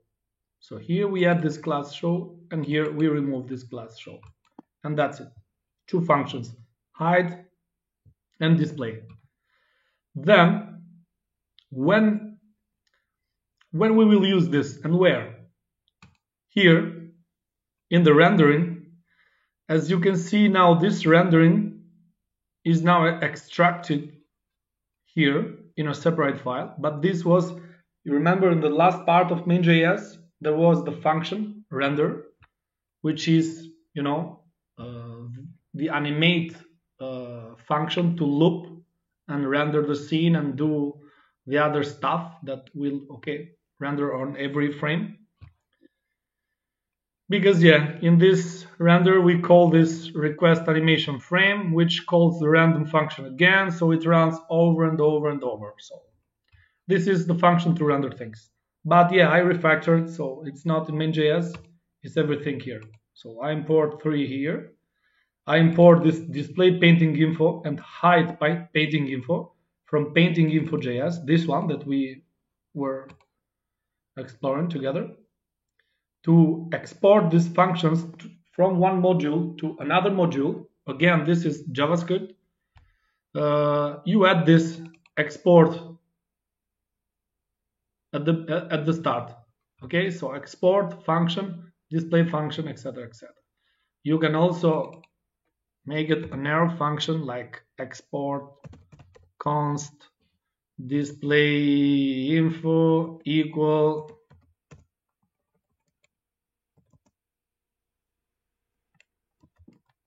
okay. So now this is an arrow function. Yeah, we can make it like that. Even here, export const hide painting info equal arrow function. Okay, as you prefer. It's the same thing, just, you know, this is more modern, the arrow function. Okay, so to export functions, you add this export here at the beginning. And then there is also export default. Usually when you have only one component that you want to use, you do the export default, etc. But here export const is just when you have in one file different functions that you want to export. This is another topic. But yeah, basically you just add this export and you can export it in another file. So here, import. In this case, you need to add the brackets here. If you export it like this, if it was export default, it will be without brackets. Again, this is another topic. You can research more about this, ways to, you know, to export modules in 3JS, in JavaScript, because this is plain JavaScript. But yeah, we export these two functions, okay, to use it here. And in this render function, okay, you remember again, this is function, we can again convert it into an arrow function. It's not a problem, it's the same thing. In this render function, which calls itself in a recursive, it's a recursive call with this request animation frame again and again. Here, what we do after we pass this update movement, you remember the function update movement, which was in main.js. But again, I will explain all this later. But for now, just focus on this feature to display the info card. So we call this update info here in the render function. First of all, we create a distance threshold equal to 8. It's like 8 units or 8 meters in this case. Okay, so this distance threshold is the distance that will be from us, the user, the player, and the painting, the artwork, as you prefer saying, painting or artwork. So it's the distance. Why we want this distance? We want because at a certain distance we want to display or hide that painting. So we need a variable to store the distance. Then we create this let, because it will, it will not be a constant, it will change. We will use it. This const let in JavaScript. No need for that. So we create this painting to show. What is this? This is the variable which is responsible to store a value in which we want to show the painting or we want to not show the painting. Explaining it a bit in detail, I will show you the code here. We have these paintings, okay? Don't worry much about how we get now these paintings in this new refactored code, but these paintings, we get it as an argument. We passed it here for this setup rendering. I will explain it later. But for now, we loop through these paintings, okay? Paintings that for each, and then we create a distance to painting, and to get the distance to this painting from the camera to the painting, because the player, remember, the player is the camera. So we are the camera that we move as, the player, the user. So to get the distance from us to the painting, we use camera, which we are, the user, that position, and we use this method here, distance to. And distance to, we pass a parameter, which is the object that we want to get the distance to. And the object is the painting. We want the distance to the painting. So the parameter will be this painting that position. Get distance from the painting, okay? And we store it in this variable, distance to painting. Simple as that. Now we create an if statement to check if distance to painting, this one, we get the distance, that can be 1, 2, 3, depending how far it is.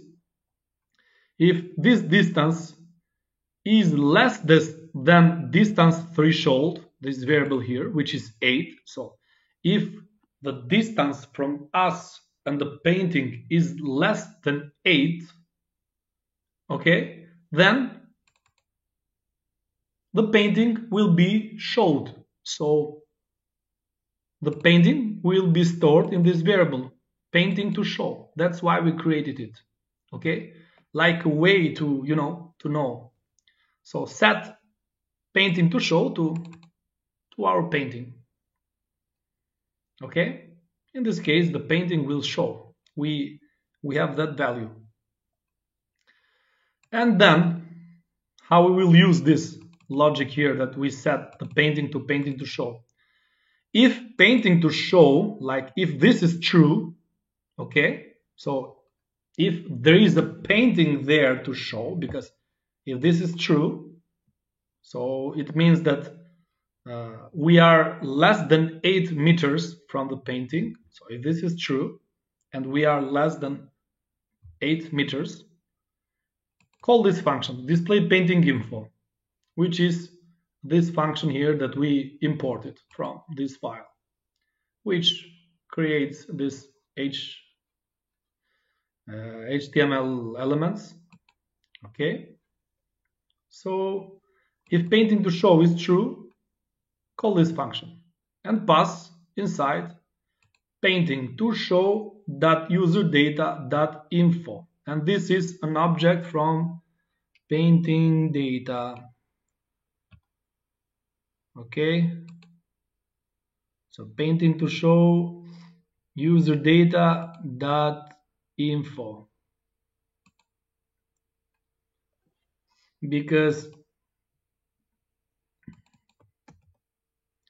this user data here, we will get it from the painting. So each painting, so we'll have a user data and an info. I will explain this on how I refactored the code. But yeah, at the moment you just need to know this.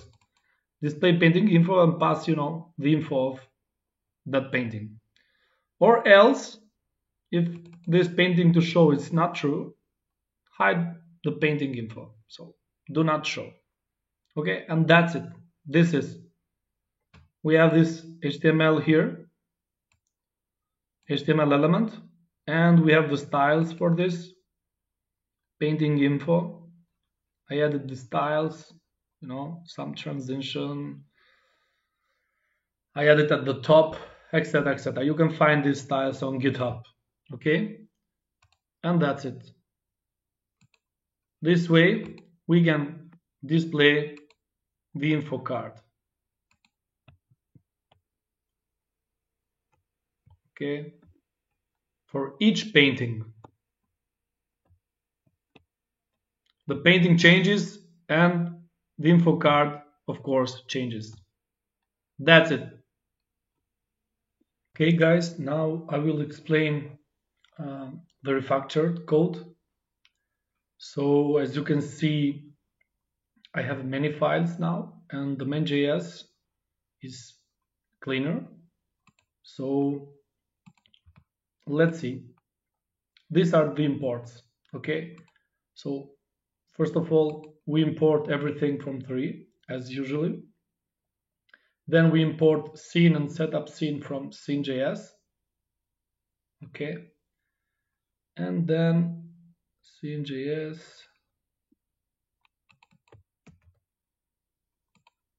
Here, okay.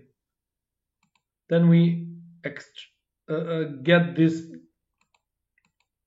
variables from the setup scene. Let's take a look at this scene, and it is on this file scene.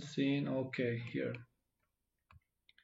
Okay, so I extracted all the logic and the code for the scene in a separate file. Okay, so basically we import everything as 3. Then we import the pointer logs. We create this scene here as usually. Create a new instance of 3 scene. This is the same code, but with a difference that we have a function. We create a function for that code that we had on main.js. On main.js, we had like the camera, the render, controls, and everything. The same thing, okay? But we create a function that we can export. This is the difference, okay? So get that code and create a function which can be exported, okay? And that's it. So I added some detailed comments you can read, and I think they will be useful. If you forget something, for example, you can see the code and check the comments. Okay, so you create the function and you can export it in other modules. Okay, so here there is pretty much the same code that we had on main.js. It's just that we export it now here. I don't know if I changed anything here. But yeah, the main thing is that we declare these variables, camera, controls, and renderer, and I return them here. I return the camera, controls, and renderer so that we can use them in the other modules. So this function returns this camera, controls, and renderer, so we can use it in the other modules. Okay, so we get the scene here. Okay, as you can see now, we can get this camera, controls, and render here that we were returning from setup scene function. Okay, this is just a simple texture loader to load the texture, and we need it here because we are using it here as an argument. So then we have the walls. We also extracted the code for the walls in this create walls function, which is imported from walls.js, as you can see. Let's take a look. So walls.js, the same thing. We need the 3 here because, okay. And we create a function which can be exported. The same thing. So this function takes 2 parameters, scene and texture loader, because yeah, we need scene when we add things, scene.add for example, and the texture loader because yeah, we need the texture loader to create the textures. And yeah, this is. There are also comments everywhere here. And yeah, as you can see, this function returns the wall group. So the wall group is the group that has all the walls, front, back, left, and right. So this function will return this wall group, and we can use it in the other modules, as we are using it here to render the walls in the scene, because the main JS is the primary, let's say, file to render everything. The main JS has modules that we need to render all the scene, okay? So for the walls, we have it here. We create this variable, even though we use it here, but we create this variable and call this create walls, which takes the scene and the texture loader. So this is the beauty of functional programming, because if you see here, this create walls takes 2 parameters, okay, scene and texture loader. So how we get this scene, because I don't have the scene here. I don't have the scene here. So we get it when we call it here. When we call it here, we also pass it here. So scene here, I get it from this scene, from scene.js. So I import the scene from scene.js here on main.js. I pass it here as an argument, and then in the walls.js I can use this here. You can see I use it in this scene.add just to add this wall group. Basically I need it, yeah, just to add this wall, but I don't have the scene here, so I need to get it from main.js, which is also taken from this scene.js. Okay, and that's it for the walls. The same thing for the floor. We import this function setup floor for floor.js, and it's floor.js. Okay, floor.js. The same thing, import 3 because we will use it. Create this function that we can export. And again, the scene is passed in main.js where this setup floor is called. So we don't have the scene here to use it, but in main.js, when we call this function setup floor, we pass the scene from the scene.js. Okay, you see the beauty of functional programming. The code is cleaner, of course. And yeah, for the texture loader, I just create a new from 3 because I can create it from 3, or I could pass it, but I create a new texture loader. And yeah, the same thing. And this, does it return? No, this just adds the floor to the scene. That's why I needed this. Just adds the floor to the scene, and when we will call it here on main.js, it will render the floor. The same thing for the ceiling. You see how clean it is like this way? And we can control and we can maintain the project better. We can read it better. If someone else wants to work with this project, they can read it. It's more readable and it's more maintainable. And also for, where are we? Okay, ceiling, floor, we explained it. The lighting. Okay, let's start with paintings or lightings, because painting is a bit more complex. So lighting, we create this function setup lighting, which takes scene and paintings as parameters that we will pass it here on main.js always. This is the logic.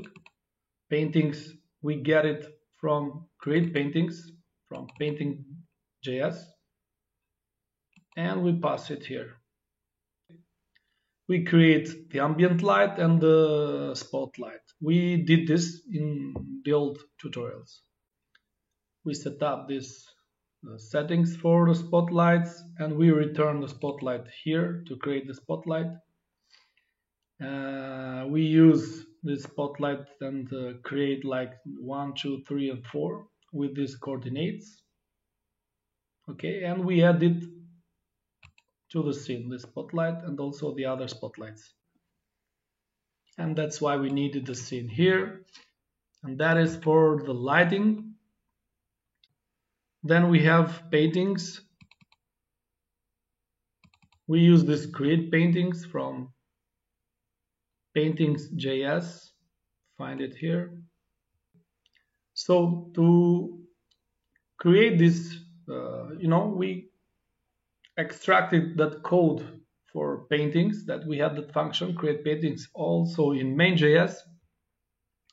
And now we will use also the painting data, which is another separated file, painting data, which has the data for all the paintings. We have info object here, etc., etc. The image src, width and height. So this array.from, if you don't know, creates an array from an array-like object. The first parameter is the array-like object. The second parameter is a map function. This creates like an array of 4, because we will render like 4 paintings for a wall. 4, 4, 4, and 4 at the back. The map function takes 2 parameters. One is the element and one is the index.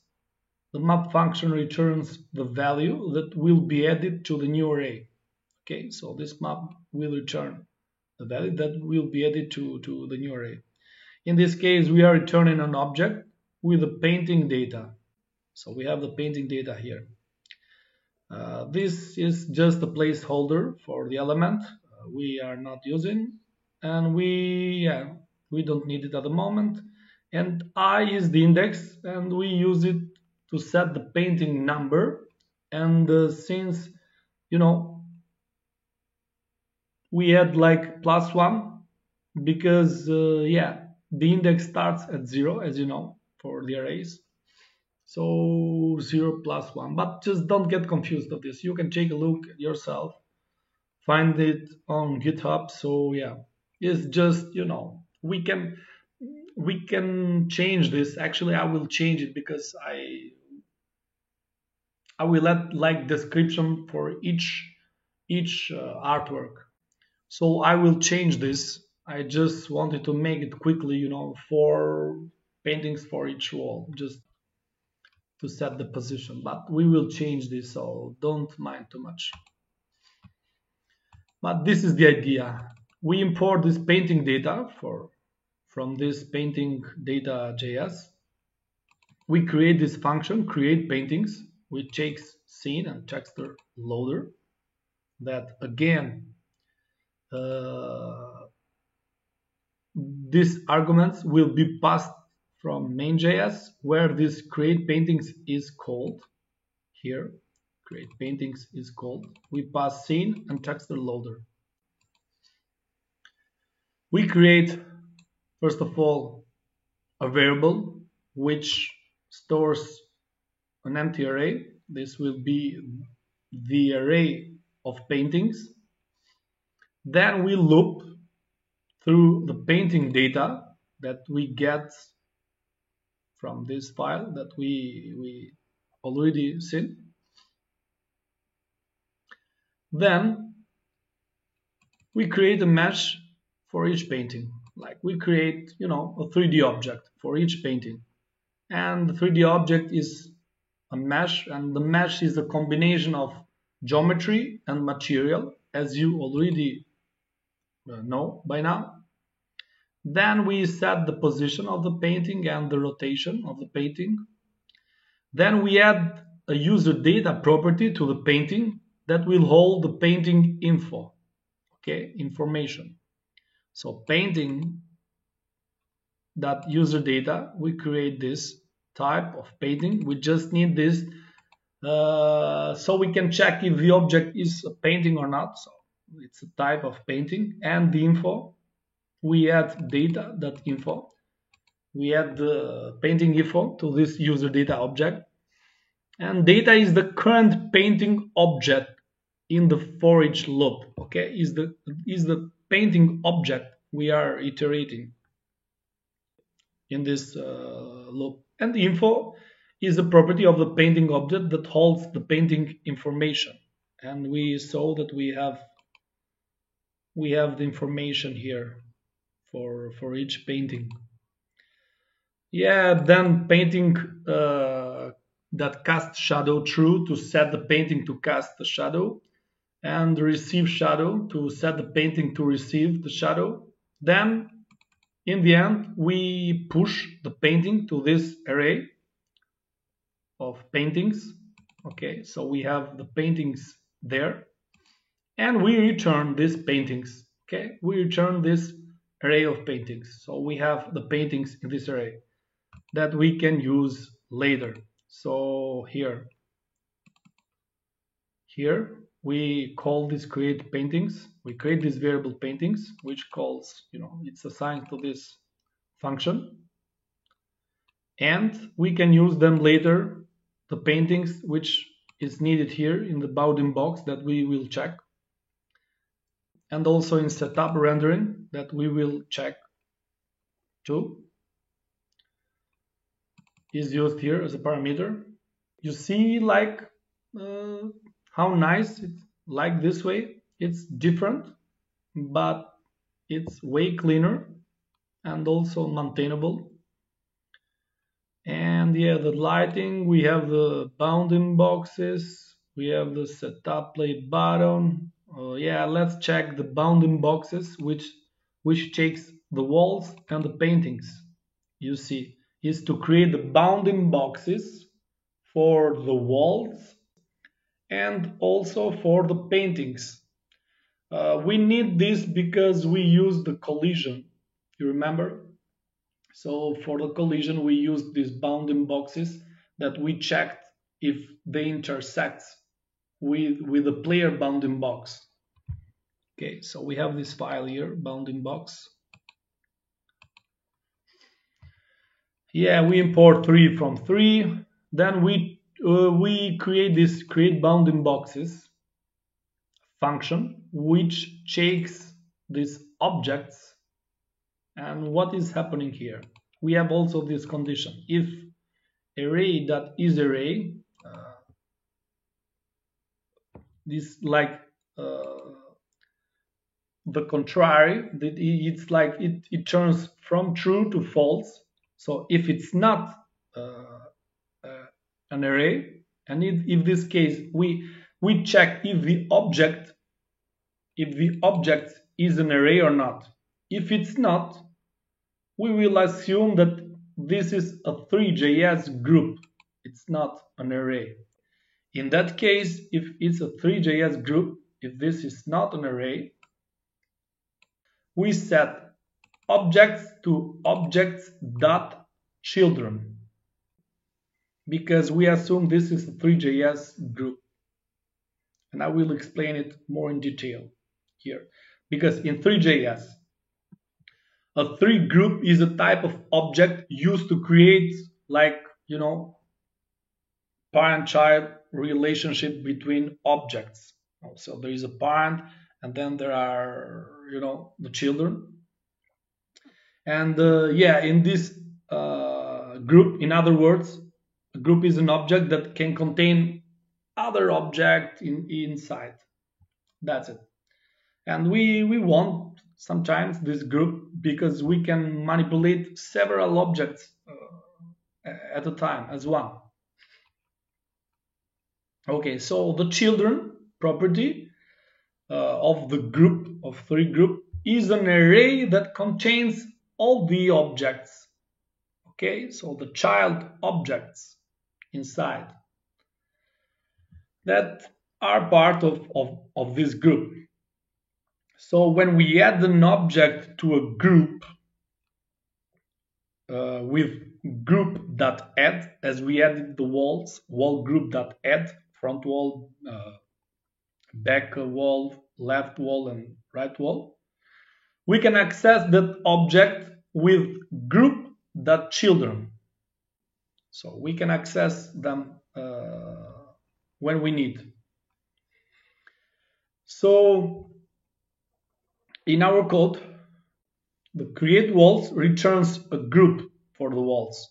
You remember, we have the function create walls. It returns a group that contains several wall objects. And when we pass this group to this create bounding boxes, because these create bounding boxes will be used to create bounding boxes for the walls and for the paintings. But the walls are a free group.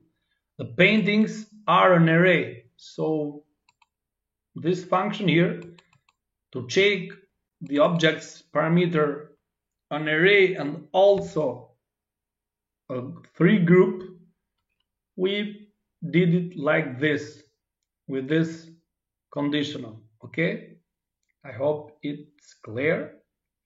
But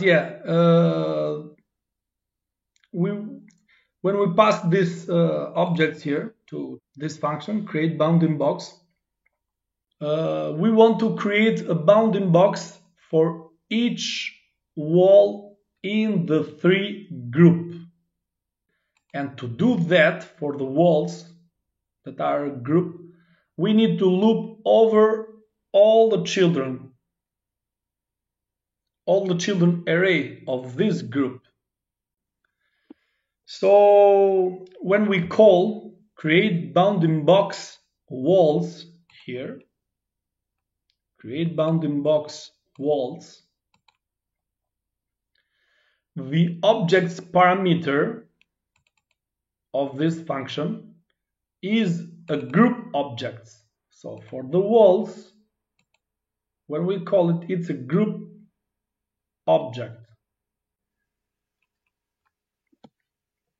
And we need to, in order to loop over this wall in the group, we need to set objects to objects.children. Okay, I know it may sound a bit confusing, but basically we are using this create bounding boxes for the walls, which are a group, and for the paintings, which are an array. If they are a group, we need to set this to the objects. We need to set to objects.children, which is then the array of objects, wall objects. So this was when these objects were a group, like the walls. What about when they are an array, as for the paintings? In that case, like create paintings that we had in paintings paintings are an array here, as you can see. And in that case, since create paintings returns an array and not a 3 group, the object's parameter, this one, objects, is already an array, so we don't need to do anything in that case, as I explained in the comments below. So for that reason, that's why we start this function by checking if it's not an array. If object is not an array, it assumes that it's a group and sets objects to objects. If objects is already an array, it skips this step. So if it is an array and not a group, it will skip this step. And in that case, we loop through objects, which is an array, and we set, a bounding box for each object. Then object.bounding box set from object, which set the bounding box to that object, which is, the object iterated each object. Yeah, maybe I didn't explain very well this part, but yeah, you can read the comments and I'm sure you will get it. Because yeah, I commented this whole thing here and you will get it. This is just because we are using the create bounding boxes here function to pass the walls and to pass the paintings, and they are different. One is a group, a 3 group, and one is an array, and we need this check. We have this add objects to scene, which takes scene and paintings. What is that? We have this in scene helper JS. Is this just this piece of code here? This function will take the scene and an array of objects, which can be passed dynamically, we choose, and add each object to the scene. So it will loop objects that for each add each object. Okay, so this is just a function, an helper function, to add each object to the scene. Why we need this? We need it for the paintings, as you can see. We call these paintings here with create paintings. We created the paintings. We return the paintings array. We return these paintings. Okay, we create it and we returns these paintings. But we need to everything should be added to the scene, as you know by now. And with this helper function, add objects to the scene, we can add these paintings. Okay, and that's it.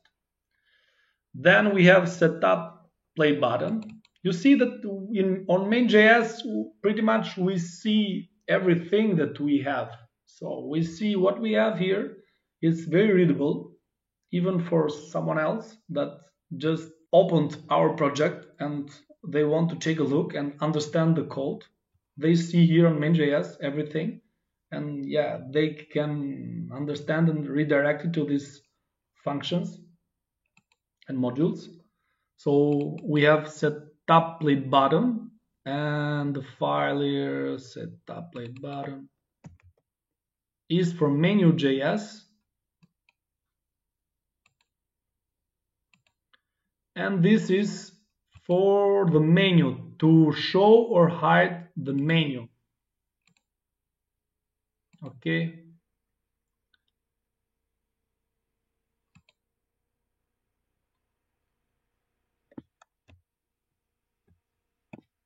Ask, show and hide the menu. That's it.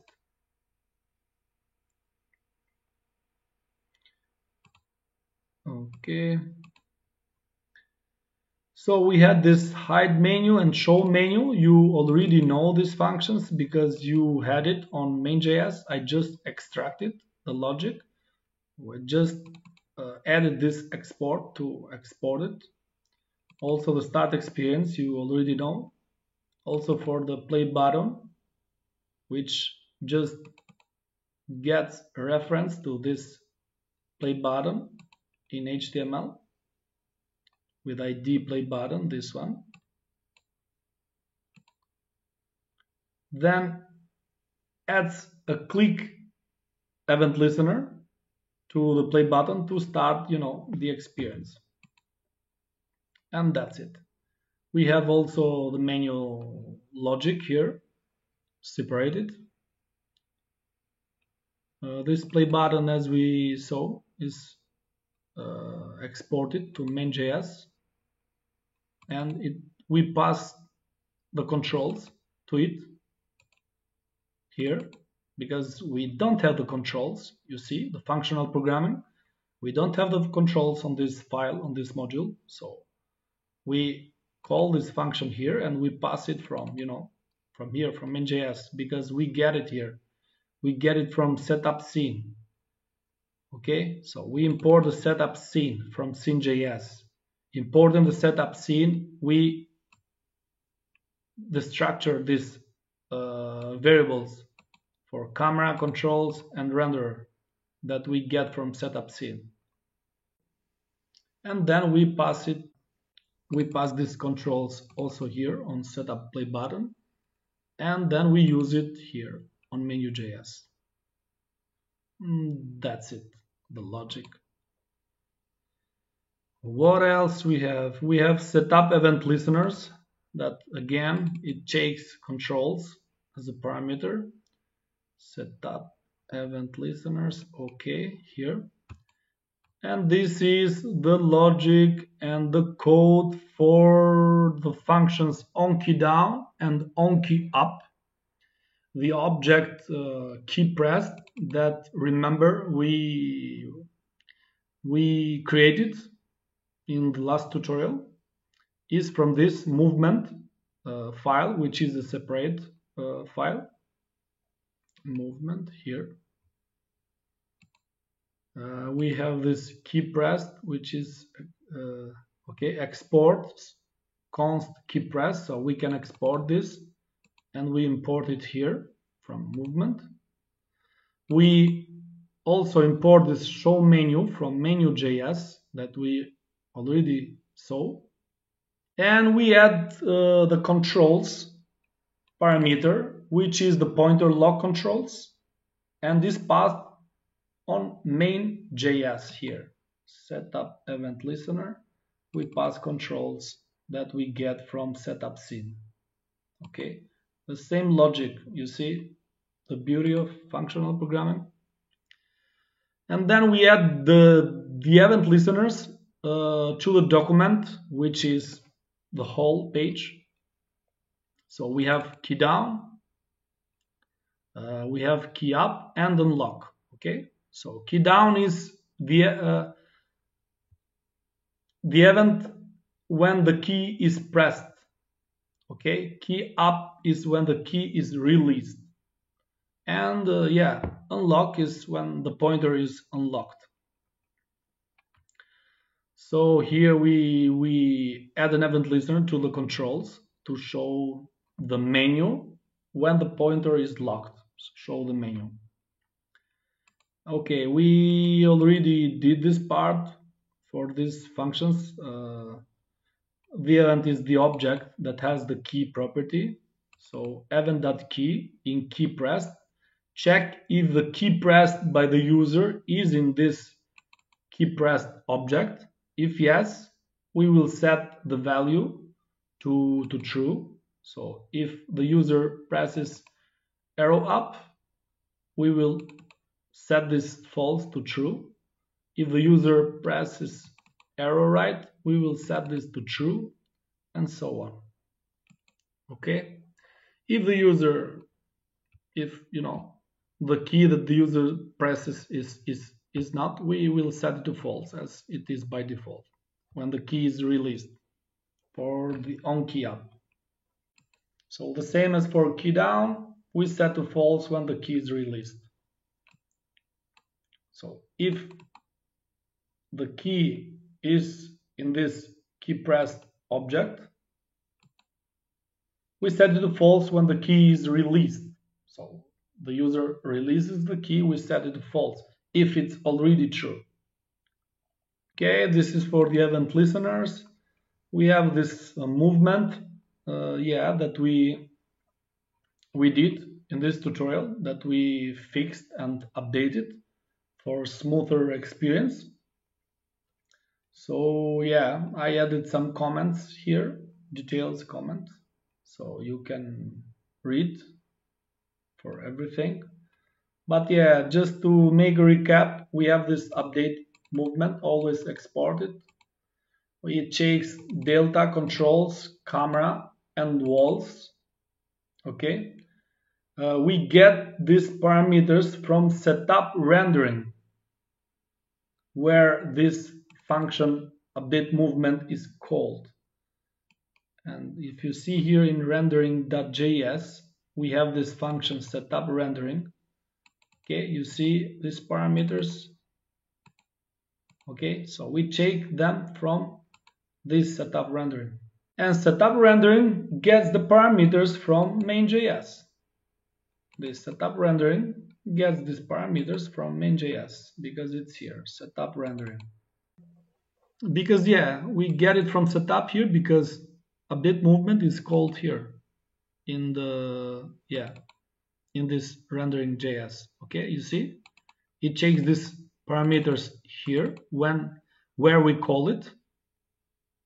Parameters we get from setup rendering above, from this, which gets from main.js as we said. This move speed is 5 multiplied by delta time. Move speed is the distance the camera will move in 1 second. We multiply by delta to make the movement frame rate independent, or you know, the frame rates. This means that the movement will be the same regardless of the frame rate, that each computer might be different. And this is important because the frame rate is low, the movement will be slow, and if the frame rate is high, the movement will be fast. This is not what we want. We want the movement to be the same regardless of the frame rate. Okay. We have this previous position, which is equal to camera.position.clone. We clone the camera position and store it in this previous position. Okay. Because we will use this to reset the camera when we check the collision. So this previous position is the position before we move. So if we collide with the wall, we will reset this position to the previous position. So check the keys that the user is pressing. This code is self-explanatory. If we press arrow right or D, move right, and we pass the speed of this speed. And then we check for the collision. After the movement is applied, we check for collision by calling this function, check collision, which checks these parameters of camera and walls. And if a collision is detected, we revert the camera's position to its previous position. Okay, so it cannot move through the wall, preventing the player to go through. If check collision, camera.position.copy previous position. Someone might ask here, why position copy and not set position? Okay, this will reset the camera to previous. We use copy instead of set because set will set the position to the same object. So if we change the previous position, the camera position will also change. Copy creates a new object and with the same values as the previous position. So that's why it's this different. So don't use set but use copy here to the previous position.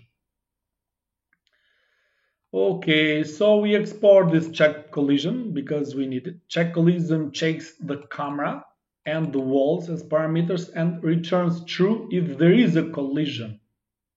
Okay, and false if there is not a collision. The camera parameter is the camera object and the walls parameter is the walls group, not array. The parameters are passed from update movement function where check collision is called.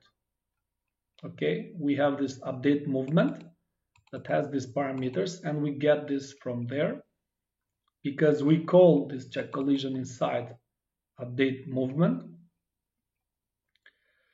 And update movement gets the parameters from setup rendering, where it is called. So we get check collision parameters from this update movement, and update movement gets this parameter from setup rendering, where update movement is called.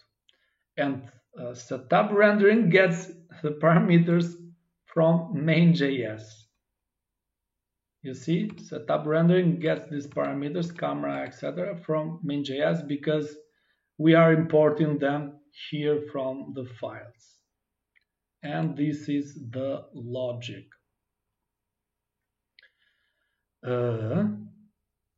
So we check, we create this and export this check collision. We, inside this function, what happened? For a recap, we create a player bounding box, which is an instance of 3box3 that creates a bounding box for this player or user. We create a variable for the camera world position, which again is an instance of 3vector3 class, and it creates a vector to hold the camera's world position. Then we access this get world position method with the camera that get world position, and we pass camera world position here, this vector3, and this gets the camera's world position and store it in this camera world position. You know that the camera represents always the user, the player, in our case. Then this player bounding box access this set from center and size method, and this sets the player bounding box to the camera's world position and size. The size here is 1, 1, 1 because the camera is a single point. This set from center and size method takes two parameters. So the center, which is the camera world position, and the size, which is this vector3. Okay, the center is a vector 3 that represents the center of the bounding box. The size is also a vector 3 that represents the size of the bounding box. Yeah, the size is the distance from the center to the edge of the bounding box in each direction. So if the size is 1, 1, 1, the bounding box will be 2 units wide, so 1, 1, 1, and 2 units tall and 2 units deep. If the size is 2, 2, 2, the bounding box will be 4 units wide, 4 units tall, and 4 units deep, etc. You can read more here if you forget or if you need again. And yeah, we create this loop to loop through the children of the walls. We loop through each wall and we get the wall. And then if the player bounding box intersects with this wall's bounding box, with this method intersects box, and we pass the wall's bounding box. So it's like the code is self-explanatory and this naming is very clear. So if the player bounding box intersects with the wall's bounding box, okay, return true. If not, if they doesn't intersect, return false. Okay, and that's it for the check collision function. And that's it. I think we covered everything. And setup rendering 2, setup rendering, which is in the rendering, okay, here. The rendering is, you know, if you remember the last part of the code, in the end, we had this rendering function, which in a recursive, does a recursive call, and it calls again and again, makes a loop. So yeah, we pass these parameters which we get from main.js. We create this clock from the built-in 3.clock. It keeps track for the time between the frames. And yeah, we create this render. We extract it from main.js. We have a variable that we need delta, because as we mentioned for the delta, which is clock that get delta, basically 3.clock that get delta. And this returns the time in seconds since the last frame. Then we have this update movement to update the movement, which takes these parameters delta, controls, camera, and walls that we explained before, explaining the update movement function.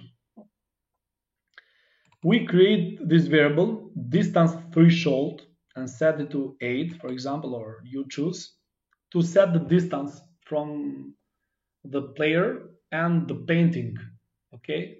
Because we need this distance to create the logic for the info card. So if we are closer than this distance, we want to show the info. If we are, away than 8 meters, we don't want to show the info card. We hide it. Okay. So we also create this painting to show variables, and we will see why we need it. We take these paintings that we pass here as an argument that we take from create paintings function. We loop through all the paintings, which was an array, remember, that we discussed before. We loop through all the paintings, and this distance to paintings variable will be the camera that position that distance to the paintings. Is self-explanatory. We get the distance to the painting. Okay, so this variable here is to get the distance to the painting. How far is this painting? Because we have this threshold of 8 units, 8 meters. So we get this with this method, distance to, and pass the painting position. And then if this distance to painting is less than 8 meters, is less than distance threshold. So if we are like 7 meters away from the painting, we set this painting to show that we created here to painting. This sets painting to show to this painting, which is lesser than 8. Okay, in this case we know that the painting will show. We will use this with this value because we know that in this case painting to show is set to this painting, which is lesser than 8 units. So we will show the painting. And here we see if painting to show, if this is true and we are less than 8, we are closer to the artwork, display the painting info. If not, hide the painting info.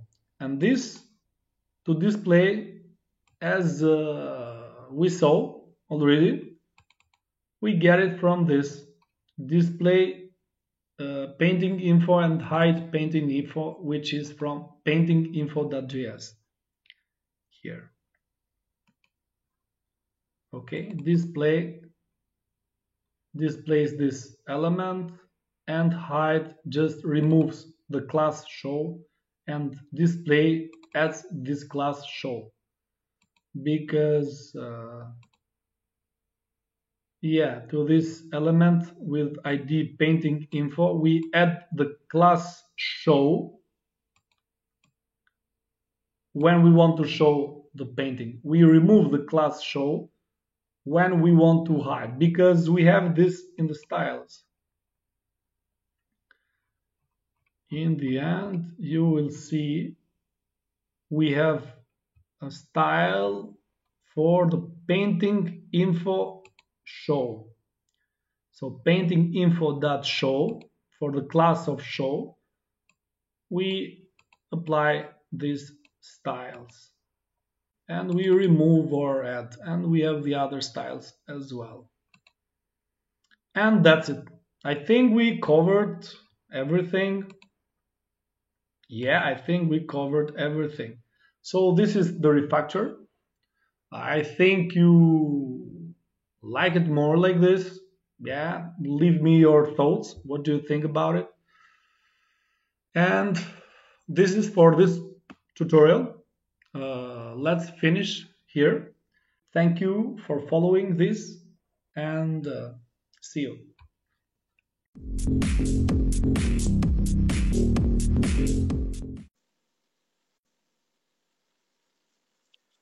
Welcome back, developers and 3D design enthusiasts. Today we are journeying further into the world of Three.js as we continue building our 3D art gallery. First of all, you can see that we have brand new textures, and they are in 4K resolution for the best quality. And yeah, the difference is visible. I think it's much better now. I have added a new ceiling, the walls, and I really like the floor. There are details, and the quality is good. Then we have integrated the pointer lock controls toggle, so now you can seamlessly toggle between game mode, giving you smooth navigation around the gallery. And also the UI interaction mode, letting you interact with on-screen elements at ease. As you can see, I press the space key and the pointer lock controls are disabled. So now I can use the mouse events. I can click and you see I'm redirected to my landing page, to my shop, or wherever you want the user to be redirected. This is a feature that some people asked for it in the comments, so I added it. But yeah, you ever wanted to touch the artwork in the gallery, but you had that do not touch sign, and that stopped you, right? Well, now you will be able to interact with the paintings. You can touch and you can click. So you can do whatever you want. You can attach other event listeners. You can add your own logic, but for now, I added the logic to simply navigate to an external website, which will be our website. But feel free to make your own logic about it. It's easy customizable now, so you can do it. What else? If that's not exciting enough for this part 6, we have introduced also a VR button for VR support. You can see we have the Enter VR here. This is also a feature that someone requested me by writing me on private, so I couldn't make it sooner. And I'm sorry for that, because yeah, that's someone that wrote to me, wanted a bit, he had this project and really needed this feature. But I was very busy, but in the end, yeah, I at least started this feature to implement it. So now we have this Enter VR, and we need to install an extension for this because I don't have a VR device.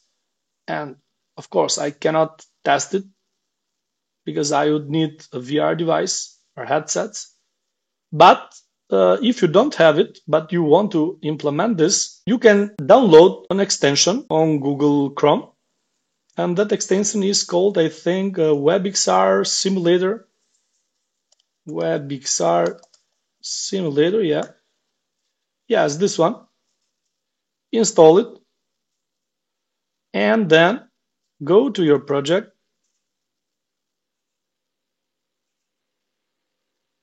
open the developer tools, and here you should find this WebXR. Open it, and you can see now that we have this simulator, and we can choose. For example, we have here Oculus Quest or Oculus Go, etc. Google, Samsung Galaxy, but yeah, leave it here, Oculus Quest. And if we press enter VR, you see that the scene turns black. Of course, I cannot test it because I don't have the headsets, but it shows that it works.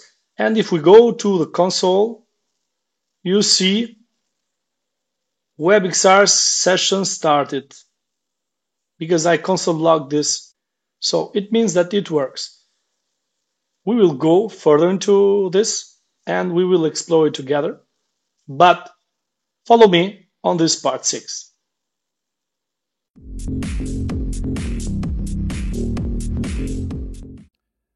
Alright, let's dive right in. Now we'll be adding an audio guide feature to our 3D art gallery. This is an awesome feature that you could use to explain your projects or simply to guide users through your gallery.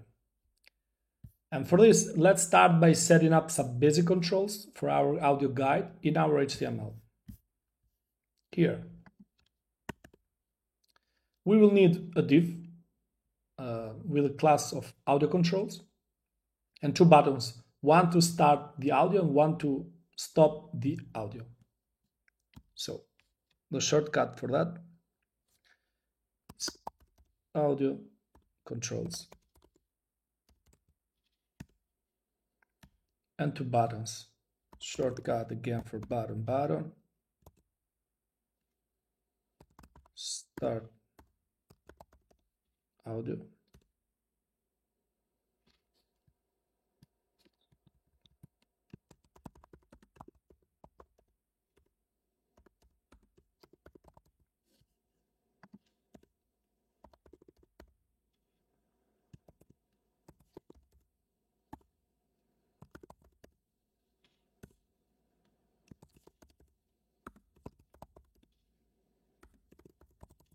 Okay. We have these basic controls for this. Now let's switch to our JavaScript and we are going to create a module called audio guide where we will handle the audio functionality. So create a new module here, call it audio guide. And as always, we import 3 from 3.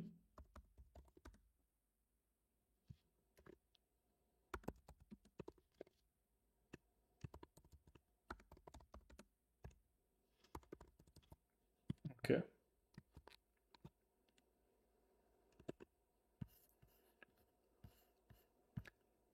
In this first line, we will import the 3 as we always need it, and we will declare a variable sound. This variable will be our audio source. Okay? So we need an audio source. This audio source will be this variable, let sound. After having this audio source variable, what we need the function that will make this possible. And let's call it setup audio. And since we needed to export it, it will be export const setup audio. Okay? So narrow function.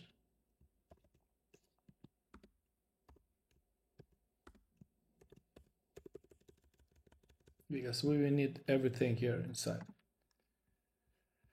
So we have this setup audio. This setup audio will take as a parameter the camera because we need this camera parameter. I will explain everything, no worries. So the first thing is for the audio, like in real life, we have the music. To be able to listen to the music, we need our ears, right? So we listen to the music. We need some ears. And the same thing in Three.js, we need this listener that will act as our ears, okay? So a variable for that, const listener. We are not going to call it ears, so yeah, listener. And this we will get it from the audio listener class from 3. So new 3 dot audio listener. It is, oh no, it is here. Parenthesis. Okay. Make sure you are writing inside this function, okay? Because when we will export it, this logic will be inside this setup audio, not outside, because you will get errors, etc., etc. So we defined our first function, and the only one that we will need actually.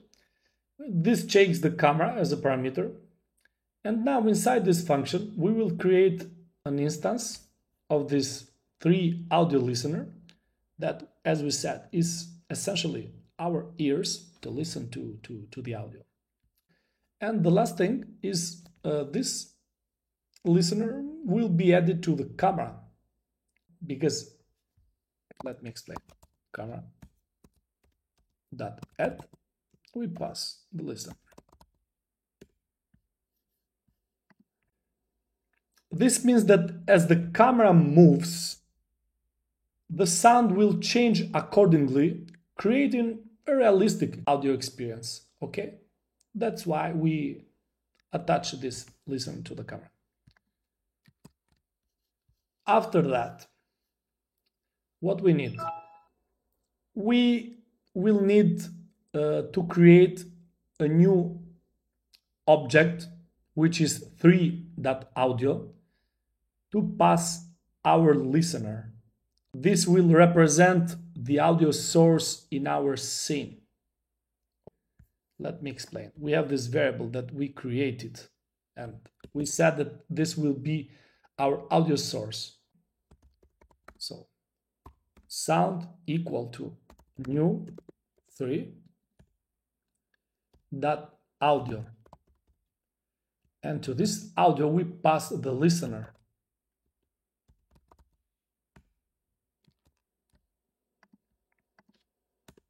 Okay.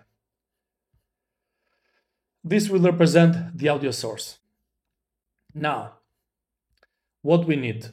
We need to instantiate an audio loader, which will allow us to load our audio file, because, yeah, we need to load the file. And to load the file that we will download and put it somewhere in our project, to load this file, we need a loader.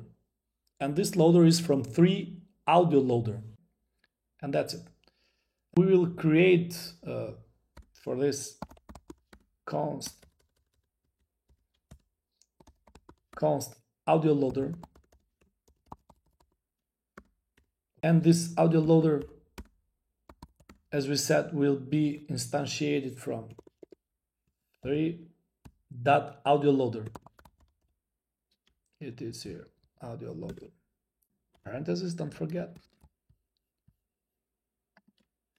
Now that we have this audio loader, we are calling the load method, and we will pass the file path where we have this sound, this audio. And we will also have another parameter apart from the file, and I will explain while writing it down. Audio loader dot load. Pass the file path here. That can be, we will add the folder sounds. Inside this folder sounds eventually will be the name of the audio. Let's rename our audio guide, because maybe we will have more than one audio. So that OGG, you know the format OGG. And here, as I said, inside this Oh, I'm outside. Okay. Inside, we will also pass a callback function, and this callback function will run once the audio file is loaded. So function that we will run once the audio file is loaded. We will pass here the buffer. Why? Because here we will set the buffer of our sound object to the loaded audio data. And the naming in Three.js is always intuitive. So we use these methods that the naming can explain itself. So sound, our sound, set buffer. And we just pass the buffer that I passed it here as a parameter. Also, this callback that will run once the audio file is loaded, we will set the buffer, but also we want to enable looping because, yeah, for example, I want to add the background music at the moment and I want just to loop it.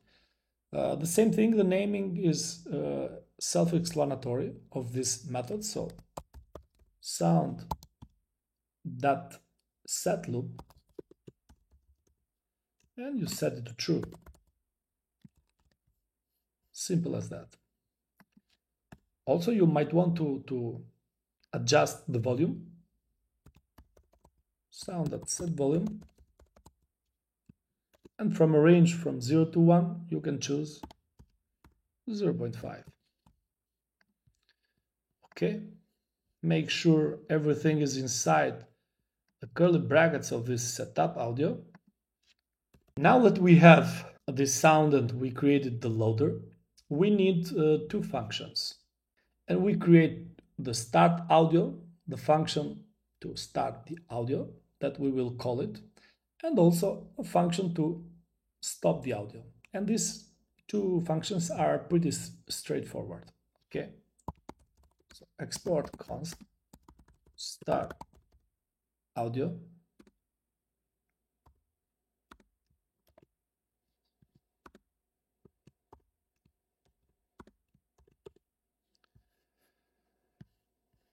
In this case, to follow the logic when you create things, when you create functions in programming, you want that if there is a sound, you want to play it, but you want to check if there is a sound, play it.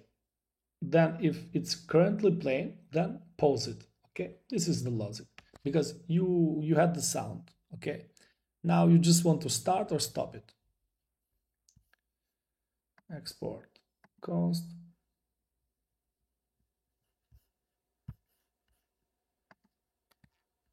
yeah, it's inside. Just put it outside. It's a separate function. As I said, it's pretty straightforward. If there is a sound, if true, just play it. And for that, sound.play. Simple as that. The same logic for stop audio. Export const stop audio.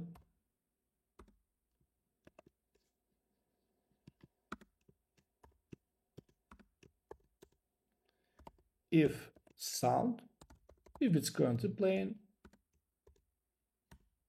you want to stop it. It's the same thing. Not stop, but pause. So sound.pause. Okay. Yeah, and that's it. The last thing that we need, finally, we will import this setup audio function. We will import it to our main.js. Okay, we call it so we have the audio in our scene. So go to main.js, import this setup audio.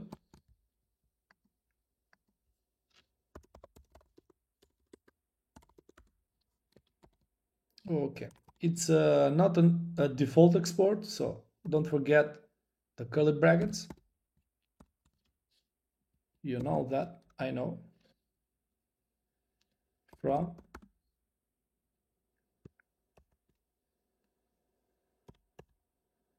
audio guide. And then just call it here in the main.js. Setup audio. And you pass the camera as a parameter. Yeah, you are passing the camera because you are using it here in the audio guide file. You see, you are using the camera that you attached the listener to the camera to be able, to create that 3D experience as you move in the scene. But you don't have any camera here defined in this file. JavaScript doesn't know anything about this camera. So yeah, you have the camera here because you are getting it from setup scene. And that's why you pass it here to use it also here. And that's it. We now have a working audio guide. I don't think we have any errors. Oh, okay. I need to restart it. You see here, start audio guide, stop audio guide. Yeah, I need to put the audio file in my project because I don't have it. But yeah, we should not have any problem. We will test. Let me add the file.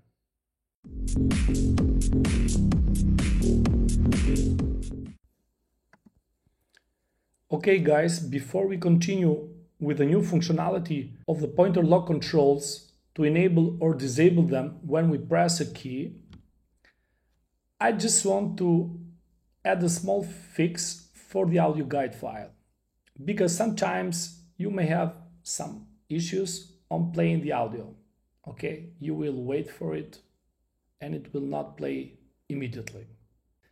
And this is due to the asynchronous nature of audio loading in JavaScript and how the Web Audio API handles playback requests. And here is an adjusted version of this audio guide file that maybe should work more reliably.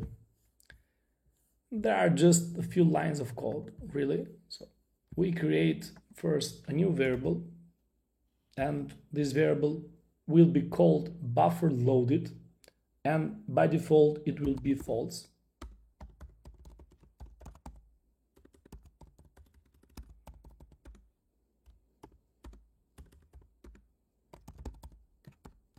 Okay. This flag is to track if audio buffer is loaded or not. And here, when we are using this load method, when we are setting the buffer and setting the loop, here we will set the buffer loaded to true.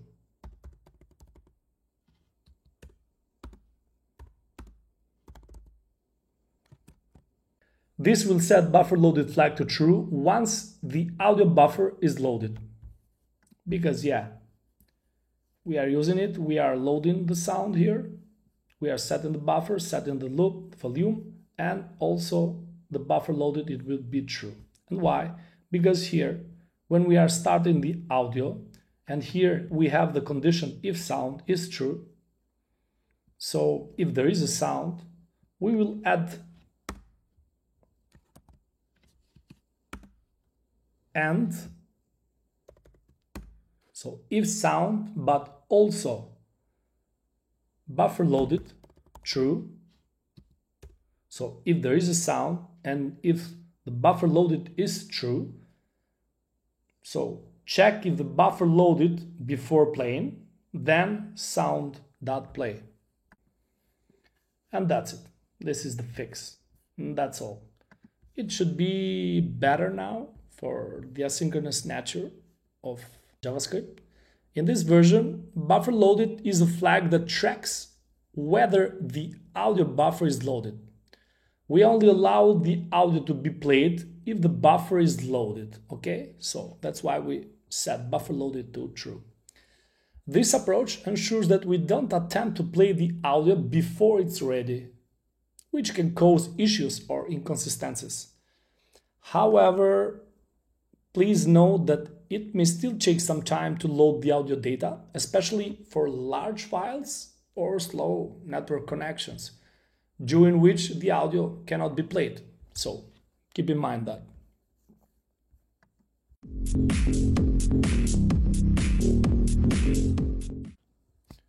Alright, let's continue fixing the pointer lock controls now.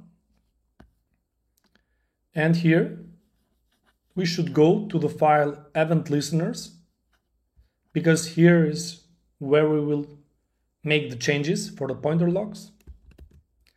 At the top, we will introduce a new variable, lock pointer, which will keep track of the state of the pointer lock. Okay? If it's true, it means that the pointer is locked and we are in the game mode. If it's false, it means that the pointer is unlocked. We can interact with the UI elements. Okay? So let's introduce this new variable and follow me step by step. So let lock pointer, and by default it will be true. And also another variable for the menu to show it when it's unlocked or not. So let show menu unlock. And this by default is false. So these two new variables, lock pointer and show menu unlock. Lock pointer will help us know the current state of the pointer, whether it is locked or not. Simple as that. Show menu unlock will be a flag that determines if the menu should be shown when the pointer lock is unlocked. Simple as that. Okay? Now we should change a bit our code. And what we will change are this key down, key up, and unlock. Okay? So first of all, we will change the unlock to show the menu or not. And here we will change the second parameter, which now is simply the show menu. Okay, that we get from menu.js to show the menu, which is a module, separated module. Here we will change it a bit. We will add a condition. Let's add first a function, and this arrow function,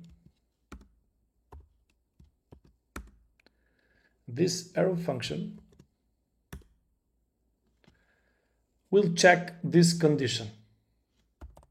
If show menu unlock, okay, then we show the menu. So if this flag is true, then we will show the menu. Simple as that. So we simply call the show menu.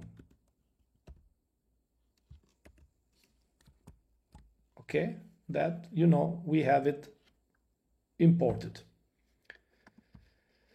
And yeah, else the show menu unlock will be false. So show menu unlock will be false. That's it.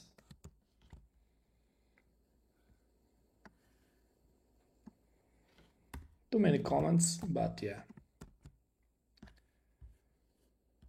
In this part, we add this event listener to the unlock event. So we check whether to display the menu when the pointer lock is released, and after that we reset the flag back to the false value. Okay? Now, next thing we want to do is to create a function to toggle the pointer lock.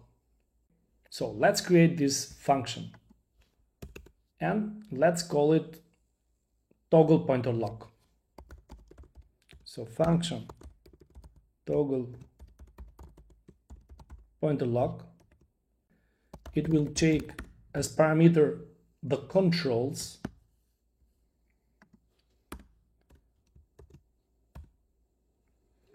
and inside the function we will check the condition to toggle it. If lock pointer, so if it's true, the variable lock pointer, which initially is true, then we want the controls to be locked. That's why we have the parameter controls, because we want to set the controls to lock or unlock, okay? So without getting confused, if you see the code, it's way easier. So the condition, if lock pointer, which is the variable that we just created, if lock pointer, what we do? We lock the controls. So controls dot lock. Else, if the condition is not met, that what we want to do, we want to set the controls to unlock. So controls dot unlock. Okay, so we have the controls as a parameter. We will call it in the main.js, etc., etc., etc. But also in the else block, we also want to set the show menu unlock to false, right? Show menu unlock will be false.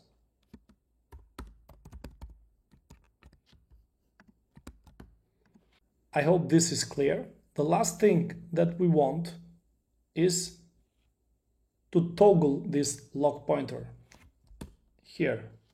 So lock pointer equal exclamation mark lock pointer, which is basically set the boolean value to its the contrary. So set it if it's true, make it false. If it's false, make it true. This is the meaning of this exclamation mark. But yeah, I know that you already know this. I'm just reminding you the basic things. Okay, so this toggles the lock pointer variable that we created at the top. Just toggle. Okay. And that's it for this part of code. This function is called when we want to toggle the state of the pointer lock. If the pointer lock is currently locked, meaning that the lock pointer is true initially,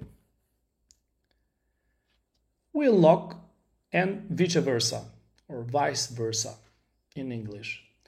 We also toggle at the end the value of lock pointer at the end.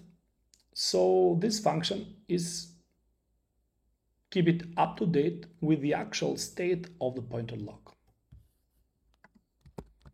And this is done.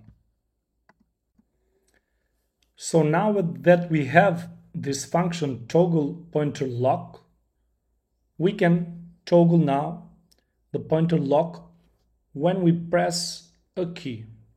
That's what we wanted to do, right?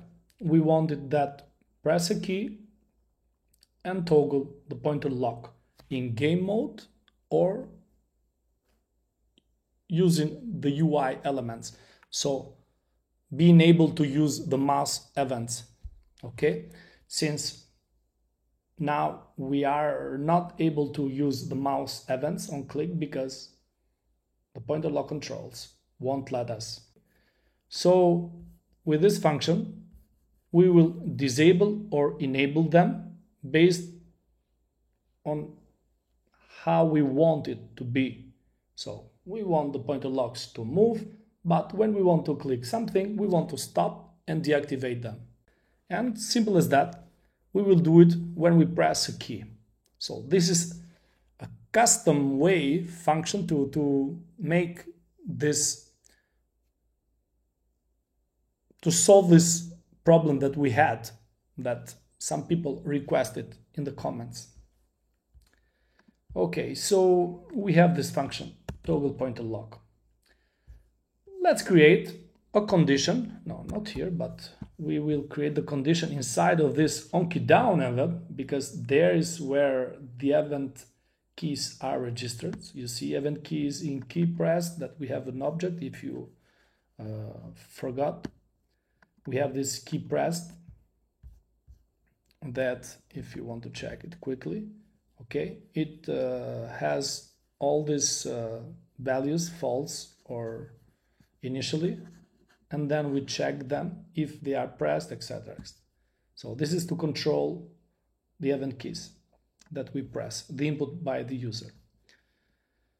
And here on this function onKeyDown, that is the event that checks if we press a key, below this condition that we already have, we will add our new condition. So if we press the space bar, we will choose space bar for this. We can use any other key, but I think space bar is,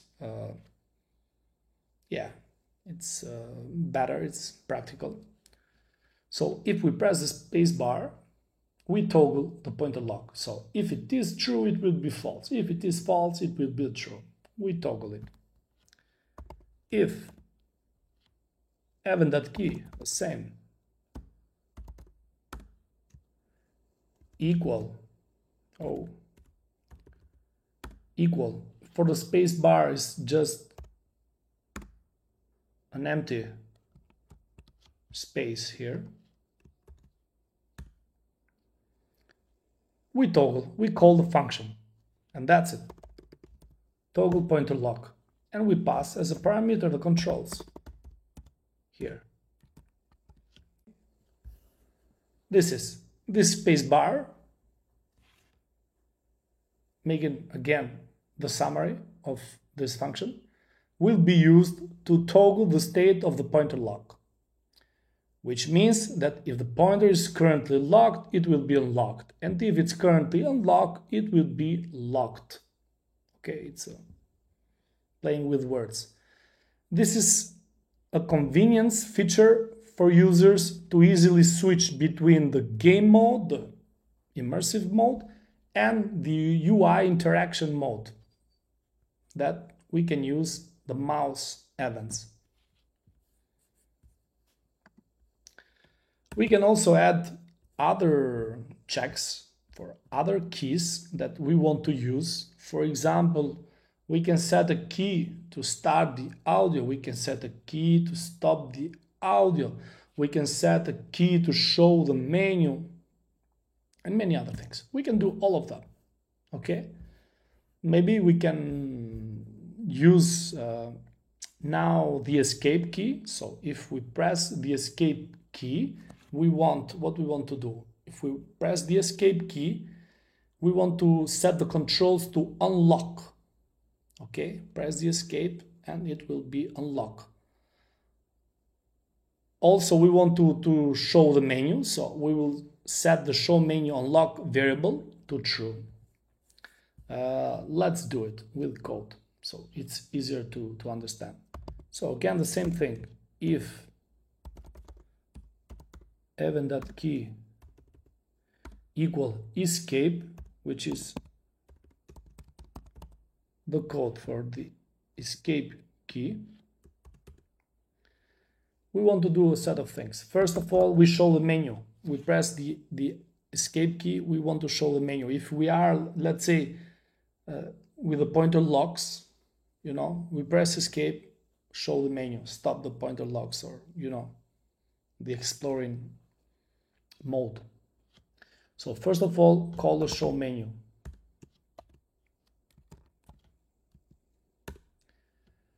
Then we want to set the variable to true, the show menu unlock, which is responsible to check the state for this. So show menu unlock to true.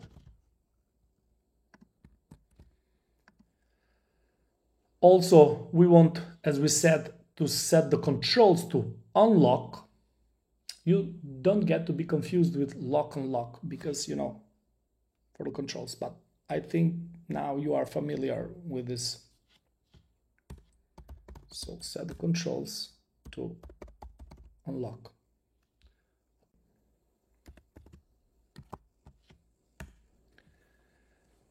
Also, as with the menu, we want to change this variable that we had at the top. So the variable that which is responsible to track the state. So lock pointer, we set it to false in this case.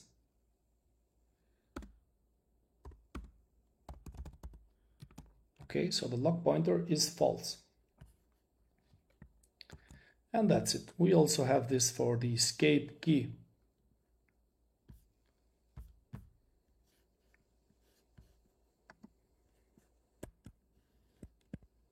Okay, you see, I pressed the escape key, I showed the menu and set it the unlock controls. Okay, so it works.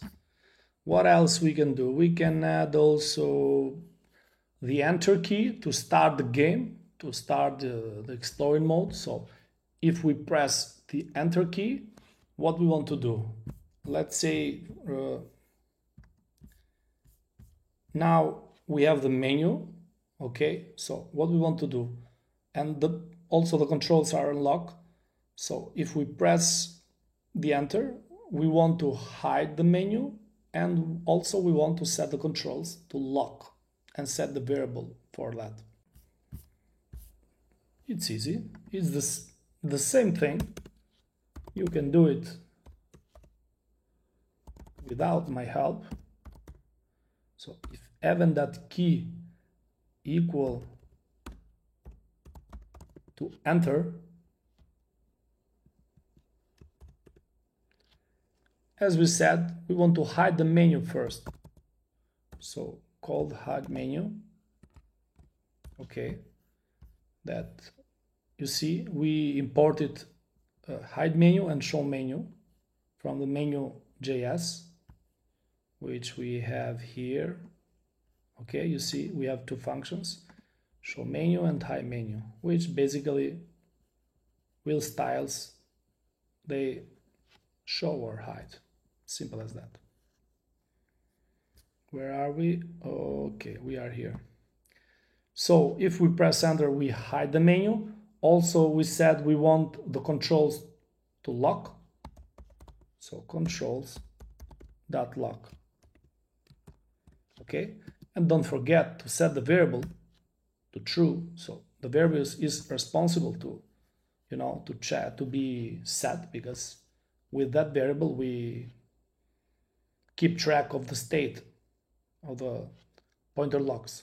So lock pointer, set it to true. Okay, and that's it. We also have escape, we have enter, and we have the space key.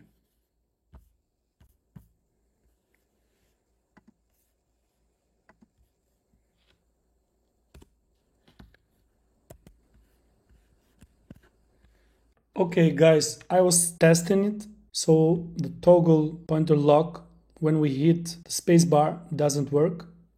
And let's check.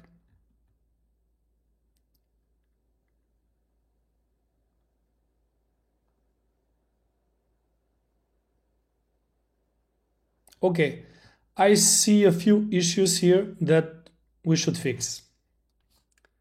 But first of all, let me change this variable name, and then we fix the issues.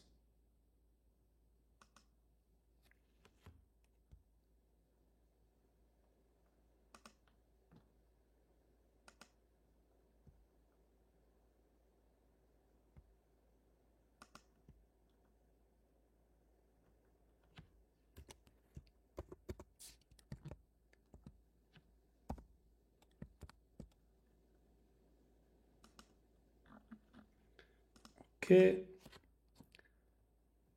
So the issues are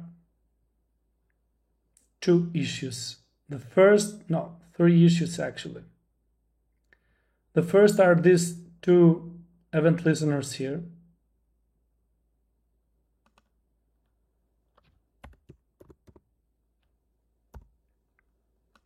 The first are these two event listeners here.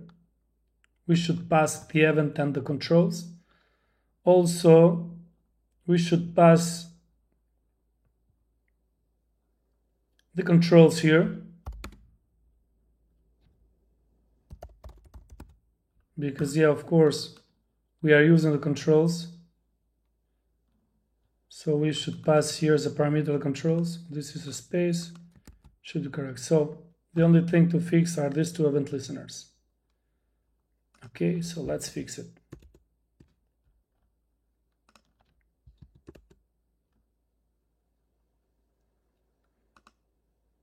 So here on this onKeyDown, let's pass the event, create an error function,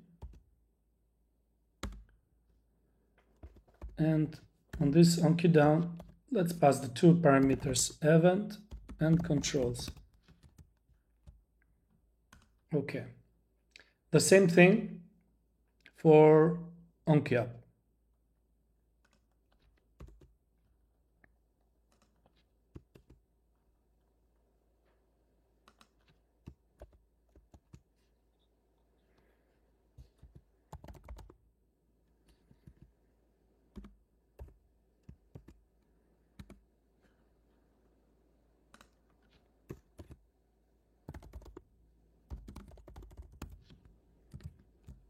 Okay, it should be okay now.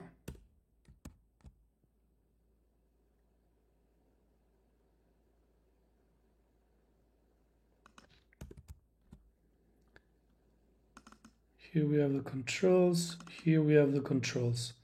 I think it should work now. Let's try. Pointer locks are enabled. Let's press space. Okay, it works. Okay. It works the first time, but the toggle doesn't work. So this is correct, but the toggle doesn't work. So the second time that I press the space doesn't work.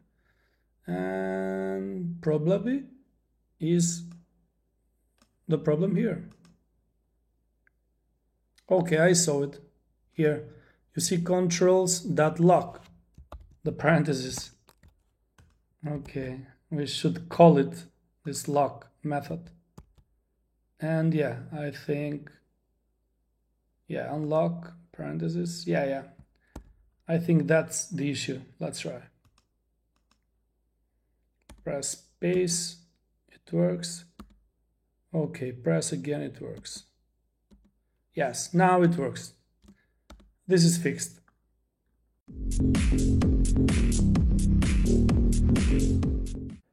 Okay, now that we fixed the pointer locks controls toggle, we want to add the functionality that we discussed previously.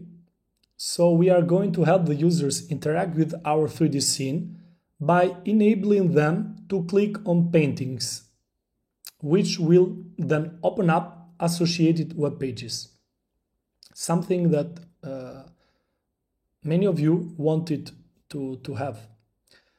The main components of these features are first the click event handling, then the raycasting that we didn't cover, the painting object interaction, and to break it down with the explanation step by step, let's see the code that we are going to create for that.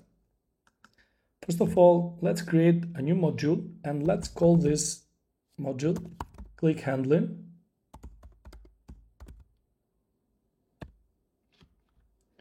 And first thing first, we want to import the 3.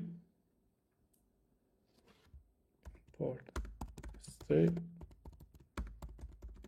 from 3.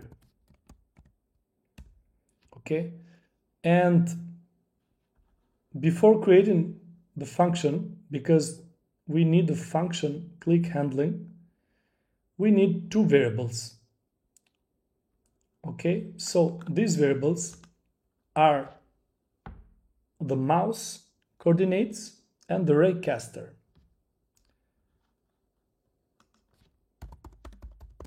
Let mouse. We create a new vector2 for this. So from the 3, new 3, that vector2. And for the raycaster,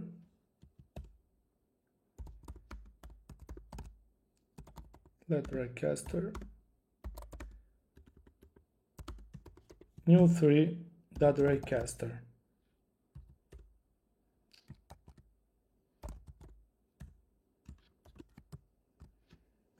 Okay.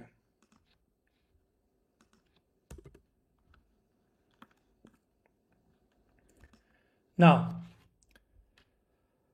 we created this module, and now we will create a function with the same name, click handling, that will accept some parameters. So, function click handling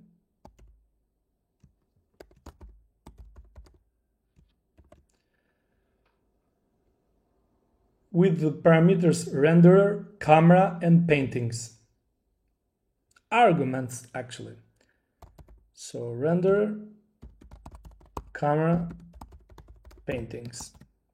Okay, we don't have this defined anywhere in this file, but you know by now that we will call this function here in the main.js, and we'll pass, the camera, etc., etc.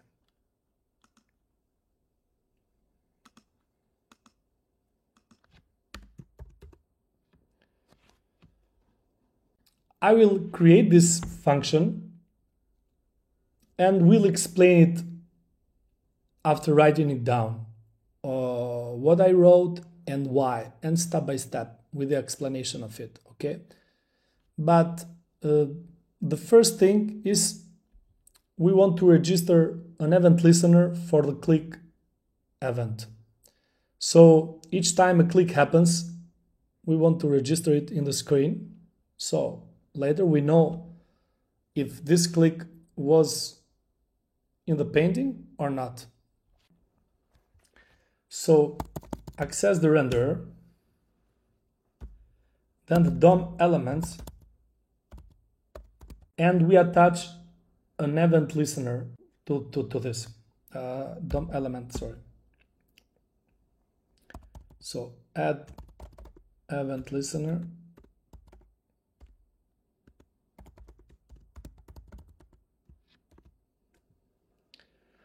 and it will be a click event.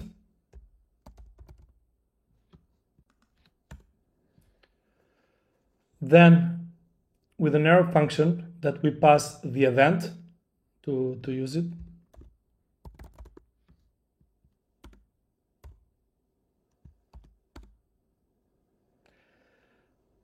And here we will use the coordinates for the mouse, for the X and the Y coordinates, okay? So here, the mouse that we created, the vector2, mouse.x, and we should normalize this, but I will explain after writing it. So mouse.x, we assign it to the event that client x, okay, divided, you have heard of this, window.inner width and window.inner height, do you remember? Inner width. And we normalize it. For those that don't know what I'm talking about, I will explain. -1. And the same thing for the Y.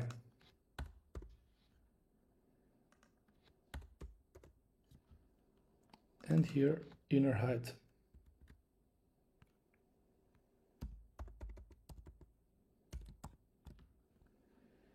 Okay. Here, we registered an event listener on the click event. Okay. Sorry, I have just a small bug here. This is plus.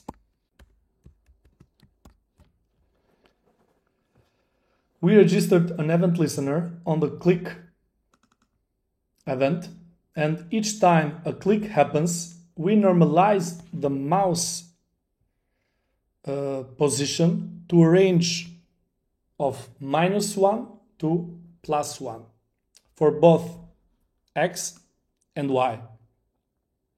This is because Three.js uses this range to represent the screen space. We then call the onClick function, passing the camera and the paintings as arguments. So onClick, pass the camera, the paintings. Okay, and this is done. Don't get confused by this formula here. It's just to normalize the coordinates for the X and the Y, because Three.js uses this to represent the screen space, and that's it. Nothing, to be afraid of. Yeah, I have a small typo here.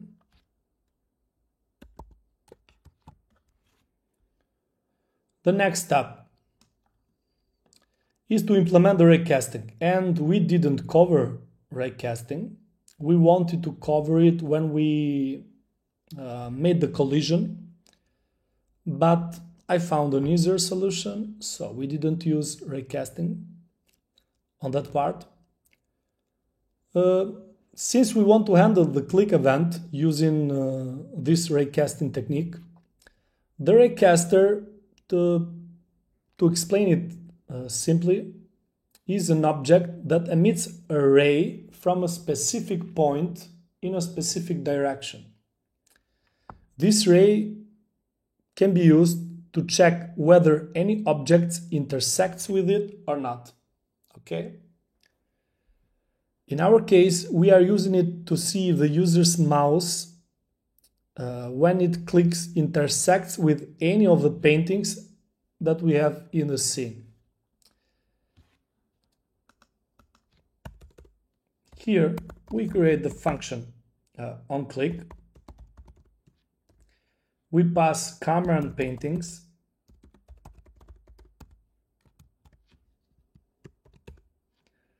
Then we access this raycaster, and we have a method here, set from camera. I will explain. And we pass the mouse and the camera.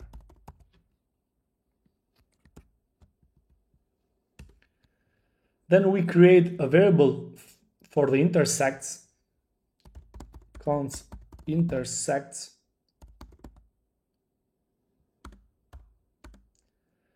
and assign it to raycaster that intersect objects method. Intersect objects. Okay, objects, not object. And here we pass what? The paintings, what we want to intersect.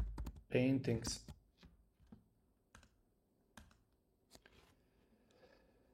In this onClick function that we just created, we use the raycaster's set from camera method, which takes the normalized mouse coordinates for X and for Y as arguments, and also the camera. We then use the raycaster's intersect objects to get an array of intersections between the array and the paintings. Each element in this array represents an intersection, and it contains information about where the intersection occurred, what object was intersected, etc., etc. So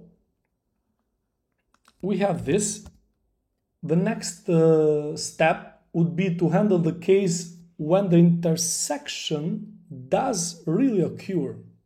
So if this intersect array that we mentioned is not empty, it means that the user has clicked and it was a painting there where we clicked.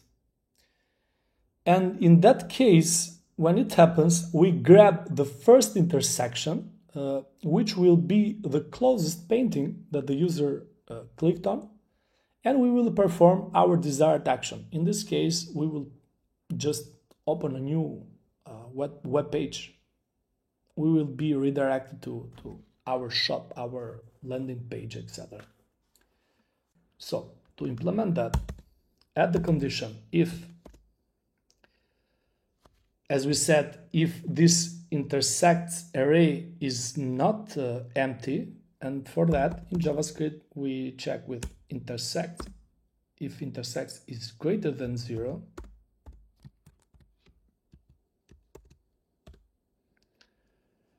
here we create first a variable to access the painting. So the first one, const painting.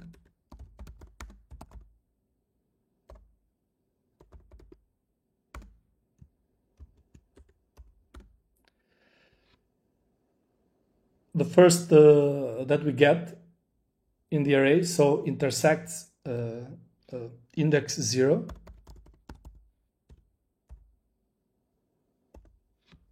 That object.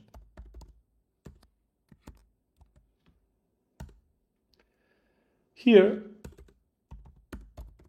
perform the desired actions. Okay, we can console log. We can console log here the clicked painting. So clicked painting, and here we pass the title of it, so we know what we click, and that is, we get it from painting data, painting title. Where is it? Title. So info title. Okay, but this is the user data object, which is here in painting.js. This user data. So here to access it, painting dot user data dot info dot title. Okay, since we are there, we want simply to open an external page. So for that, we use window dot open here, and we pass the link that we want to open. We can simply add here the URL, but it will be added here in the user data. So a new property here, URL, and also add it here. Yeah, I already added here the URL. So for that, I can simply back. Well, okay, I have it. Oh, I have it. Oh yeah, I have it.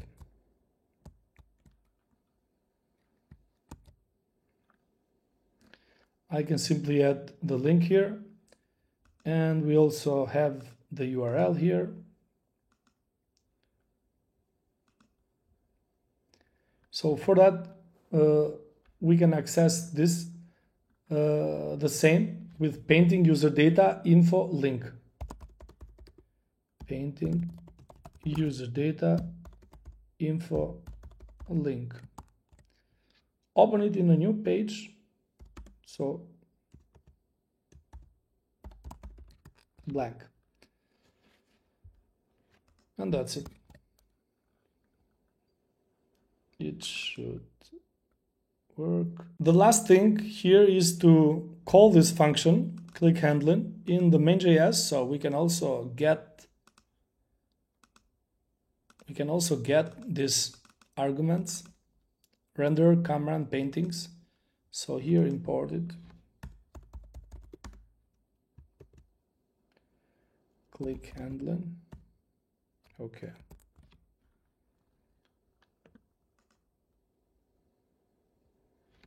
And let's say here, call it click handling and pass render, camera we set, and paintings, right? Render, camera, paintings. Render, camera, paintings, yes. Let's try now if it works or not.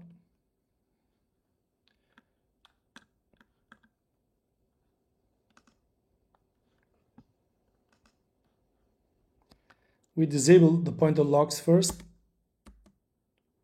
Now we click. It doesn't work. Let's see the console log. OnClick is not function. OnClick, why I see it lowercase? It should be uppercase, right?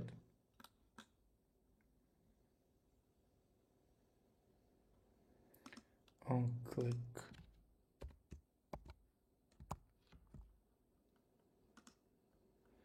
Yeah, it was a typo. Disable the pointer locks controls. Click, but nothing happens.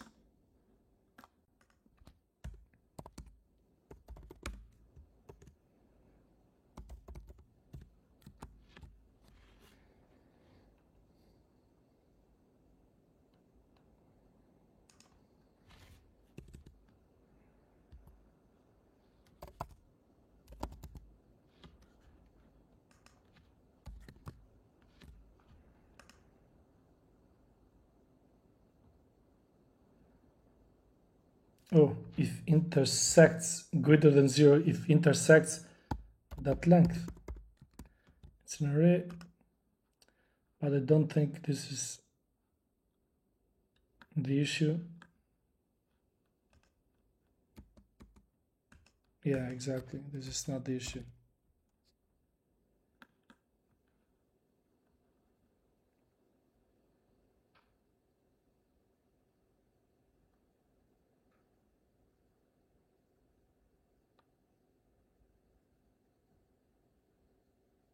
Oh, okay, so this is for Three.js to normalize the screen space we set from -1 to +1. So this is minus here. This is minus here. I think this is causing the issue.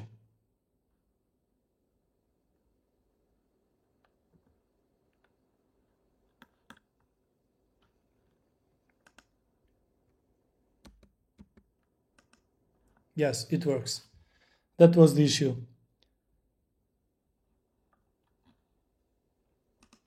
If we click here, nothing happens. If we click on the painting, it intersects and it works. So it organizes the paintings. Okay. And this is done. You see also it's console logged. Clicked painting Van Gogh 2, click painting Van Gogh 3, or Van Gogh 1. So it works.